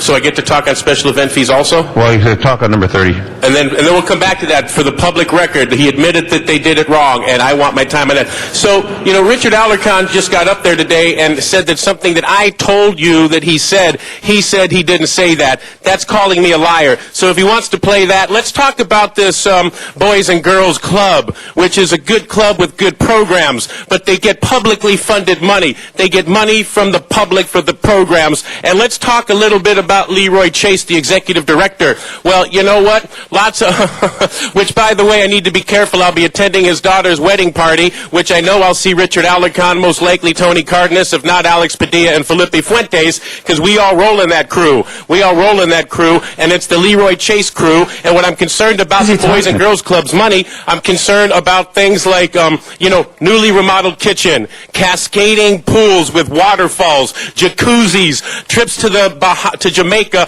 all in the same month, a new car every year for him and his wife, and all the parties with bands and all the expenditures. I'd like to know, does he have another job or some other source of income? The answer is no. And so I'm concerned about front-end loaded management contracts. And under these most harsh times economically, if we're going to consider giving this more money, this construction project, how come it didn't get finished when it was supposed to? And, unfortunately, I spoke longer into this minute, so now I have to continue with the minute. So let me just say to the city, you always get robbed blind. You always afterwards say, oh, we didn't know. I'm here to tell you, be very careful with this money because of front-end loaded management contracts. And how does a guy that runs these programs end up with waterfall pools, jacuzzis, month-long trips, new cars every year, totally remodeled kitchen, and living high in the hog lifestyle? So please, under these economic hardship times, we need money for these programs. Let's make sure the money goes into these programs and not into these... Weatherly Capital, y'all. It's going to be nice knowing most of you. Thank you. Do you have, on this item? Otherwise, I know we're going to do an item. Yes, Miss, on this item? Yes. Members, Mr. Alarcon? Let me clarify. I don't have a clue what Zumadog is talking about. The Boys and Girls Club in this item is the Los Angeles Boys and Girls Club, not the San Fernando Boys and Girls Club. So once again, I question where he's getting his information.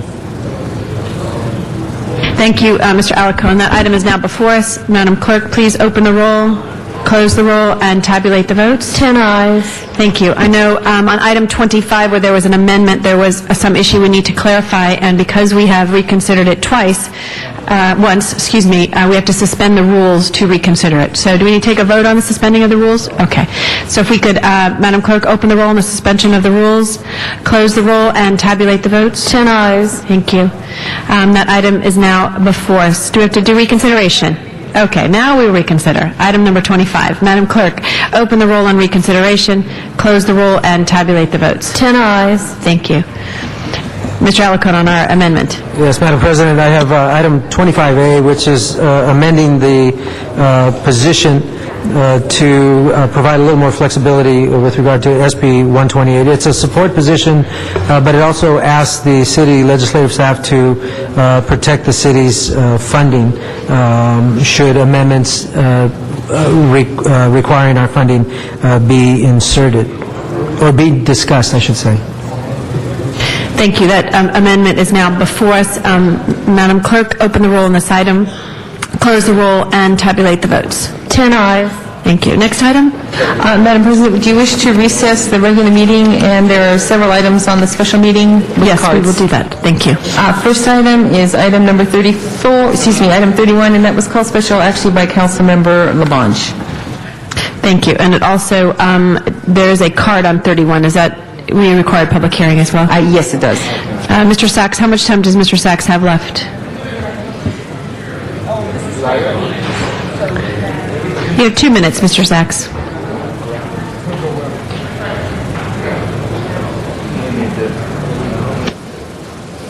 And then I'll ask Mr. Labange or Mr. Parks, whichever one would like to go first, after Mr. Sachs has his public comment. Yes, indeed. Thank you. By any chance, this senior project coordinator position in the LAPD department will it have any effect on the DNA rape backlog kits? What's the status on that? Where's the hiring? According to an article, you raised $700,000 for DNA backlog kits to hire, $700,000 to hire personnel for that, to investigate the DNA backlog kits. And when Deputy Chief Beck was here, he mentioned that they didn't hire all the people, but all the funding was gone. So you have no funding there, but they have funding to hire or exemption for a senior coordinator position. Let's get back on the crisis that you have with the DNA backlog. Settle that before you decide to fill any more positions. Thank you. Mr. LaBondra, Mr. Parks to go first. Yeah. Let me just say, I got the information. I want to thank the CLA. What we didn't know when we called it special was that this is a cleanup of a existing position and not a new position. Thank you. So you're fine with this position, Mr. LaBonge? Yeah, so I move the question if we're all okay. We do have one other speaker on the queue. Mr. Zine. I just wanted to emphasize that this was a request for this particular position that would remain in place at the urging of the Chief of Police. It would remain in place, and the Chief leaves for any reason this position would then expire. It's for that period of time at the Chief's request, and strongly support this and encourage that we pass this matter. Mr. Rosendahl? Yes, I'm very respectful to Mr. Zine's position, since the Personnel Committee is one that deals with it. If it's okay, I'd like to ask him a question in a little dialogue here. Yes, or we do have representatives from LAPD that are present.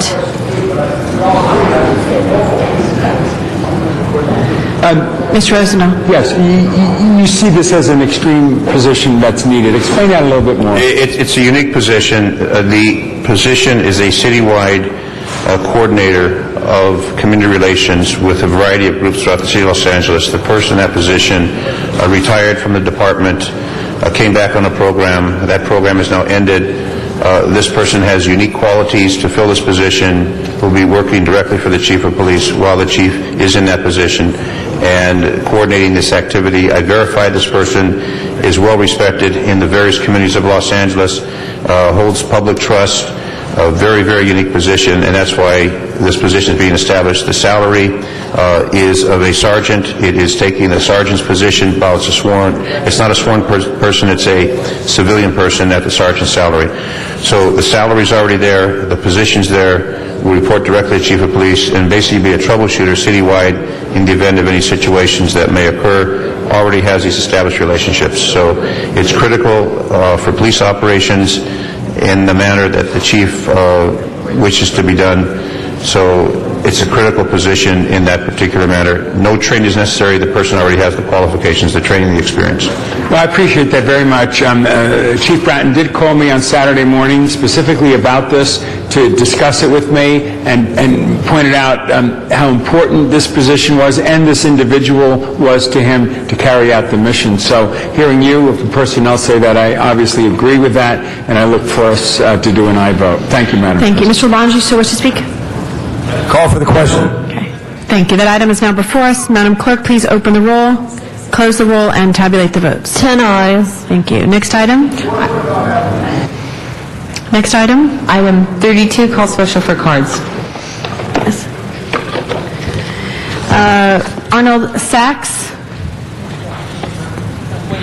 You have 1 minute remaining.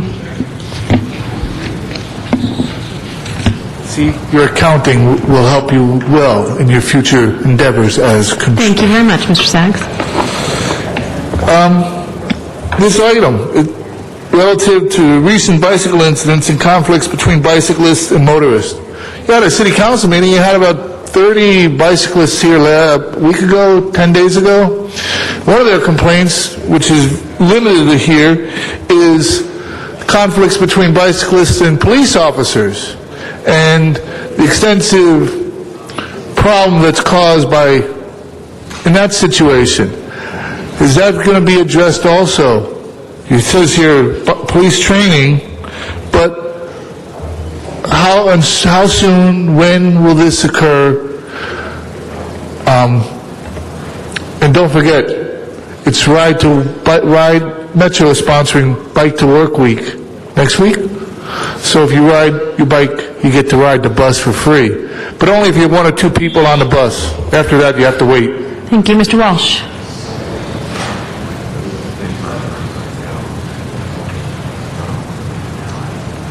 Thank you. For identifications purposes only, John Walsh, Chair of the Recall Antonio Villaraigosa as Mayor Committee, formed today. Bicyclists, I never see any of you people on the subway. Did you know that bicycles are banned on the subway during rush hour? That's when you need it. Now, you don't have to worry about rush hour because nobody is standing on Metrorail. They have 140,000 weekday boardings a day. They had predicted by the year 2000 they would have 300,000 boardings. In other words, it's less than 50%. You could shoot a cannon off on the subway. I have been using the subway for over 12 years. I have stood maybe once or twice. Now, I know you people are for the subway, but you never take it. But you might change the rules. Now, MTA, Mr. Antonio Villaraigosa, could change the rules tomorrow. But he's too busy posing for magazine covers, sitting alone, playing with yourself at night with the two nudes. I'm asking you on the bicycle issue to make sure that anybody can use the subway anytime with their bicycles. They never cause any problem. And if you want to know more about what's going on, HollywoodHighlands.org is my website. The things that they will stop me from saying, especially the mayor's trip to Las Vegas recently, you want to find out about that? Go. They wouldn't try to stop me about the mayor in Las Vegas. They wouldn't try Focus on the issue that is before us. Thank you very much. Chris Pennington? Thank you, Chris, and I know you were here last week in our Transportation Committee meeting, so thank you. Yes, thank you very much. I'm a little unprepared. I thought there was going to be a transportation meeting, so I'm like... But I strongly urge the council to please pass this motion. It's vitally important. I'm here by myself today. It was very last minute. And also, just really quickly, I really want to thank the offices, particularly of Rosenthal and Garcetti, for being really receptive to me, and especially my friend Thomas Presley, in corresponding with us the last week or two in regards to this issue. The reason this motion is really important is because there is no public record regarding incidences between bicyclists and police officers. I think it's really important that the general public know, that other police officers know, just what's going on, because there have been a violation of civil rights, there's been physical assaults, there's been property theft, illegal seize and search and seizure. I'm sorry, I went to the dentist earlier today. Search and seize. Also, really what I wanted to address was this idea of bike licensing, which I know that LaBonge is a huge fan of. I really urge you to take action rejecting bike licensing in Los Angeles. Put into effect, this would immediately classify cyclists as separate and unequal, subjected to special costs levied at us by the city. This fee would unfairly target minorities and everyone who, like myself, does not have $5 or an extra $30 to spend on a so-called license. Let us be clear and truthful. This is in no way a license. It is a tax. Cyclists are already tax-paying citizens. We pay for the potholes we did not create on roads devoid of bike lanes. We pay for subways we do not take, which exclude us during peak hours. We pay for buses that can accommodate only 2 of us at a time, driven by drivers routinely who try to run us over. Is that my time? I'm sorry. Thank you. Please pass this motion 32 and reject bike licensing in Los Angeles. Thank you. And by the way, we've already rejected the licensing. We've adopted that by the city council. Thank you. Zuma Dog? How many minutes do we get for the special meeting? I believe 2 minutes. For both items? Correct. Okay, 1 minute for this and then one on 33, but we still need to consider 26. Design admitted my card was in there. 26, please reconsider. Now, when I talk about reporting on bicycle incidents and conflict between cyclists and motorists, well, we're talking about a traffic issue, and this is my biggest pet peeve as I drive around the city, walk around the city. The problem with the traffic and the problem with the pedestrian and bicycle traffic, you have the signals timed on the same. In other words, the light turns green, boom, one pedestrian steps out into that crosswalk, the whole lane stops. You can't even make a right turn. Cyclists, they're coming through. Again, you need to put all the pedestrians and cyclists crossing on one signal and then the traffic on the other. In this case, I think the bicycles gets to go with the traffic, but it creates unsafe situations. I'm sure anybody, this is not inside information, this is me using common sense. A light turns green, you have cars and pedestrians that are supposed to be going at the same time. You can't have that. A car wants to turn, but they can't because there are pedestrians crossing, then the light turns red. What is wrong with you people? Don't you see it? Thank you, Mr. Simadog. That's our last public speaker, Mr. Rosendahl. Ask the LAPD to come on up for a couple of quick questions, please. It's just real quick, just for the record. Come on up. We'll make it real quick. The first question is, what is the LAPD's community outreach strategy to communicate with cyclists about the rules of the road? The LAPD is working... Chief, your name for the record. Okay, Deputy Chief Kirk Albanese, representing the Police Department. Council member, the outreach effort will be coordinated with the Department of Transportation. The person responsible for that, Michelle Mowry, is to my right, and she has a number of cycling-type publications and videos and pamphlets. We are ready to work with the Department of Transportation as it relates to the general education of the public, as it relates to cycling in the city of Los Angeles. Okay, second question is, what does the cycling community need to do to ensure that they are following the rules? Well, first of all, there's a couple of issues, and I can infer within your question, when we're talking about those cyclists that have legal, lawful intent, and they want to use the roadways of the city of Los Angeles appropriately, bicyclists have to follow the same rules as a motorist in the city. Slower traffic needs to stay to the right. When they do that, we want to work closely with them, support that effort, support what they're trying to accomplish.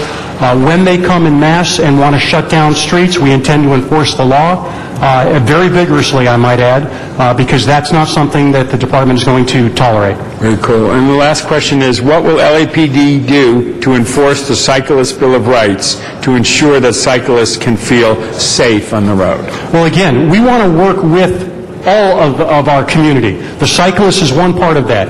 Those that want to be educated, we stand ready to educate and work with them for the safe, lawful use of the bicycle on the roadways of Los Angeles. Those that don't, we need to educate them as to the consequences of those behaviors. Great. Michelle, did you want to add anything? Just a couple of things. We're continuing to do a number of things throughout the department. We are working on the bicycle plan. There are a lot of concerns about that coming out, but it is going well, and we will have a really nice bicycle plan for the city. We're in the course of revamping our website. We've had a lot of people get on bikes in the last 2 years who haven't been on them for many, many years, and I think a lot of bicyclists forget they need to follow the same rules of the road as motorists, stop at all the lights and signals and whatnot. But the new website and what we're doing on the website will help get more education materials out there, so we're going to help with that. Great. Sir, did you want to add anything? You're okay. Okay. Thank you. Thank you, Madam President. I obviously asked for an aye vote on this. Thank you. Ms. Hahn? Ms. Hahn? Right. I'm a little concerned about what this item actually is. I see I'm on the motion, but what is this your motion about reporting back on that specific incident that we heard from at the Van Nuys City Council meeting? We had a number of bicyclists come up and basically talk about a specific incident where they feel like one of their cyclists was injured, and they felt the treatment from LAPD and the subsequent report on it just didn't seem to be fair. So I thought that's what this was about. It wasn't about generally how are you working on outreach or working with the bicyclists. I mean, I wanted to know kind of what your answer was on kind of what happened there, because the public needs to know that when we have that many people show up, and make a complaint, that we're trying to be responsive. And so I thought this was going to be basically your version of what happened and answering some of those concerns, because some of those accusations were very troubling to me, and in the sense that they weren't listened to, and this SUV or this giant car injured them and basically was let off the hook, is how they presented to us. So I guess I was hoping for a little bit more your version of what happened, if you feel comfortable to talk about that. I'm not really interested. I know someday I will be, but generally about outreach and how you're dealing with cyclists. I wanted to know what happened. And what do you have to say for yourself? And Councilmember Hahn, we're prepared to talk about that. I was responding to Councilmember Rosenthal's specific questions. I know. Two incidents that the council agenda speaks to. The first occurred in March in Wilshire area, where hundreds of bicycles descended upon the Fairfax area in the early AM hours, 1 o'clock area of the morning, blocking streets, blocking businesses, completely shutting down our roadways. We had 15 911 calls from the community. They were unable to get through. There were robberies in terms of bicyclists running into convenience stores, running out with beer, fighting with security guards, fighting in the street. It was lawlessness on that morning in Wilshire area. The police department came, restored order. In the process, we cited some of the bicyclists for not having the registration, even though action hadn't taken place by the council yet, but we had a moratorium internally. Obviously, the word didn't get out to some of our officers, and we've reinforced that effort. That shouldn't have happened. The captain of the area, Captain Davis, canceled those citations. So that's not a legal issue for anybody that received them anymore. Did you make any arrests in terms of burglary? No. Robbery? No, we took reports but did not make arrests. We obviously responded to the calls, the 911 calls. By the time we got there, the individuals were gone. The next incident occurred in April, and it occurred at 7th in Los Angeles in downtown. And what happened was a bicyclist, and let me preface my remarks on this one by saying that we had 3 independent witnesses that were residents of the area that communicated with Central Traffic Division. So I say that up front. We had a bicyclist have an accident, ran into the side of a Hummer. Those other bicyclists that were with the person that had the accident demanded that the person exit the Hummer, surrounded the vehicle, a lot of profanity, a lot of threatening remarks. Again, not only witnessed by the independent community members, but the officers that responded. The person in the vehicle got scared, drove away, running over some of the bicycles that had been parked in front of his vehicle. Sorry, sir. The individual waited for the police and communicated with the South Traffic Division officers. An investigation was conducted by South Traffic Division that included the interview of the 3 independent witnesses. A traffic accident report was taken for the bicycles that were run over. Was the interview with the bicyclists included in that? Everybody was interviewed, and at the end, we took a vandalism report. One of the bicyclists threw a bicycle against the vehicle, damaging it. We took a vandalism report. We took a traffic report for the bicycle that hit the Hummer, and we took a traffic report for the Hummer that ran over the bicycles that were in the street. So it was an unfortunate incident, but there were behaviors that led to what occurred. We got there, we conducted an independent investigation, interviewed all involved parties, including witnesses, and made the decisions and took the reports that I just told you. And we're comfortable with that investigation. Can I ask you how many bicyclist witnesses were interviewed? I don't have the exact number. I know there were about 15 bicyclists that were present that And what was their opinion of what happened? Their opinion of what happened was that they originally thought that the Hummer had hit the bicycle. Right. And regardless of whether or not... I mean, I wasn't there. Who hit who? But you keep talking about 3 people versus 15, and I think we want to know why you believe the 3 over the 15. Councilmember, the distinction is the 3 are independent. They don't have a dog in the fight, so to speak. They're independent witnesses that looked out their window. They did not have an affiliation with the bicyclists or the police, and they gave us their witness, their eyewitness. I don't want to be judged for the defense, but how far away were those windows? They clearly saw what I occurred. mean, you basically got people that were there versus people who were looking out of a window. Again, I'm just, this is the first time I've been able to hear your side of it. Sure. I would question three people looking out of a window versus people who were right there on the street who gave a very different opinion. Right. You know, the traffic investigating officers, this is what they do for a living. Right. They get to the truth of the matter. Right. They interview all involved parties. Right. They look at the damage. Right. They see if everything adds up and makes sense. Right. And those officers that represent the LAPD that responded to that radio call Right. that night, that's the decision they made. And I'll tell you, Councilmember, the department supports that decision based on the totality of information available. Okay, and is that report available for us to look at? That report is a public document, and so, yes, the report would be available to look at. I would like to look at it, so if your office could get me a copy of it, I would just like to see how you came to that conclusion. I mean, I think we owe that to the people that came up here and are pleading for us to take a look at it. I mean, that's what they wanted, and we said, we will take a look at it. And so you've given us a very good description of how you came to that result, but I would like to look at that report as well. And we will communicate and coordinate with your office in that regard. Thank you. I appreciate that. Thank you. Mr. Labange, followed by Mr. Reyes, followed by Mr. Zine. Thank you. Will there be an opportunity for those who came to Van Nuys City Hall to have a meeting with the police department? Absolutely. The police department is always willing, Councilmember, to meet with any member of the community. Okay, so I think we should arrange that, because I guess the one individual who was here, somehow he found out this is being considered, but I think we should do that.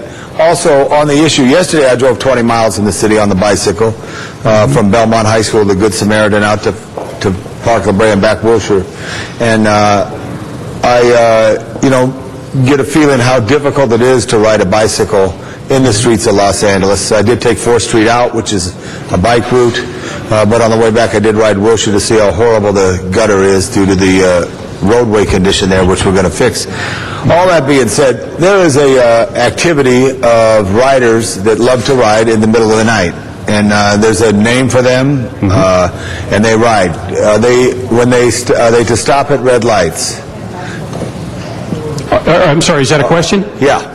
Councilmember, I'll be very descriptive. The incident that I described in Wilshire, there were numerous traffic violations, blocking of intersections, going through red lights, blocking private driveways, complete takeover of the streets, all lanes, without movement. A bicyclist obligation is to stay to the right and move on the roadway consistent with what a vehicle would do, which is what you're talking about when you come to work. When that happens, the department wants to absolutely support, educate, work with, ensure the public safety of that community. When we have hundreds that come to a city street and take it over and impede other motorists' ability to use that street, that's unacceptable to the city, it should be, and certainly to the department. Certainly I understand that, but I think there's I don't want to say an activity. I would call it a swarm. I saw it on a Friday evening in Silver Lake, where at Sunset and Lucille, they just overtook the intersection, and no one was coming east or west on Lucille. They kept going and kind of went around the buses, which makes it, I know one of the concerns of the bus drivers that I've met when I was on the MTA board is the overwhelming challenge on the street, the visibility. It becomes a situation. I've led rides. I've coordinated the rides for then Mayor Reardon.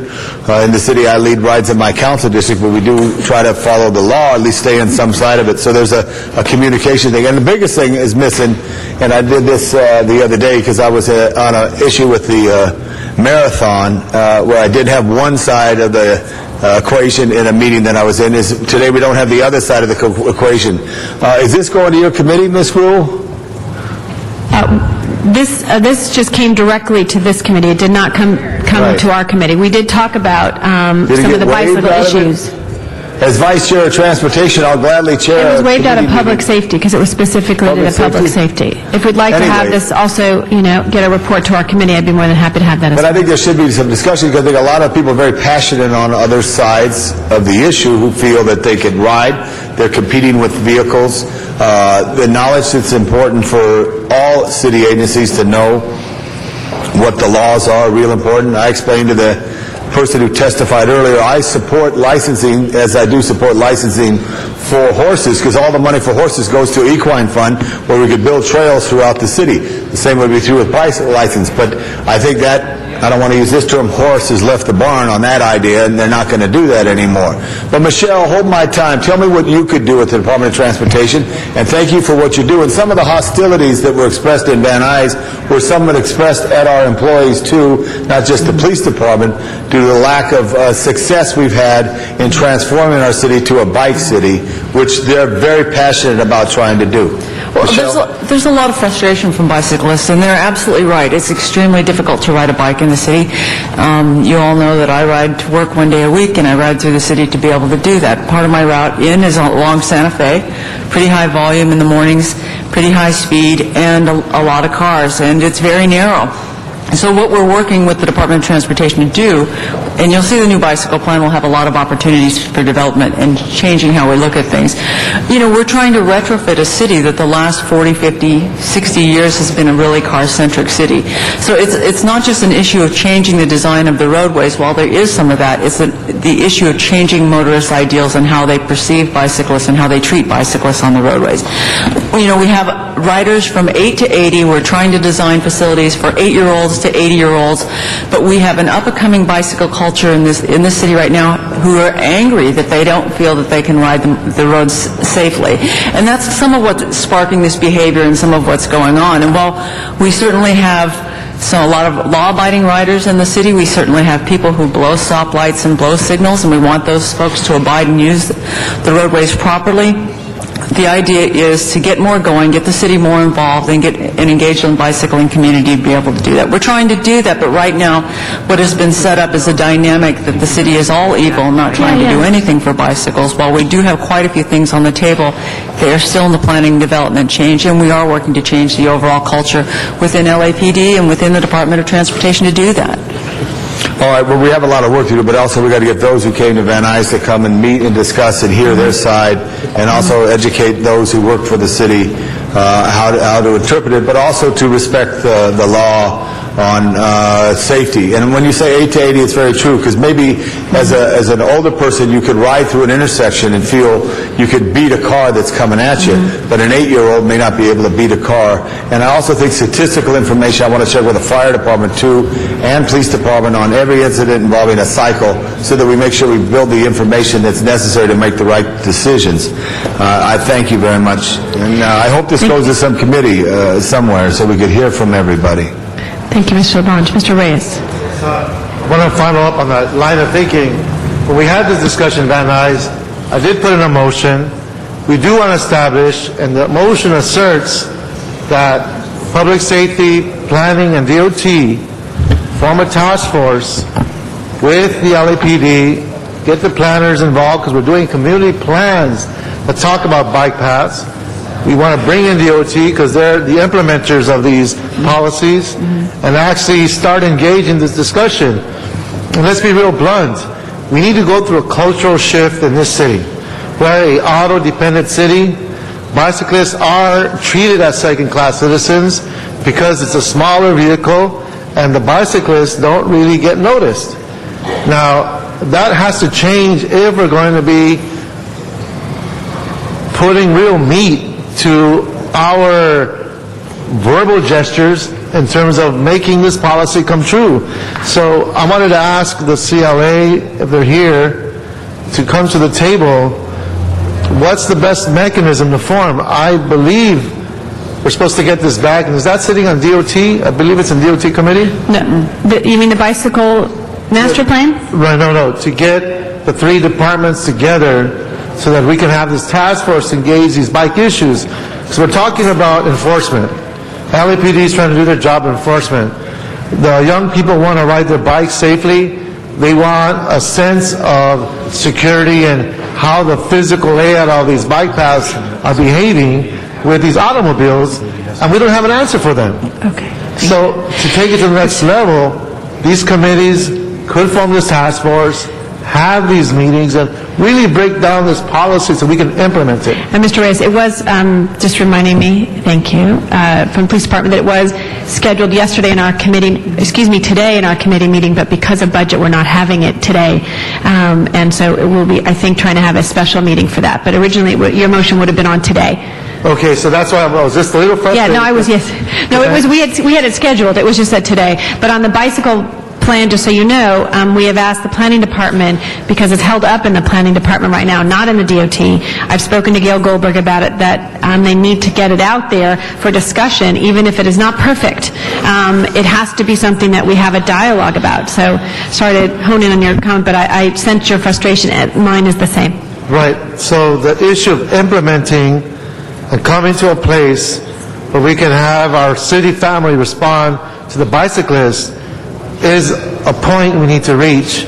And so when do we see this coming out of committee so that we can actually engage the stakeholders in that discussion? Do we have a sense of time? Again, if we had had committee today, it would have gone out today. So maybe next week? So we're trying to schedule a special meeting, but yes, as soon as we can do it if we're on the budget. And one last point, and I know the Chair of Transportation and I had this discussion. DOT only has 2 staff persons working on all the bicycle issues in the city. Well, that's not exactly accurate. We actually have about 8. We are down about 4 positions, and I do think we're scheduled to lose some more with the projected cuts. And so the request has been, without increasing the number of personnel, can we reassess how the personnel is being used in DOT to give bicyclists a greater level of attention so we can come up with some of these strategies and solutions. And that's a discussion we need to have, I think, internally within the department. And last but not least, I do get rather, it does bring a lot of attention to me, and I said this before earlier today. As an 8-year-old, I was struck by a car on my bike. Me too. I know what that means. I know what that feels like. I've seen my family suffer for it. I was living in a body cast for 3 months after that, with all the complications that come with it. So when I see and hear what's going on today, as a legislator, I want to put everything in my power to make a difference. I have an 18-year-old who rides his bike 3 or 4 times a week.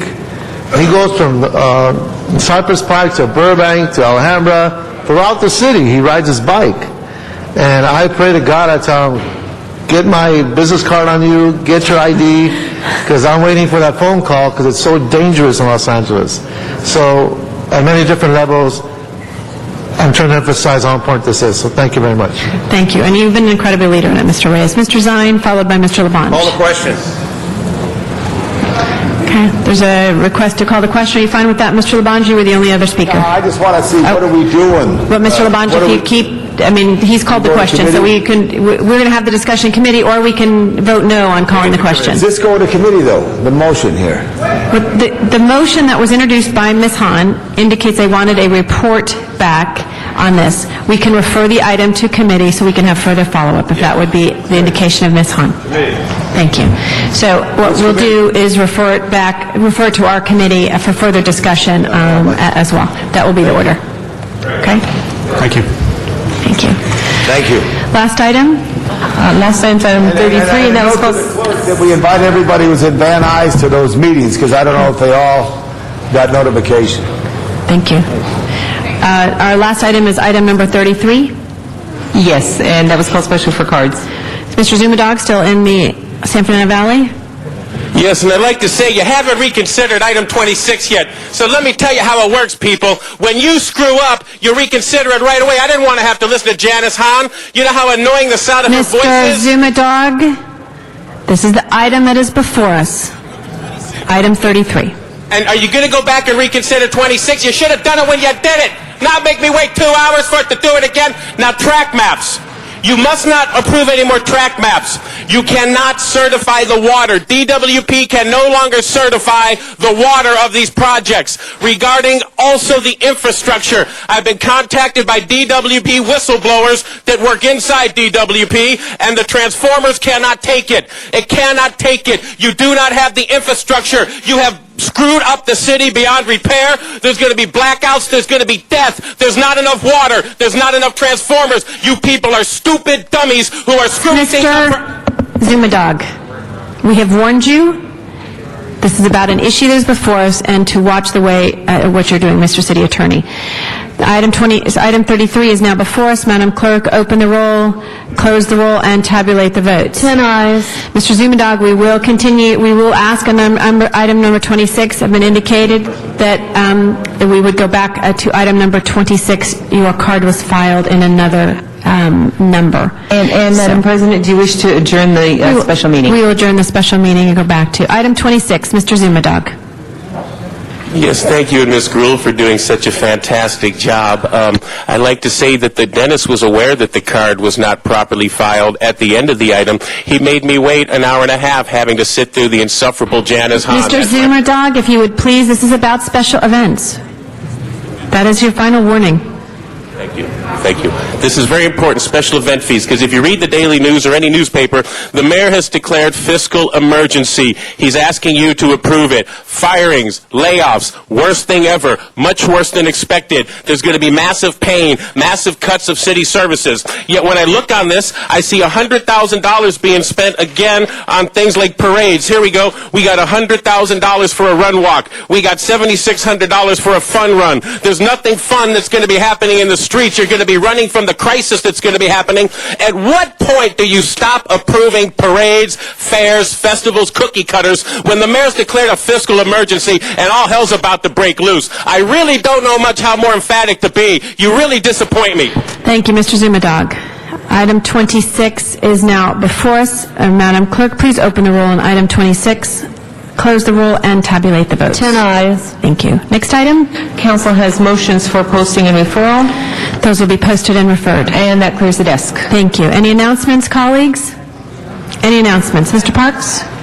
It's just advise the public and committee that Budget and Finance will start a half hour after this meeting in this room. Thank you. Any other announcements, colleagues? Any adjourning motions?